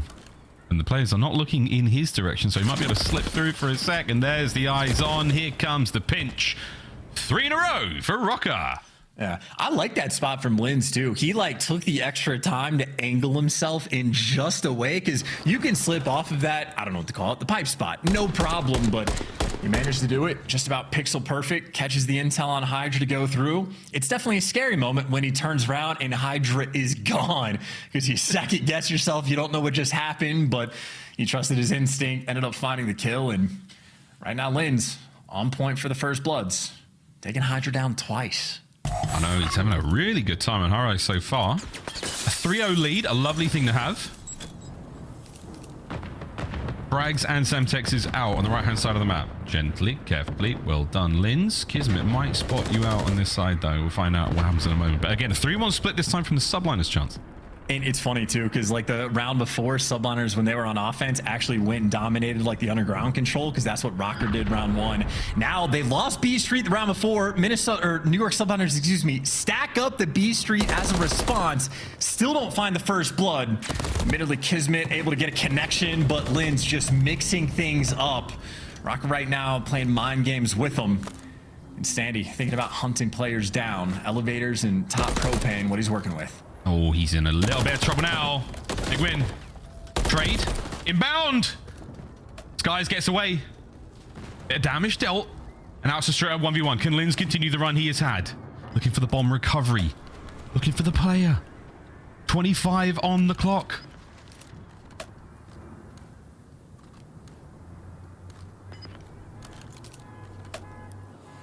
Polar opposites. Bomb sites apart. Skies checks it. B-bomb plant though for Linz. Will he move a little too much? He's been spotted out. A couple of tags are in. And Skies going wide on the reposition. It's just deja vu. Last time he was having to hunt down Linz, and it is just not a fun situation to try to track this man down. And it's just a ghost. Where did he go? We see the corner. Skies just has no idea. Wait, he's gonna find it. Wow. Look at that. What a round from Skies.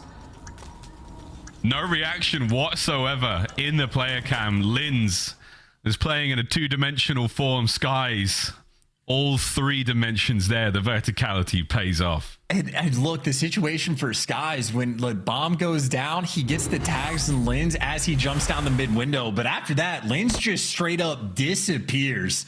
So Sky's doing a great job hunting him down, clearing out as much of the map as he can, and really trusting his instinct. Because at that moment in time, Linz could have ran underground to his spawn, could have jumped up the mid steps. The timings could have been incredible, but Sky's an S&D aficionado. Icy as you need him to. He was the main difference maker for New York in game number 1, and maybe their lifeline here on map number 2 as well. Oh, indeed.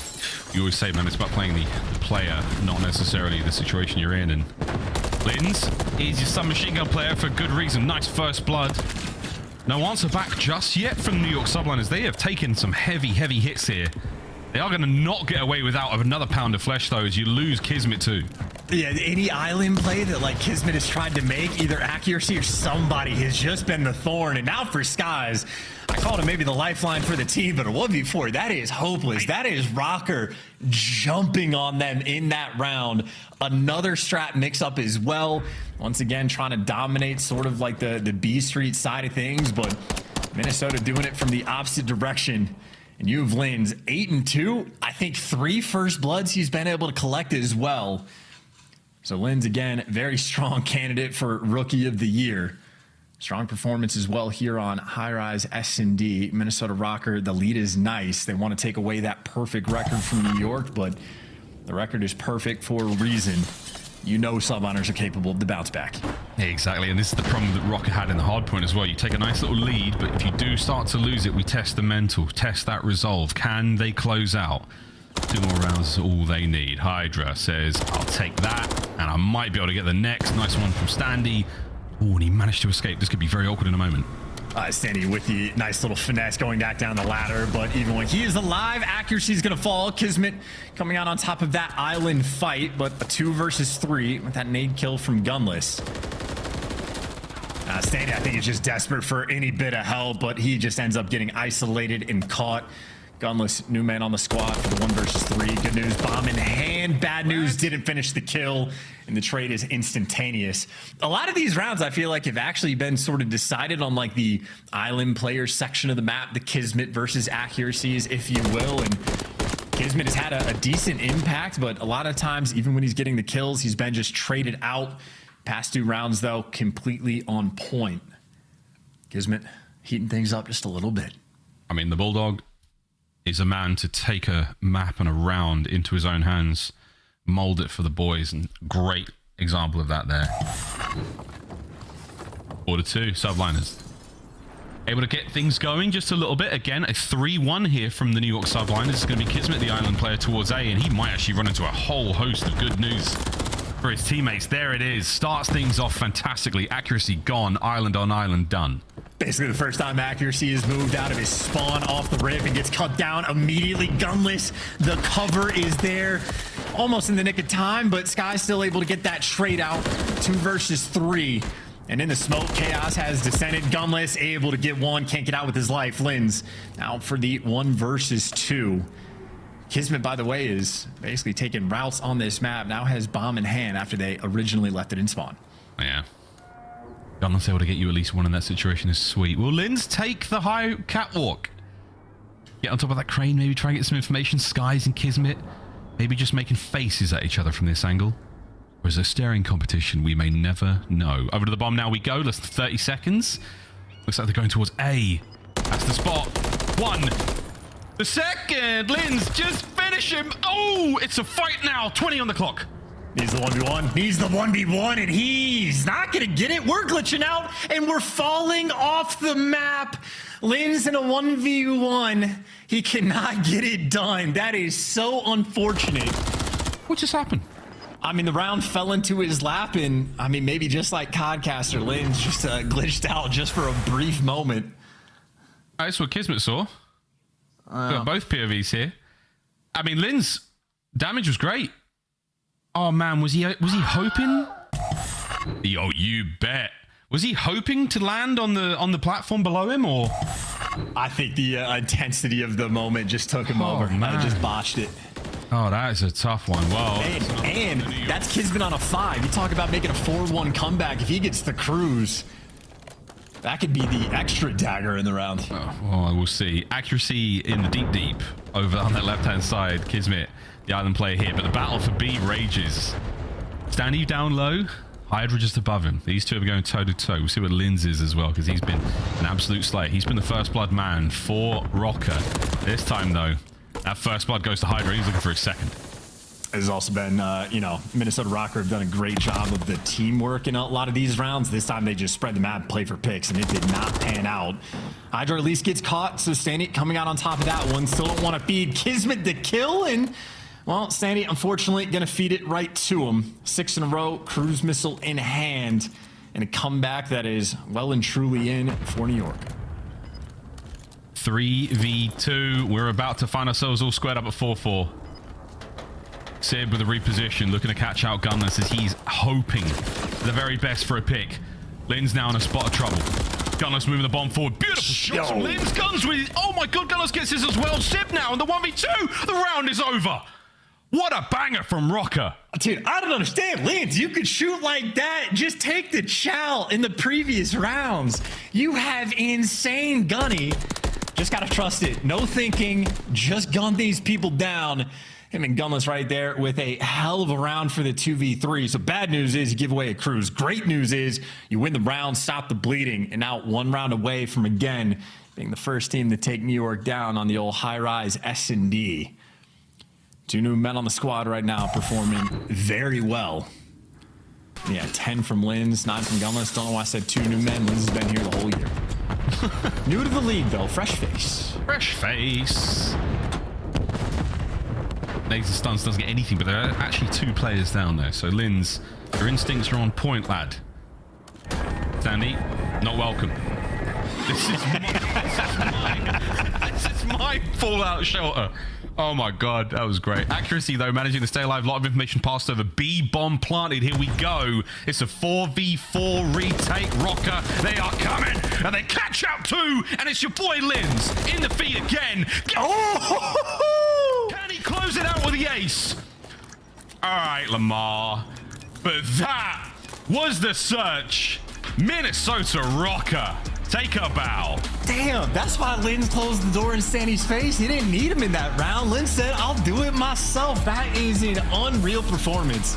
I mean, the first 2 were great, but then that kill on Sib as well. That is just utterly filthy. So we're going to have to, I don't know, go to the restroom, wash up, get ready for the map 3. It was an 8-point hardpoint in map 1. I'm thinking maybe a Røkkr collapses in, but talk about a ridiculous bounce back performance. And bounce back performance, thy name is Linz. Boy was shooting on that map, 13 kills. I mean, the first bloods as well. We don't get it in the stat feed, but he had at least 4, if not more, in that game as well. So Linz absolutely performing for the squad. I mean, there's nothing more you could say. MVP performance for sure. 100%. There we go. Linz drops Trow and leaves a baguette across the chest of the New York Subliners. Evasive control coming up now. We will see that Rio hardpoint, whatever happens, boys and girls. Rio search and destroy for the final map to go for a nice showdown. And honestly, after the high rise, I kind of want it. We're going to go to a quick commercial break and wash our filthy mouths out after that absolutely disgusting game. Don't go too far, though, ladies and gentlemen. We're playing Control after this break. This is the CDL.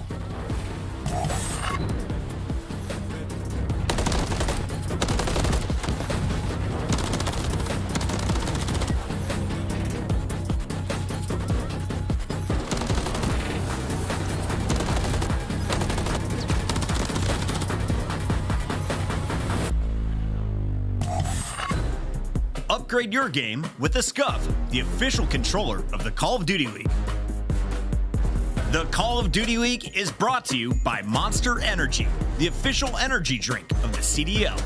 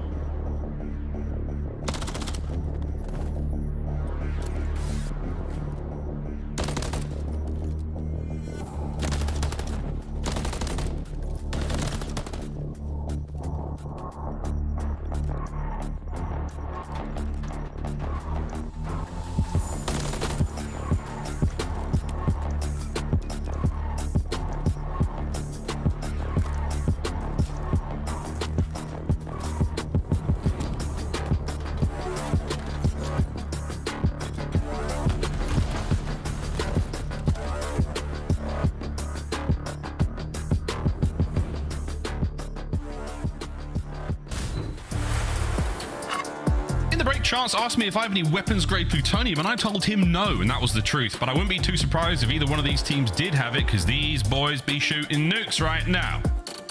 That's right, FBI. These two teams right here take again. That's not an FBI problem. That's Homeland Security, maybe? I don't know, but that's up there, man. Woo.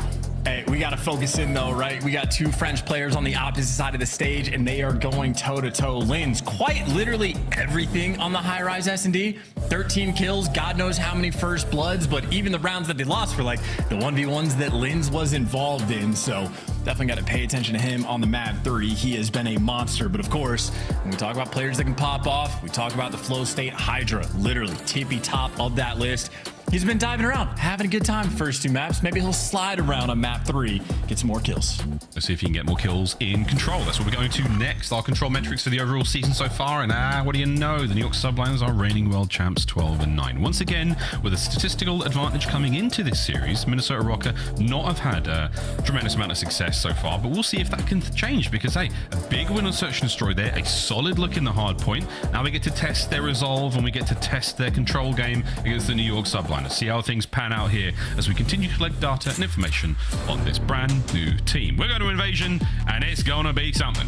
And obviously for Gunless's performance the other day, well, yesterday rather, in the control, lights out. His team did hold the L in the end of it, so the kills column was great. The actual objective and wins not quite there, but still, KD was fantastic. And maybe the biggest problem that Minnesota Røkkr has had, at least from the outside perspective, the kills column for that second AR, really just the AR column entirely for the Røkkr team. So that's what you're looking for from Gunless, and well, you're looking for the A zone defense. New York Subliners going to be taking their time, but it's definitely looking like an A hit.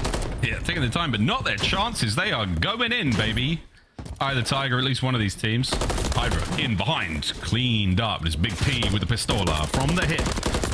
Stanley is about to get a haircut there from Sib, who had the shears at the ready, but for now we're on the B zone. We're having a good time. It's 2 members now of the Subliners. They'll be grabbing that, and number 3 is on its way. Big work again from Kids. Oh my God, Gunless is insane. He just ran in between all 3 of those players, but doesn't get something done. Unsurprisingly, New York Subliners there to take him down. Extra couple kills going to flow their way, get players pushed up, 3 down. What do the Subliners want to do? Spawn kill you is what they want to do. Skies moved up the rugs, and they got the entire unit trying to work this A zone. And they didn't even find sort of like side angles. They just went straight at you. There was no flanking fire there. It was right down the barrel. Ins, that's a tough one to be in. B's on its way out, and A, like sharks circling a bloody swimmer, the Subliners are all over Røkkr. I mean, this round might genuinely be over because of how many lives Røkkr. It's 2 minutes. They're still just dying. Skies finally gets traded. That was a 5 spree he just went on, but like, it was such a slow capture that half the lives are already gone, and there's so much time for you to work with. On top of the fact that they got a player on the A zone, did they forget that you got to shoot back in Call of Duty? I mean, this is unbelievable what we're seeing so far. The first segment's gone. There's 2 minutes on the game clock. Oh, Sib can't win it. That would have been it. Hydra still trying to keep the front line forward. Can't. Accuracy nice too. Minnesota Røkkr have somehow stopped the hemorrhaging. They've been in so much trouble in this round so far. Can we see them get set up? Hey, yo, Lamar, thank you for like stepping up and getting the kills on the A zone. I suppose if you could clutch up on this defensive round, it's still a defense on invasion, but 11 lives, 9 lives remaining now for Minnesota. This is a struggle. This is not good. Maybe post up and L trigger and play for kills. Oh, Sibsy, he's sort of like, look, I know you're in there. Shots. Standy holding it down. 2 in the feed there, slowly but surely starting to bring this one back. Just try to find that pace again, Rocky. You've looked so good so far. Do the basic math. Know that there are 2 players possibly behind you. And this could get out of hand very quickly. Gunless with a big kill though, just to clear out the base. Standy doesn't even shoot back, just dies. 8 lives remaining, a minute on the clock, and accuracy, talk about a big gunfight. He is gonna have to win here in a second, potentially versus Skies. No one really from Røkkr. I guess Gunless can help on the cross now. It's gonna be weird timing. Subliners just looking for their moment. Just waiting for it. Cat and mouse on the other side of the map. We know the cat and the mouse is now. Skies jumps into it. Oh, he doesn't account for an incredibly patient accuracy. Doesn't matter. Patience doesn't pay off whatsoever.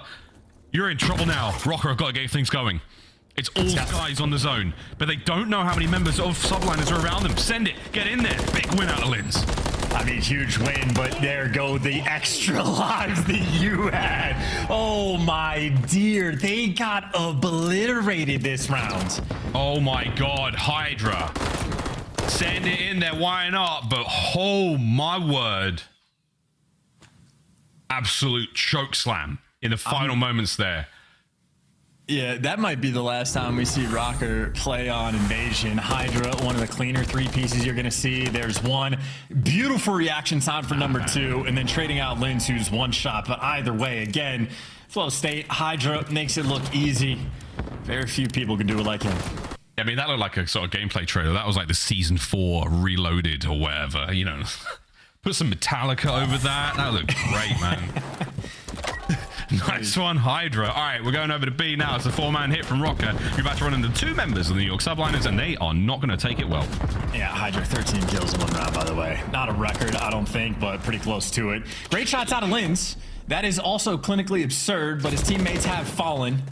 Hydra does not get the cruise. Accuracy posted up, waiting for the kill to fall into his lap, but Røkkr, as it is more typical, they're actually having to fight just to try to get this B zone.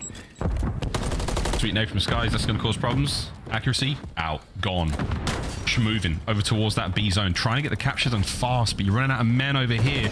Too many mans. Here comes Sib. Checking corners, not enough in the mag to get it done. Kismet should be able to close these players out. Beautiful work from the Bulldog up close. My word, the damage dealt, not enough. Subliners being kept at bay. B still being captured. Ooh. Damn, that's it. I don't even know who the hell just stunned Hydra. Gunless almost put the moves on him by the looks of it, but you know, Lens at least gets the trade. B zone, it has been a very slow capture. Similar to what the Subliners did the round before. Difference is the kill count. Very close. Subliners still pretty much on point, but with those 2 kills, that is absolutely going to seal the deal on the B zone. Sib, no, he is going to be challenged. I don't know how many bullets it takes to kill him, but you need at least 1 more. Gunless is about to help add to the count. 22 lives there for Røkkr, 21 for the New York Subliners. And Gunless has lost Sib. Red dot. Chase it. Oh, Sib, too hot to handle. That is a painful one. Tough moment, but still, you're just looking for that little bit of success over towards the A zone. Make no mistake, Minnesota Røkkr absolutely need to win a round on offense. Whether it be this one, I don't know, but they're going to need to pull off just a little bit of magic, standing behind enemy lines. Hydra going to be the player potentially to hunt him down, or maybe Sib will just do it from the back line. So mission work for Subliners, keeping track of players, making sure your base is on point, and Hydra dancing with the devil. Gunless wants none of it, just going to get out of dodge. Yeah, this is a tough one. Gunless is completely trapped on the bottom side of this building. He's in blue, he's all alone, and here come the Subliners. Damn, son, Big P can't catch a break. That's unfortunate timing, but either way, his teammates, in the form of accuracy, have managed to get themselves over onto A.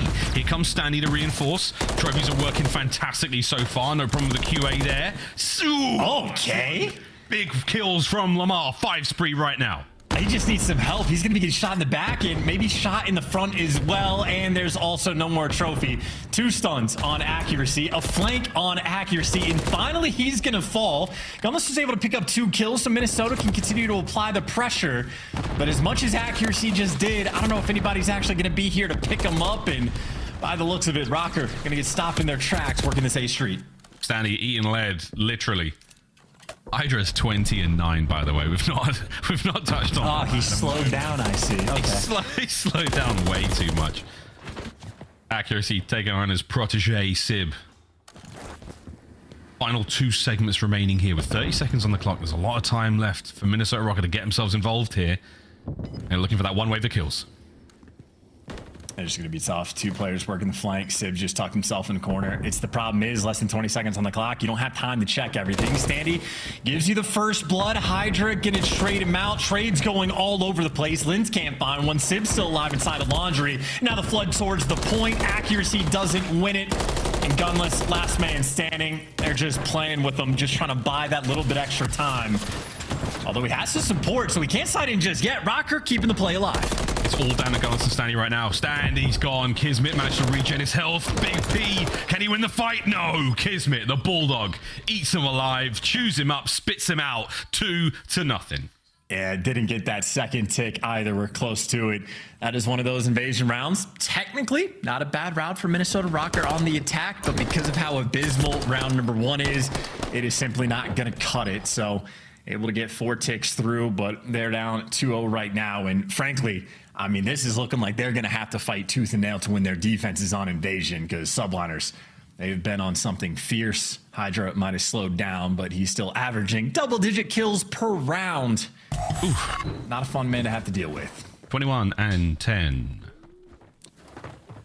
Is Hydra so far. 2-2 split here from the New York Subliners in this attacking round. They managed to win the first one rather handedly. We'll see what the defensive line of Minnesota Røkkr has so far. They have been pushed back into that A side of the map. And this is fugly so far, Charles. Yeah, I was about to... he didn't actually get up there. I wonder if you can get on that bulldozer, not a tractor. Nice. I haven't seen it, but it looked like that's what he was going for. But Hydra just looking straight at that center dot where he places it perfectly, seemingly every single time. Accuracy, next man in line. Another 5 spree. Nice little dolphin dive. And Hydra, he's just waiting for the next victim. This boy taking a piss. Absolutely flying across invasion, finding kills wherever he sees fit. Everywhere he looks, there's somebody waiting for him. Sib can't win it against accuracy as those 2 trade kills against each other all map long. Kismet now on the point. Capturing this one slowly but surely. Has to back up to help him out there. Lovely tags in. Lin's on the flank. Sib now on a bit of a pinch here. able to possibly cause some problems, but that's your boy Lins, and he is a nightmare to deal with. But Sib, he's seen scarier things in his dreams. Yeah, Sib's been pretty on point with those close range gunfights, albeit pistol or MCW. Sib is absolute shooter, one of the best shots in the league, and might be 40 seconds on the game clock, but this is looking like B zone. Well, with no trophies, actually, could be a little bit difficult. Standing wins an extra gunfight, and Kismet feels the pressure, forced to back down, and his teammates are just in the depths of their spawn right now. So, Minnesota Røkkr, this is the way to get back in the game. Have a devastatingly good round on defense. Kismet with the patience, though, such a nuisance, so annoying to deal with, and he's opened up the map for his team. He's disgusting, a disgusting play, perfect timing, capture B, minute 25 on the game clock. This one is far from over. We could be looking at a 3-0 here on Invasion. Hydra is now back in his happy place, spitting bullets all over the spawn of Røkkr. Yeah, I mean, quite literally, though, what a difference maker play from Kismet. If you have Røkkr actually stopping them in their tracks and getting those ticks down, maybe an extra moment long term, but instead it is Hydra still averaging double-digit kills per round. That kill feed is just so yellow. And the Subliners back in their home, which is, of course, on the objective. And Hydra, well, it's in your spawn. In your spawn, capturing A. Oh my god, it is all done. Last hit. That's going to be nearly that. As Sib looking for the last minute wallbang, not going to be there. Minute to play. It is not quite over yet. I mean, 14-6. I mean, look. Okay, look. All I'm saying is it's technically not done until the whistle. Okay, it's starting to look pretty done. God. Here we go. We're starting to close on in. Kismet, he's going to find these kills in a moment. Pressure now on. Big tags, 4 dead. Okay, not over yet. Hey, 5v10. One life remaining. You just want to keep this as slow as possible. No overchows, nobody die. Accuracy right now is fighting the entire team, but he is the perfect guy to take things slow. Once they start the lineup, you know, accuracy's in a happy place, guys. Checks it, gets it. Dude, nice shot. Hydra's going to slide out. No lives left. Sandy, though, in perfect position to pick these players up. Last 3. Hydra's down. Skies from spawn with 5 seconds on the clock. And what do you know? We're going to see another round. You're not wrong, but also as far as like offensive rounds go, that was still an extra 2 ticks over towards A. So like, it's one of those things, technically still a good round there for the Subliners. That is a wild 4 down to be able to get. Like, Sandy just comes off a respawn and is immediately back in the action as well. So maybe one of those rare moments for the New York Subliners we're not able to find in a trade, but obviously still an offense on Invasion. Not an easy thing to make happen. And, well, now for Minnesota Røkkr, gonna have to do the impossible, win not just 1, but 2 rounds of attack on Invasion. Good luck, lads. We'll see how much of a, how much dog is in this fight. So, there's a decent amount of dog. We're gonna find out who and where in a moment. Lins, ooh, slips the net. A lot of damage dealt. He doubles back as well to be able to help out in that fight. That's huge. He's going for it. That Stan's not going to do a whole lot. It's going to push Kiz back, give Stanley a bit of time to work for those streaks. Still on that 5, looking for 1 more. As the rest of the boys, oh, spotted out. Streaks, there we go. Røkkr kicking.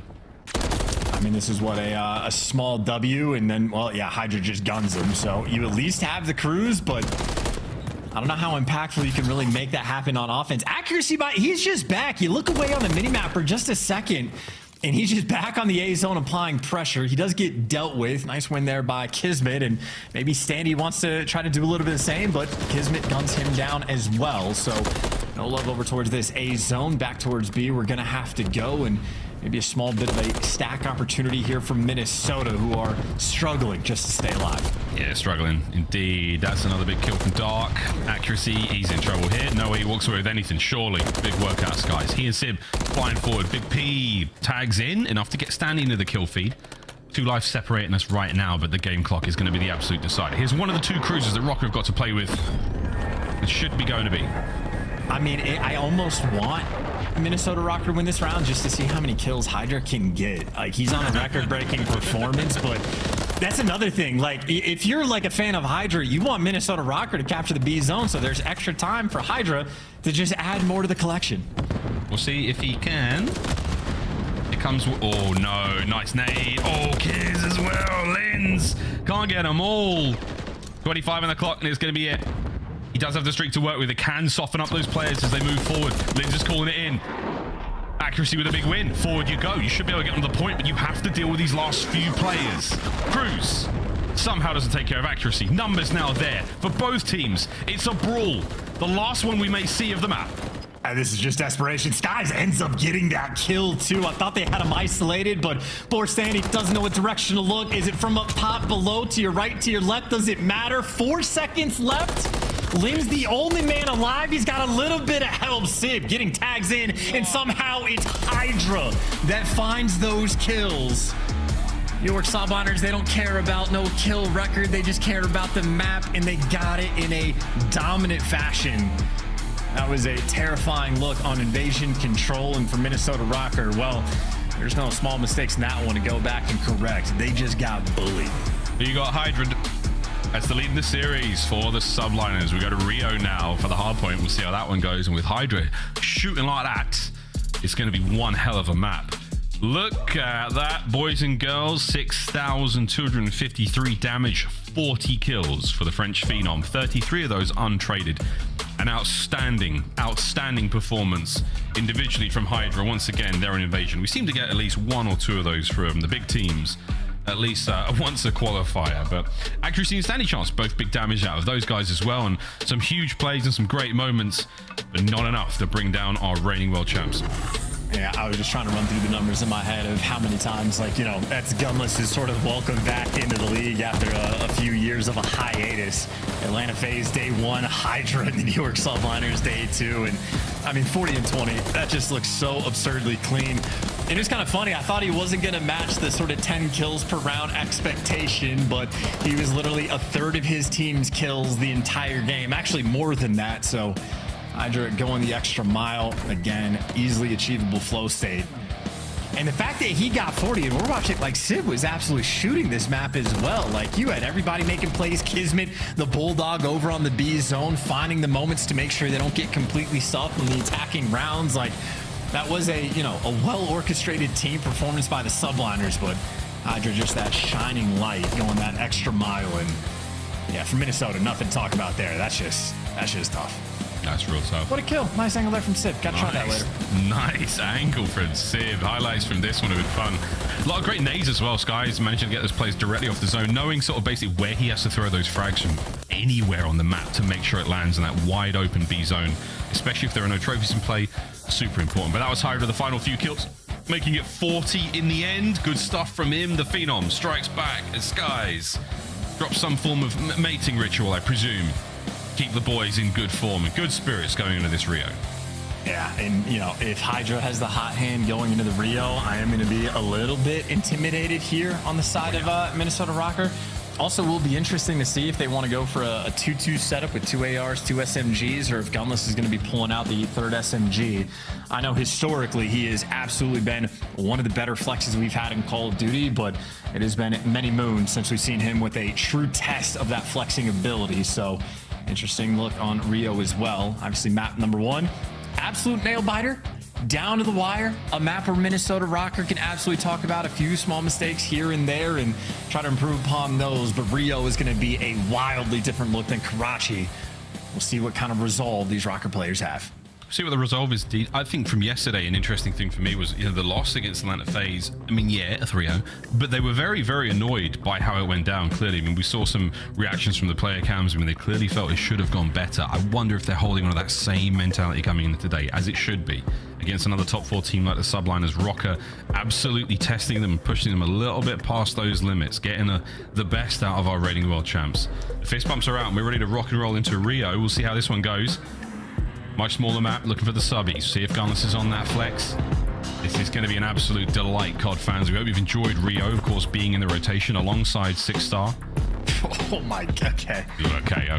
Can we just acknowledge the worst holding team in the game? They're not even good at breaking hills, and they're 3-1. That's kind of weird, isn't it?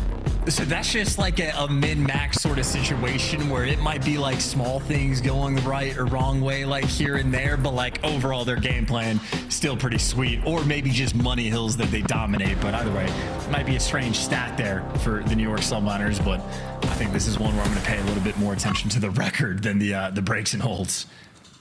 But going at it again for the old island play. It's not Search and Destroy this time round, but it's 3 members of Røkkr straight into the point, and it's accuracy going up towards that top side. Into the hard point, we send it. Nice bit of back and forth in the purple and yellow feed. Sky is trying to do what he can against Gunless, and the contest is about to come to a close. There we go. Nice opener from both teams. But I will say Røkkr, they're the guys with the time. This is an absolute bloodbath right now around the zone. Every single flank has come through. Hydra just to add another one to the collection. He's been really trying to flex those dolphin diving skills, see if he can get that little bit of extra play, but I'd say just sort of mixed results and mixed success for the moment. Either way, though, Røkkr starting on the preferred side, at least to get towards P1. It's not for the flips, though, but still, just as was in Karachi, a good chunk of time on P1. Difference maker here, though. Well, New York Subliners winning the rotation. They have a great deal of clearance before this P2 hill pops. Yeah, looking towards the break now for Røkkr. And again, the way the Karachi went, solid start. They managed to fizzle out in the middle, and they could not close out in the end. We'll be seeing a similar look here on Rio. Breaks are on. Accuracy getting out a little bit closer to the point as boys now flooding through boxes. It's going to be enough to get onto the point. Sib, what an angle that is. He is not going to be unhappy about those kills. 3 now in a row. Nice trades, though. Accuracy wins an extra one as well. So Accuracy actually had sort of great like tack and nade usage to clear out Hydra, and they put in a lot of great work to get towards P2, and then they get there and the door just gets slammed in their face. And now the problem, oh, this is the worst case scenario. Are they, I don't know where they spawn here. In the back, all 3, make it all 4 of them. That is devastating. What a play from Hydra. Yeah, that was a huge one. 1 HP, staying alive. Yeah, can he? Yeah, what a transition that was. Accuracy, man, it's so tough to deal with Hydra. Old hard point's done. Bottom of the stairs, we now go. Another mix fest. We'll see how the Subliners hold on this. I'm honestly, like, that was incredible. That is a perfect play. You get a clean 4-man wipe, you flip spawns. That is every single player on New York Subliners making the perfect play at the right time. That is a thing of beauty, and that's the setup. Now you just got to knock it down on P3. Gunless at least trying to fight for the back spawns, but the spawns are going to be weird. 2 players from Røkkr are out, 2 players in the back. Hydra getting the cutoffs. He does get traded, but on the back spawn, Sky's, well, he was still gifted the spawn towards the back, continuing to put in work. Røkkr at least making things mixy, though. That is a hell of a fight to try to break through. And they've sort of got spawns at the back. We'll see who... No, it's the other back. The wrong back. The out back. Oh, no, it's still close as hell. Well, this is going to be an absolute disaster for Gunless if he can't get a 6th kill. Ah, he's pinched. It's done. It's over.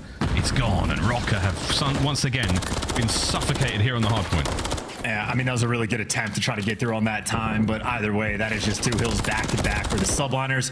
Pick you apart. Hydra finding new things to jump on. He has really been exploring the maps as much as he can, and in a moment, that would be terrible for Minnesota Røkkr to go a clean 4 down. Well, they do. Hydra, the first one to be engaged one with as well. This is hell. Yep. Oh, he's still going. Gunless runs straight into it. Hydra still moving. Finally brought down Lins. Finally ends that run. It was starting to get ugly. Oh, but they'd finally kill Hydra by the time they get him. I was going to say he's back in the mix and could shoot you in the back again. They kill him once and they still can't get anywhere near the time. Røkkr, this is so tough. Hydra spawns where Hydra wants to spawn at 14 and 7. Trying to make it 15, but Gunless says nay. Still hard points up. New York Subline is still firmly in control. Oh, bueno.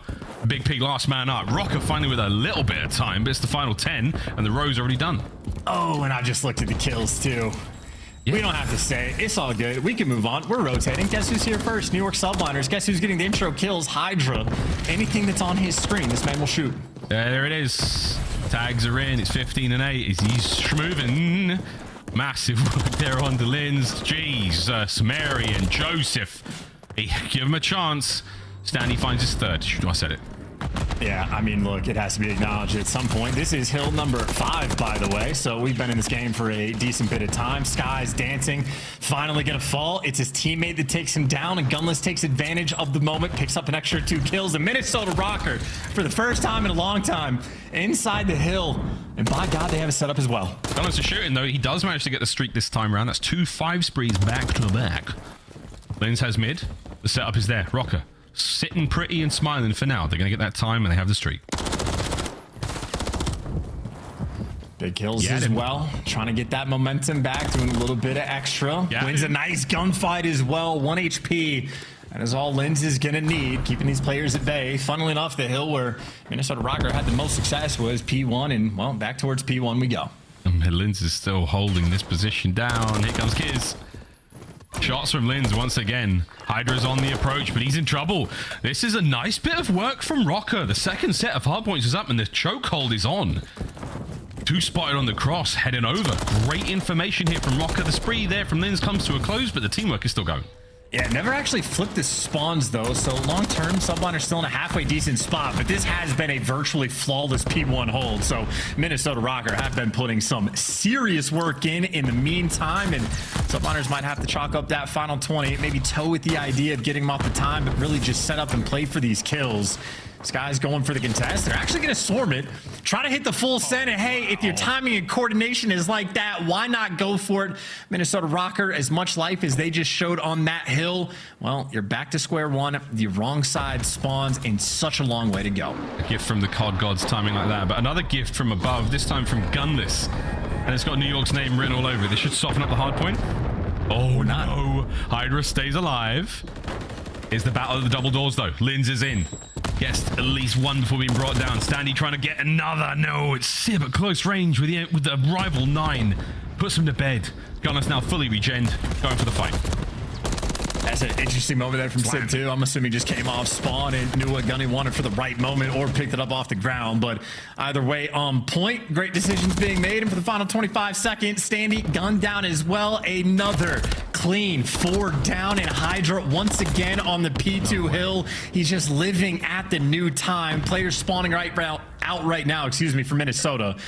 Accuracy might win a few big ones on the back line, though, but it is just a game of survival. Kismet found a corner. Also finds death, though. Minnesota Røkkr, they're going to be able to get this initial time. Accuracy spawns on the right-hand side of the mini-map right in front of Kismet, so that's going to be a bit of a runaround. Hydra, he's doing a runaround of his own. He's going to be able to cause problems now. 2 members of Røkkr down and out of the fight. Accuracy finally gets involved, and still Røkkr unable to spawn close to the hardpoint where they want to. Yeah, no, this is absolutely brutal. It's playing him like a fiddle, Chance. Nah, this is brutal. This is Subliners at their very best, so why not go to a listen in and see how they sound? Yes, give me close up back door on you. You have your back right. I have your right door, okay? Yes, you need close up back door. He could go boxes. He could go. Yo, back door left side. Back door left side. 1 shot here, stood. 1 shot mid. Really weak. Last 2 mid. Last 2 mid on the right. This case. Both of them. Nothing you. They win mid. Both of them. I'm up. Eskies, Lens. 1 shot Eskies. Eskies with the boxes. I'm pushing boxes to new. Boxes to new. Want to be Eskies again. Nice 3. That's good. One more last guy. He's gonna be right. Yeah. Just gonna do bus. Boxes. Other back committed. Nice, good job. The spawning yellow. Boxes. I need to run in boxes. Yellow. Boxes, Lens. Box, have the slide here. Boxes, Lens. Weak. Oh, he went shot. Turn across. Inside shaker time. 2 of them. Lens. Nice. 2 of them disadvantage. Keep cutting them. 1 shot crossing garage. Okay, I need a deep. Get the pitch bit. I have from the forklift. He's on time. He's gonna be left side time. Close range. Yeah. Have the pinch. Find the van side time. Close range, boys. 1 shot on time. I'm challenging Lamar. Yeah, two there. Maps to How much feet? He's on the white van. I got my van heading. I'll tell him. I got him. Yo, he's on the platform on me. Lamar, shit. I'm gonna go mid. Just gonna be boxes. Already across. 100% boxes. One guy was boxes. Watch my close right, Bono, okay? I have right. Yo, every close right. Boxes, 2 boxes. Garage boxes. 2 boxes. Gunless and unless. Garage dead. No, close right. Wait. One shot on you. Another boxes. One shot, close right, Bono. I'm pitching all. Apps on me. Hold that. Nice, Bono. Yeah. They could be. They're all going to be jungle. I'm laying down their side cat steps. I'm gonna pitch late. When you guys make noise, that's it. Super clean gameplay from Skies there. That 3 spree. Now a 4. Nearly a 5, but a great nade from Gunners makes that a little bit harder. But 220 a climbing chance. This could be the end of the series right here. Yeah, this map from Røkkr has to just look insane from their perspective. There's never a moment to breathe. Every single hill they've rotated to, someone from New York Subliners always set up, playing in corners, waiting for the kills to fall into their lap. You just can't really do anything. If they can get back to a P1, it has been the only hill where they have had a great deal of success, but the problem is 15 seconds away, New York Subliners, they can do it on any number of different hills. Linz, though, in the middle of the map, able to pick up 2, but still the pressure being applied towards the old time. Kismet waiting to pounce. Or pouncing indeed. The old drive-by info. The damage wasn't really it. It was just to get like how many players were still on that side of the map, and he saw plenty of them. Rotations done. Subliners are in position. This is it for the win here in our series. Can they contend with the attack from Røkkr? Røkkr have managed to fan out. 3 down. Kiz done 4. Here we go. Okay, again, this is the only hill where they've had success too. They started off perfectly. They haven't read the spawns yet. They have no information.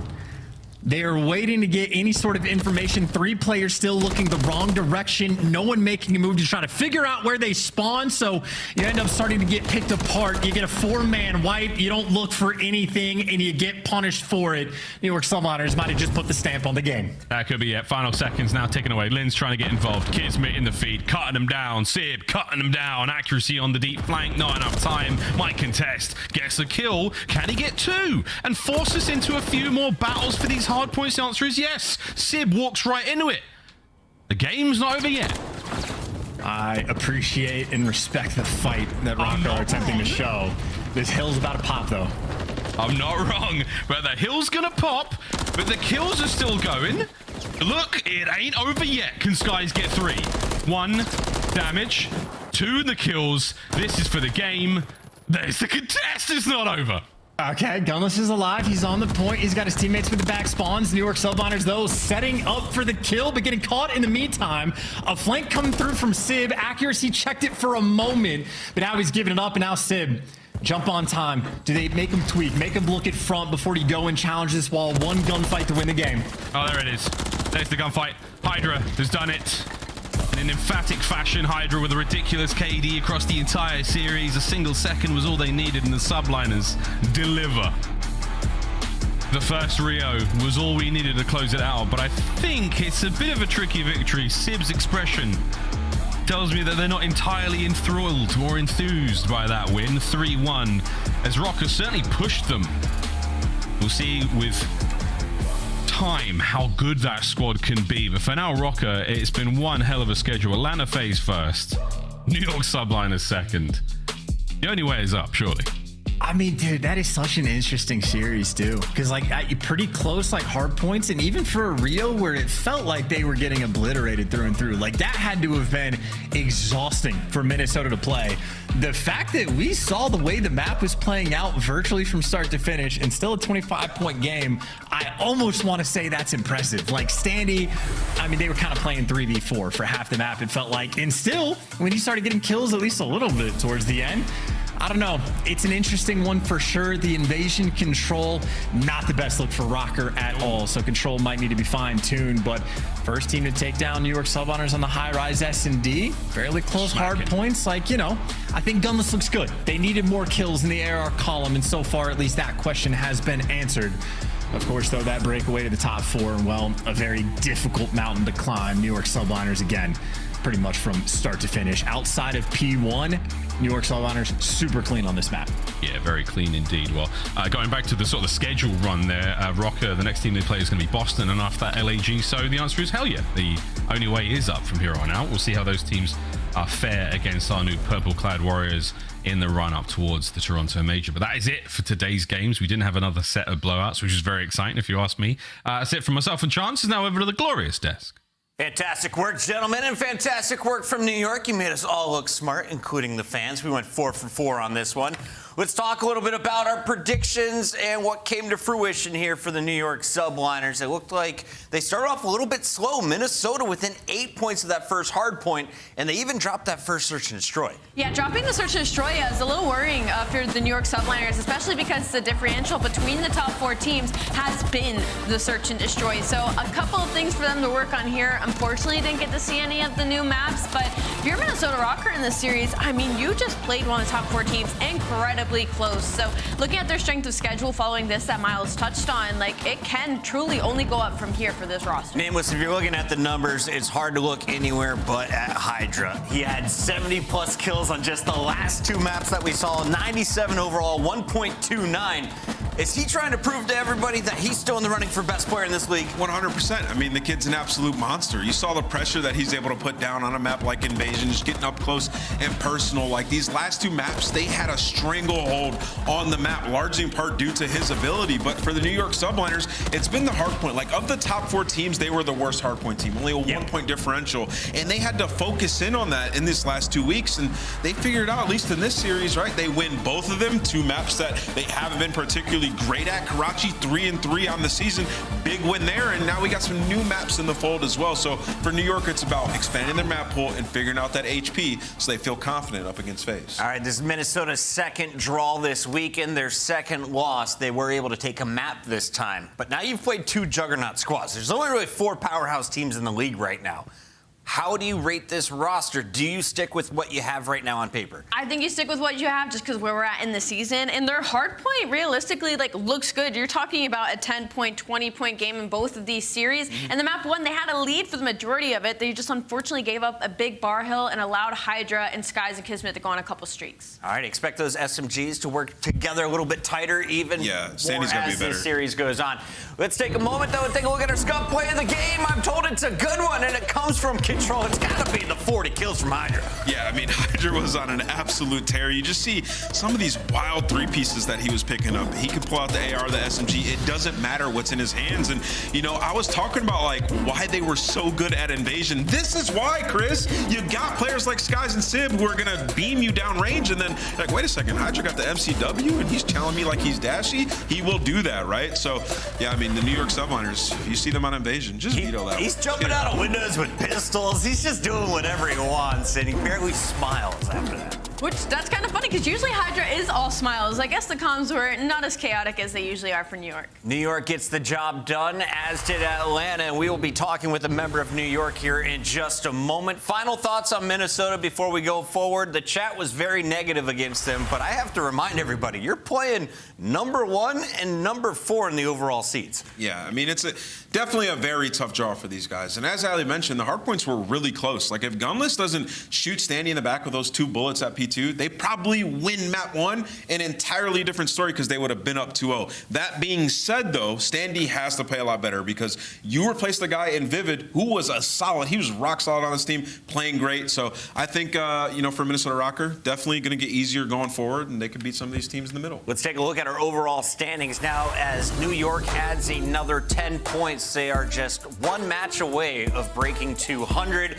That would be a 100-point difference separating 4th from 5th and 6th. And you can see the Minnesota Røkkr have kind of been stuck on that 100 points there for a while, Ali. Yeah, but respectfully, they're in a good spot considering they've changed half their roster and they're still in the top 8 for champs this far into the season. So again, Minnesota Røkkr's in a comfy spot. New York Subliners, though, trying to take over Optic Texas. You got a couple more matches to get through. We're trying to get the Subliners to plug in their webcams. While we do that, let's recap all the action from today, because on our Super Saturday, we had 3 fights, and it all started with the purple teams, our number 2-seeded Toronto Ultra taking on LAG, who was surprisingly in the top 8.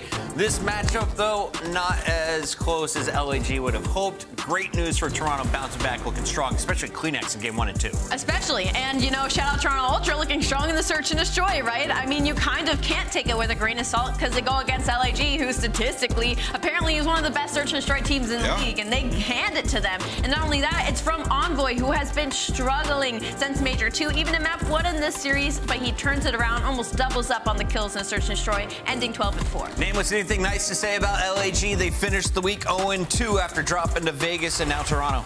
I mean, I just think for LAG, they have to channel whatever it is they find on land, like that mentality. I mean, you look at the stats, dude, it's a 180. One of the more jarring things to look at when you see, like, everybody plays so much better. So whether it is the energy or the preparation the nights before, the VOD that they're watching, they need to channel that for their online game. Absolutely love that call out, and I absolutely love this series. Boston Breach versus Miami Heretics. It was one that went the distance. Real, It was his coming out party in the Heretics jersey, and the man put on a show for us, especially in Search and Destroy. He seems to be doing everything right. Real had an incredible series. I mean, what kind of like an induction to this roster with a couple of question marks raised? I know Ant said early on in the pre-show before we saw Miami play that they should really just stick to this roster at this point. Stop swapping out the fourth man. And, well, Real showed us why he certainly shouldn't be swapped out today. He was not only doing it in the respawns, but as well as at Game 5, clutching it up to close out going 11-4. Nameless, we got to give you big credit for calling this one. You said Miami was going to win it. They get the job done today. You broke the 80 mark, and I think you're up to like 83 correct picks. But you weren't the only one. This result today. Yeah, I mean, I think for, the Miami Heretics, right? Like, they just discovered, Slasher called it. Just saw Doug Spencer Martin fall on his knees in a Walmart parking lot. I know that's got to be vindicating for Asim and Slasher, man, because if you're Boston, you're making a roster change to compete with the best of them. You're trying to compete with the best when they lost to Heretics. It is slightly embarrassing, but yeah, Asim and Slasher bathing in the Boston Breach loss. I know the Boston boys were waiting for this moment. They were dropped. It wasn't expected, and now they get at least momentary sweet revenge as they look to climb back into the CDL starting lineup. For now, though, we got to talk with a player who just won a match. It's Skies. It's our Monster Winner Spotlight. Skies, you made it, my friend. Did you guys have a quick dinner or powwow afterwards? What happened? Honestly, I was trying to plug in my camera, but it was plugged into the CDL little pie thing, and then I was zoning out. It's not your fault, man. You used all of that mental strength in game. Talk to us about this win tonight. Was it tougher than you expected playing Minnesota with the new lineup? I mean, it was tough. I feel like we just made it tough. I feel like the first match back, we were just a little bit too tense. Like, it just didn't feel like we were playing loose as we should have. But yeah, they look pretty decent. For sure. Skies, we had 2 maps added into our lineup. We haven't gotten to see you guys play them yet, but as we know, New York loves to spawn into that private match and find all the tricks and maybe things people don't know about. Is there anything you've learned about 6-star and Vista that you're not sharing? It's all zipped. It's all zipped. But we love it. We like the new maps. We like how like fast paced it is, and I feel like it fits our team's play style a lot. So we're excited for the new maps. Mm-hmm. Yeah, speaking about the new maps getting added, across Invasion and Skid Row, you guys are 9-4, so 2 of your guys' best maps in Hardpoint. And Hardpoint has been a pain point throughout the season for you guys, at least in terms of the top 5 teams. 18-15, you're sitting in 5th there. What have y'all been working on to sort of become the best HP team? We've just been watching extra maps, taking more times, trying to watch over hard points, because I feel like definitely our control is solid, our S&D is really good, and we just need to iron out on the hard points. We've just been watching hella VOD lately, coming in early and staying later. But what do you think it's been, right? Because we're seeing a lot of teams like Atlanta and Optic, they're pulling away in HP. They're starting to really find their play style. For you guys, why is it taking so long? I feel like right now, it's just like we do the easy part, and then whenever we do the hard part, and then whenever it comes to doing the easy part, we like kind of struggled on the transitions, but I feel like that's pretty easy to fix, and we just started to realize that we're gonna start working on that extra hard. Fair enough. Skies, can I ask you a question here on Puckett Podcast? What's up, handsome? Tell me. All right, tough question for you. I know you had one of the greatest moments of the last tournament using the ordnance to throw an extra far grenade that caused the car to explode. That caught everyone off guard, and it was a use of strategy that we hadn't seen up until that point in the season. Moving forward into future Call of Duties, do you want to see more items like that in play and have more tools on the chessboard, or do you like to keep it kind of black and red checkers? I personally liked it. I feel like it just gave me dope. Just like, I don't know. I feel like in Ghost, people were using strong arms too, finding nade spots, and then now I do it one time and it's shocked. But we already knew it was gonna get GA'd before the event, just because people don't like to have fun. They're just trying to nerf you, bro. It's unbelievable. Maybe next year. God. All right, guys, I just had to get that one officially on the record. You and I are on the same page. Thanks, man. All right, appreciate it. That is New York Subliners, another W as the top 4 remains 100 points nearly above the rest of the pack. As we wrap today, we look forward to tomorrow, Alley Cat, because we've got a banger of a match to close out our weekend. Oh, yeah. I believe this will be like the 6th or 7th time we've gotten the Atlanta FaZe versus Optic Texas matchup. Not only that, it's our grand finals rematch. I am so excited, and I hope some of the new maps make it into that series. Shout out schedule makers. Shout out schedule makers. It all begins tomorrow at 2:45 p.m. We'll see you there bright and early for headquarters. Thanks for tuning in. Wait up. Wait up. Wait.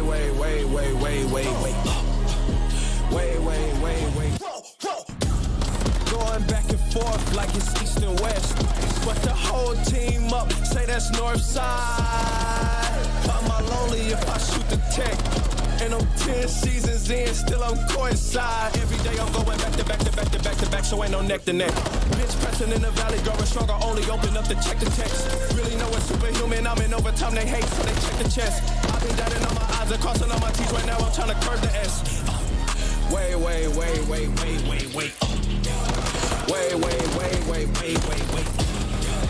On the gas and I'm smashing it. I've been in my lane, I'll probably crashing it. Wait.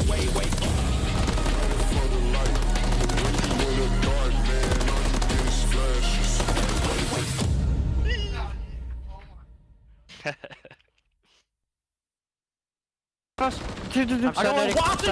do 2 weak. One more. Weak. Get killed. Back out. There's two. You can refill your secret in a second. She's one more back door. I know your secret. Back door. Holy shit, Eric. Last one. Nice, Eric. Good story, man. You can't kill me. What's your... What the ass. I have a streak.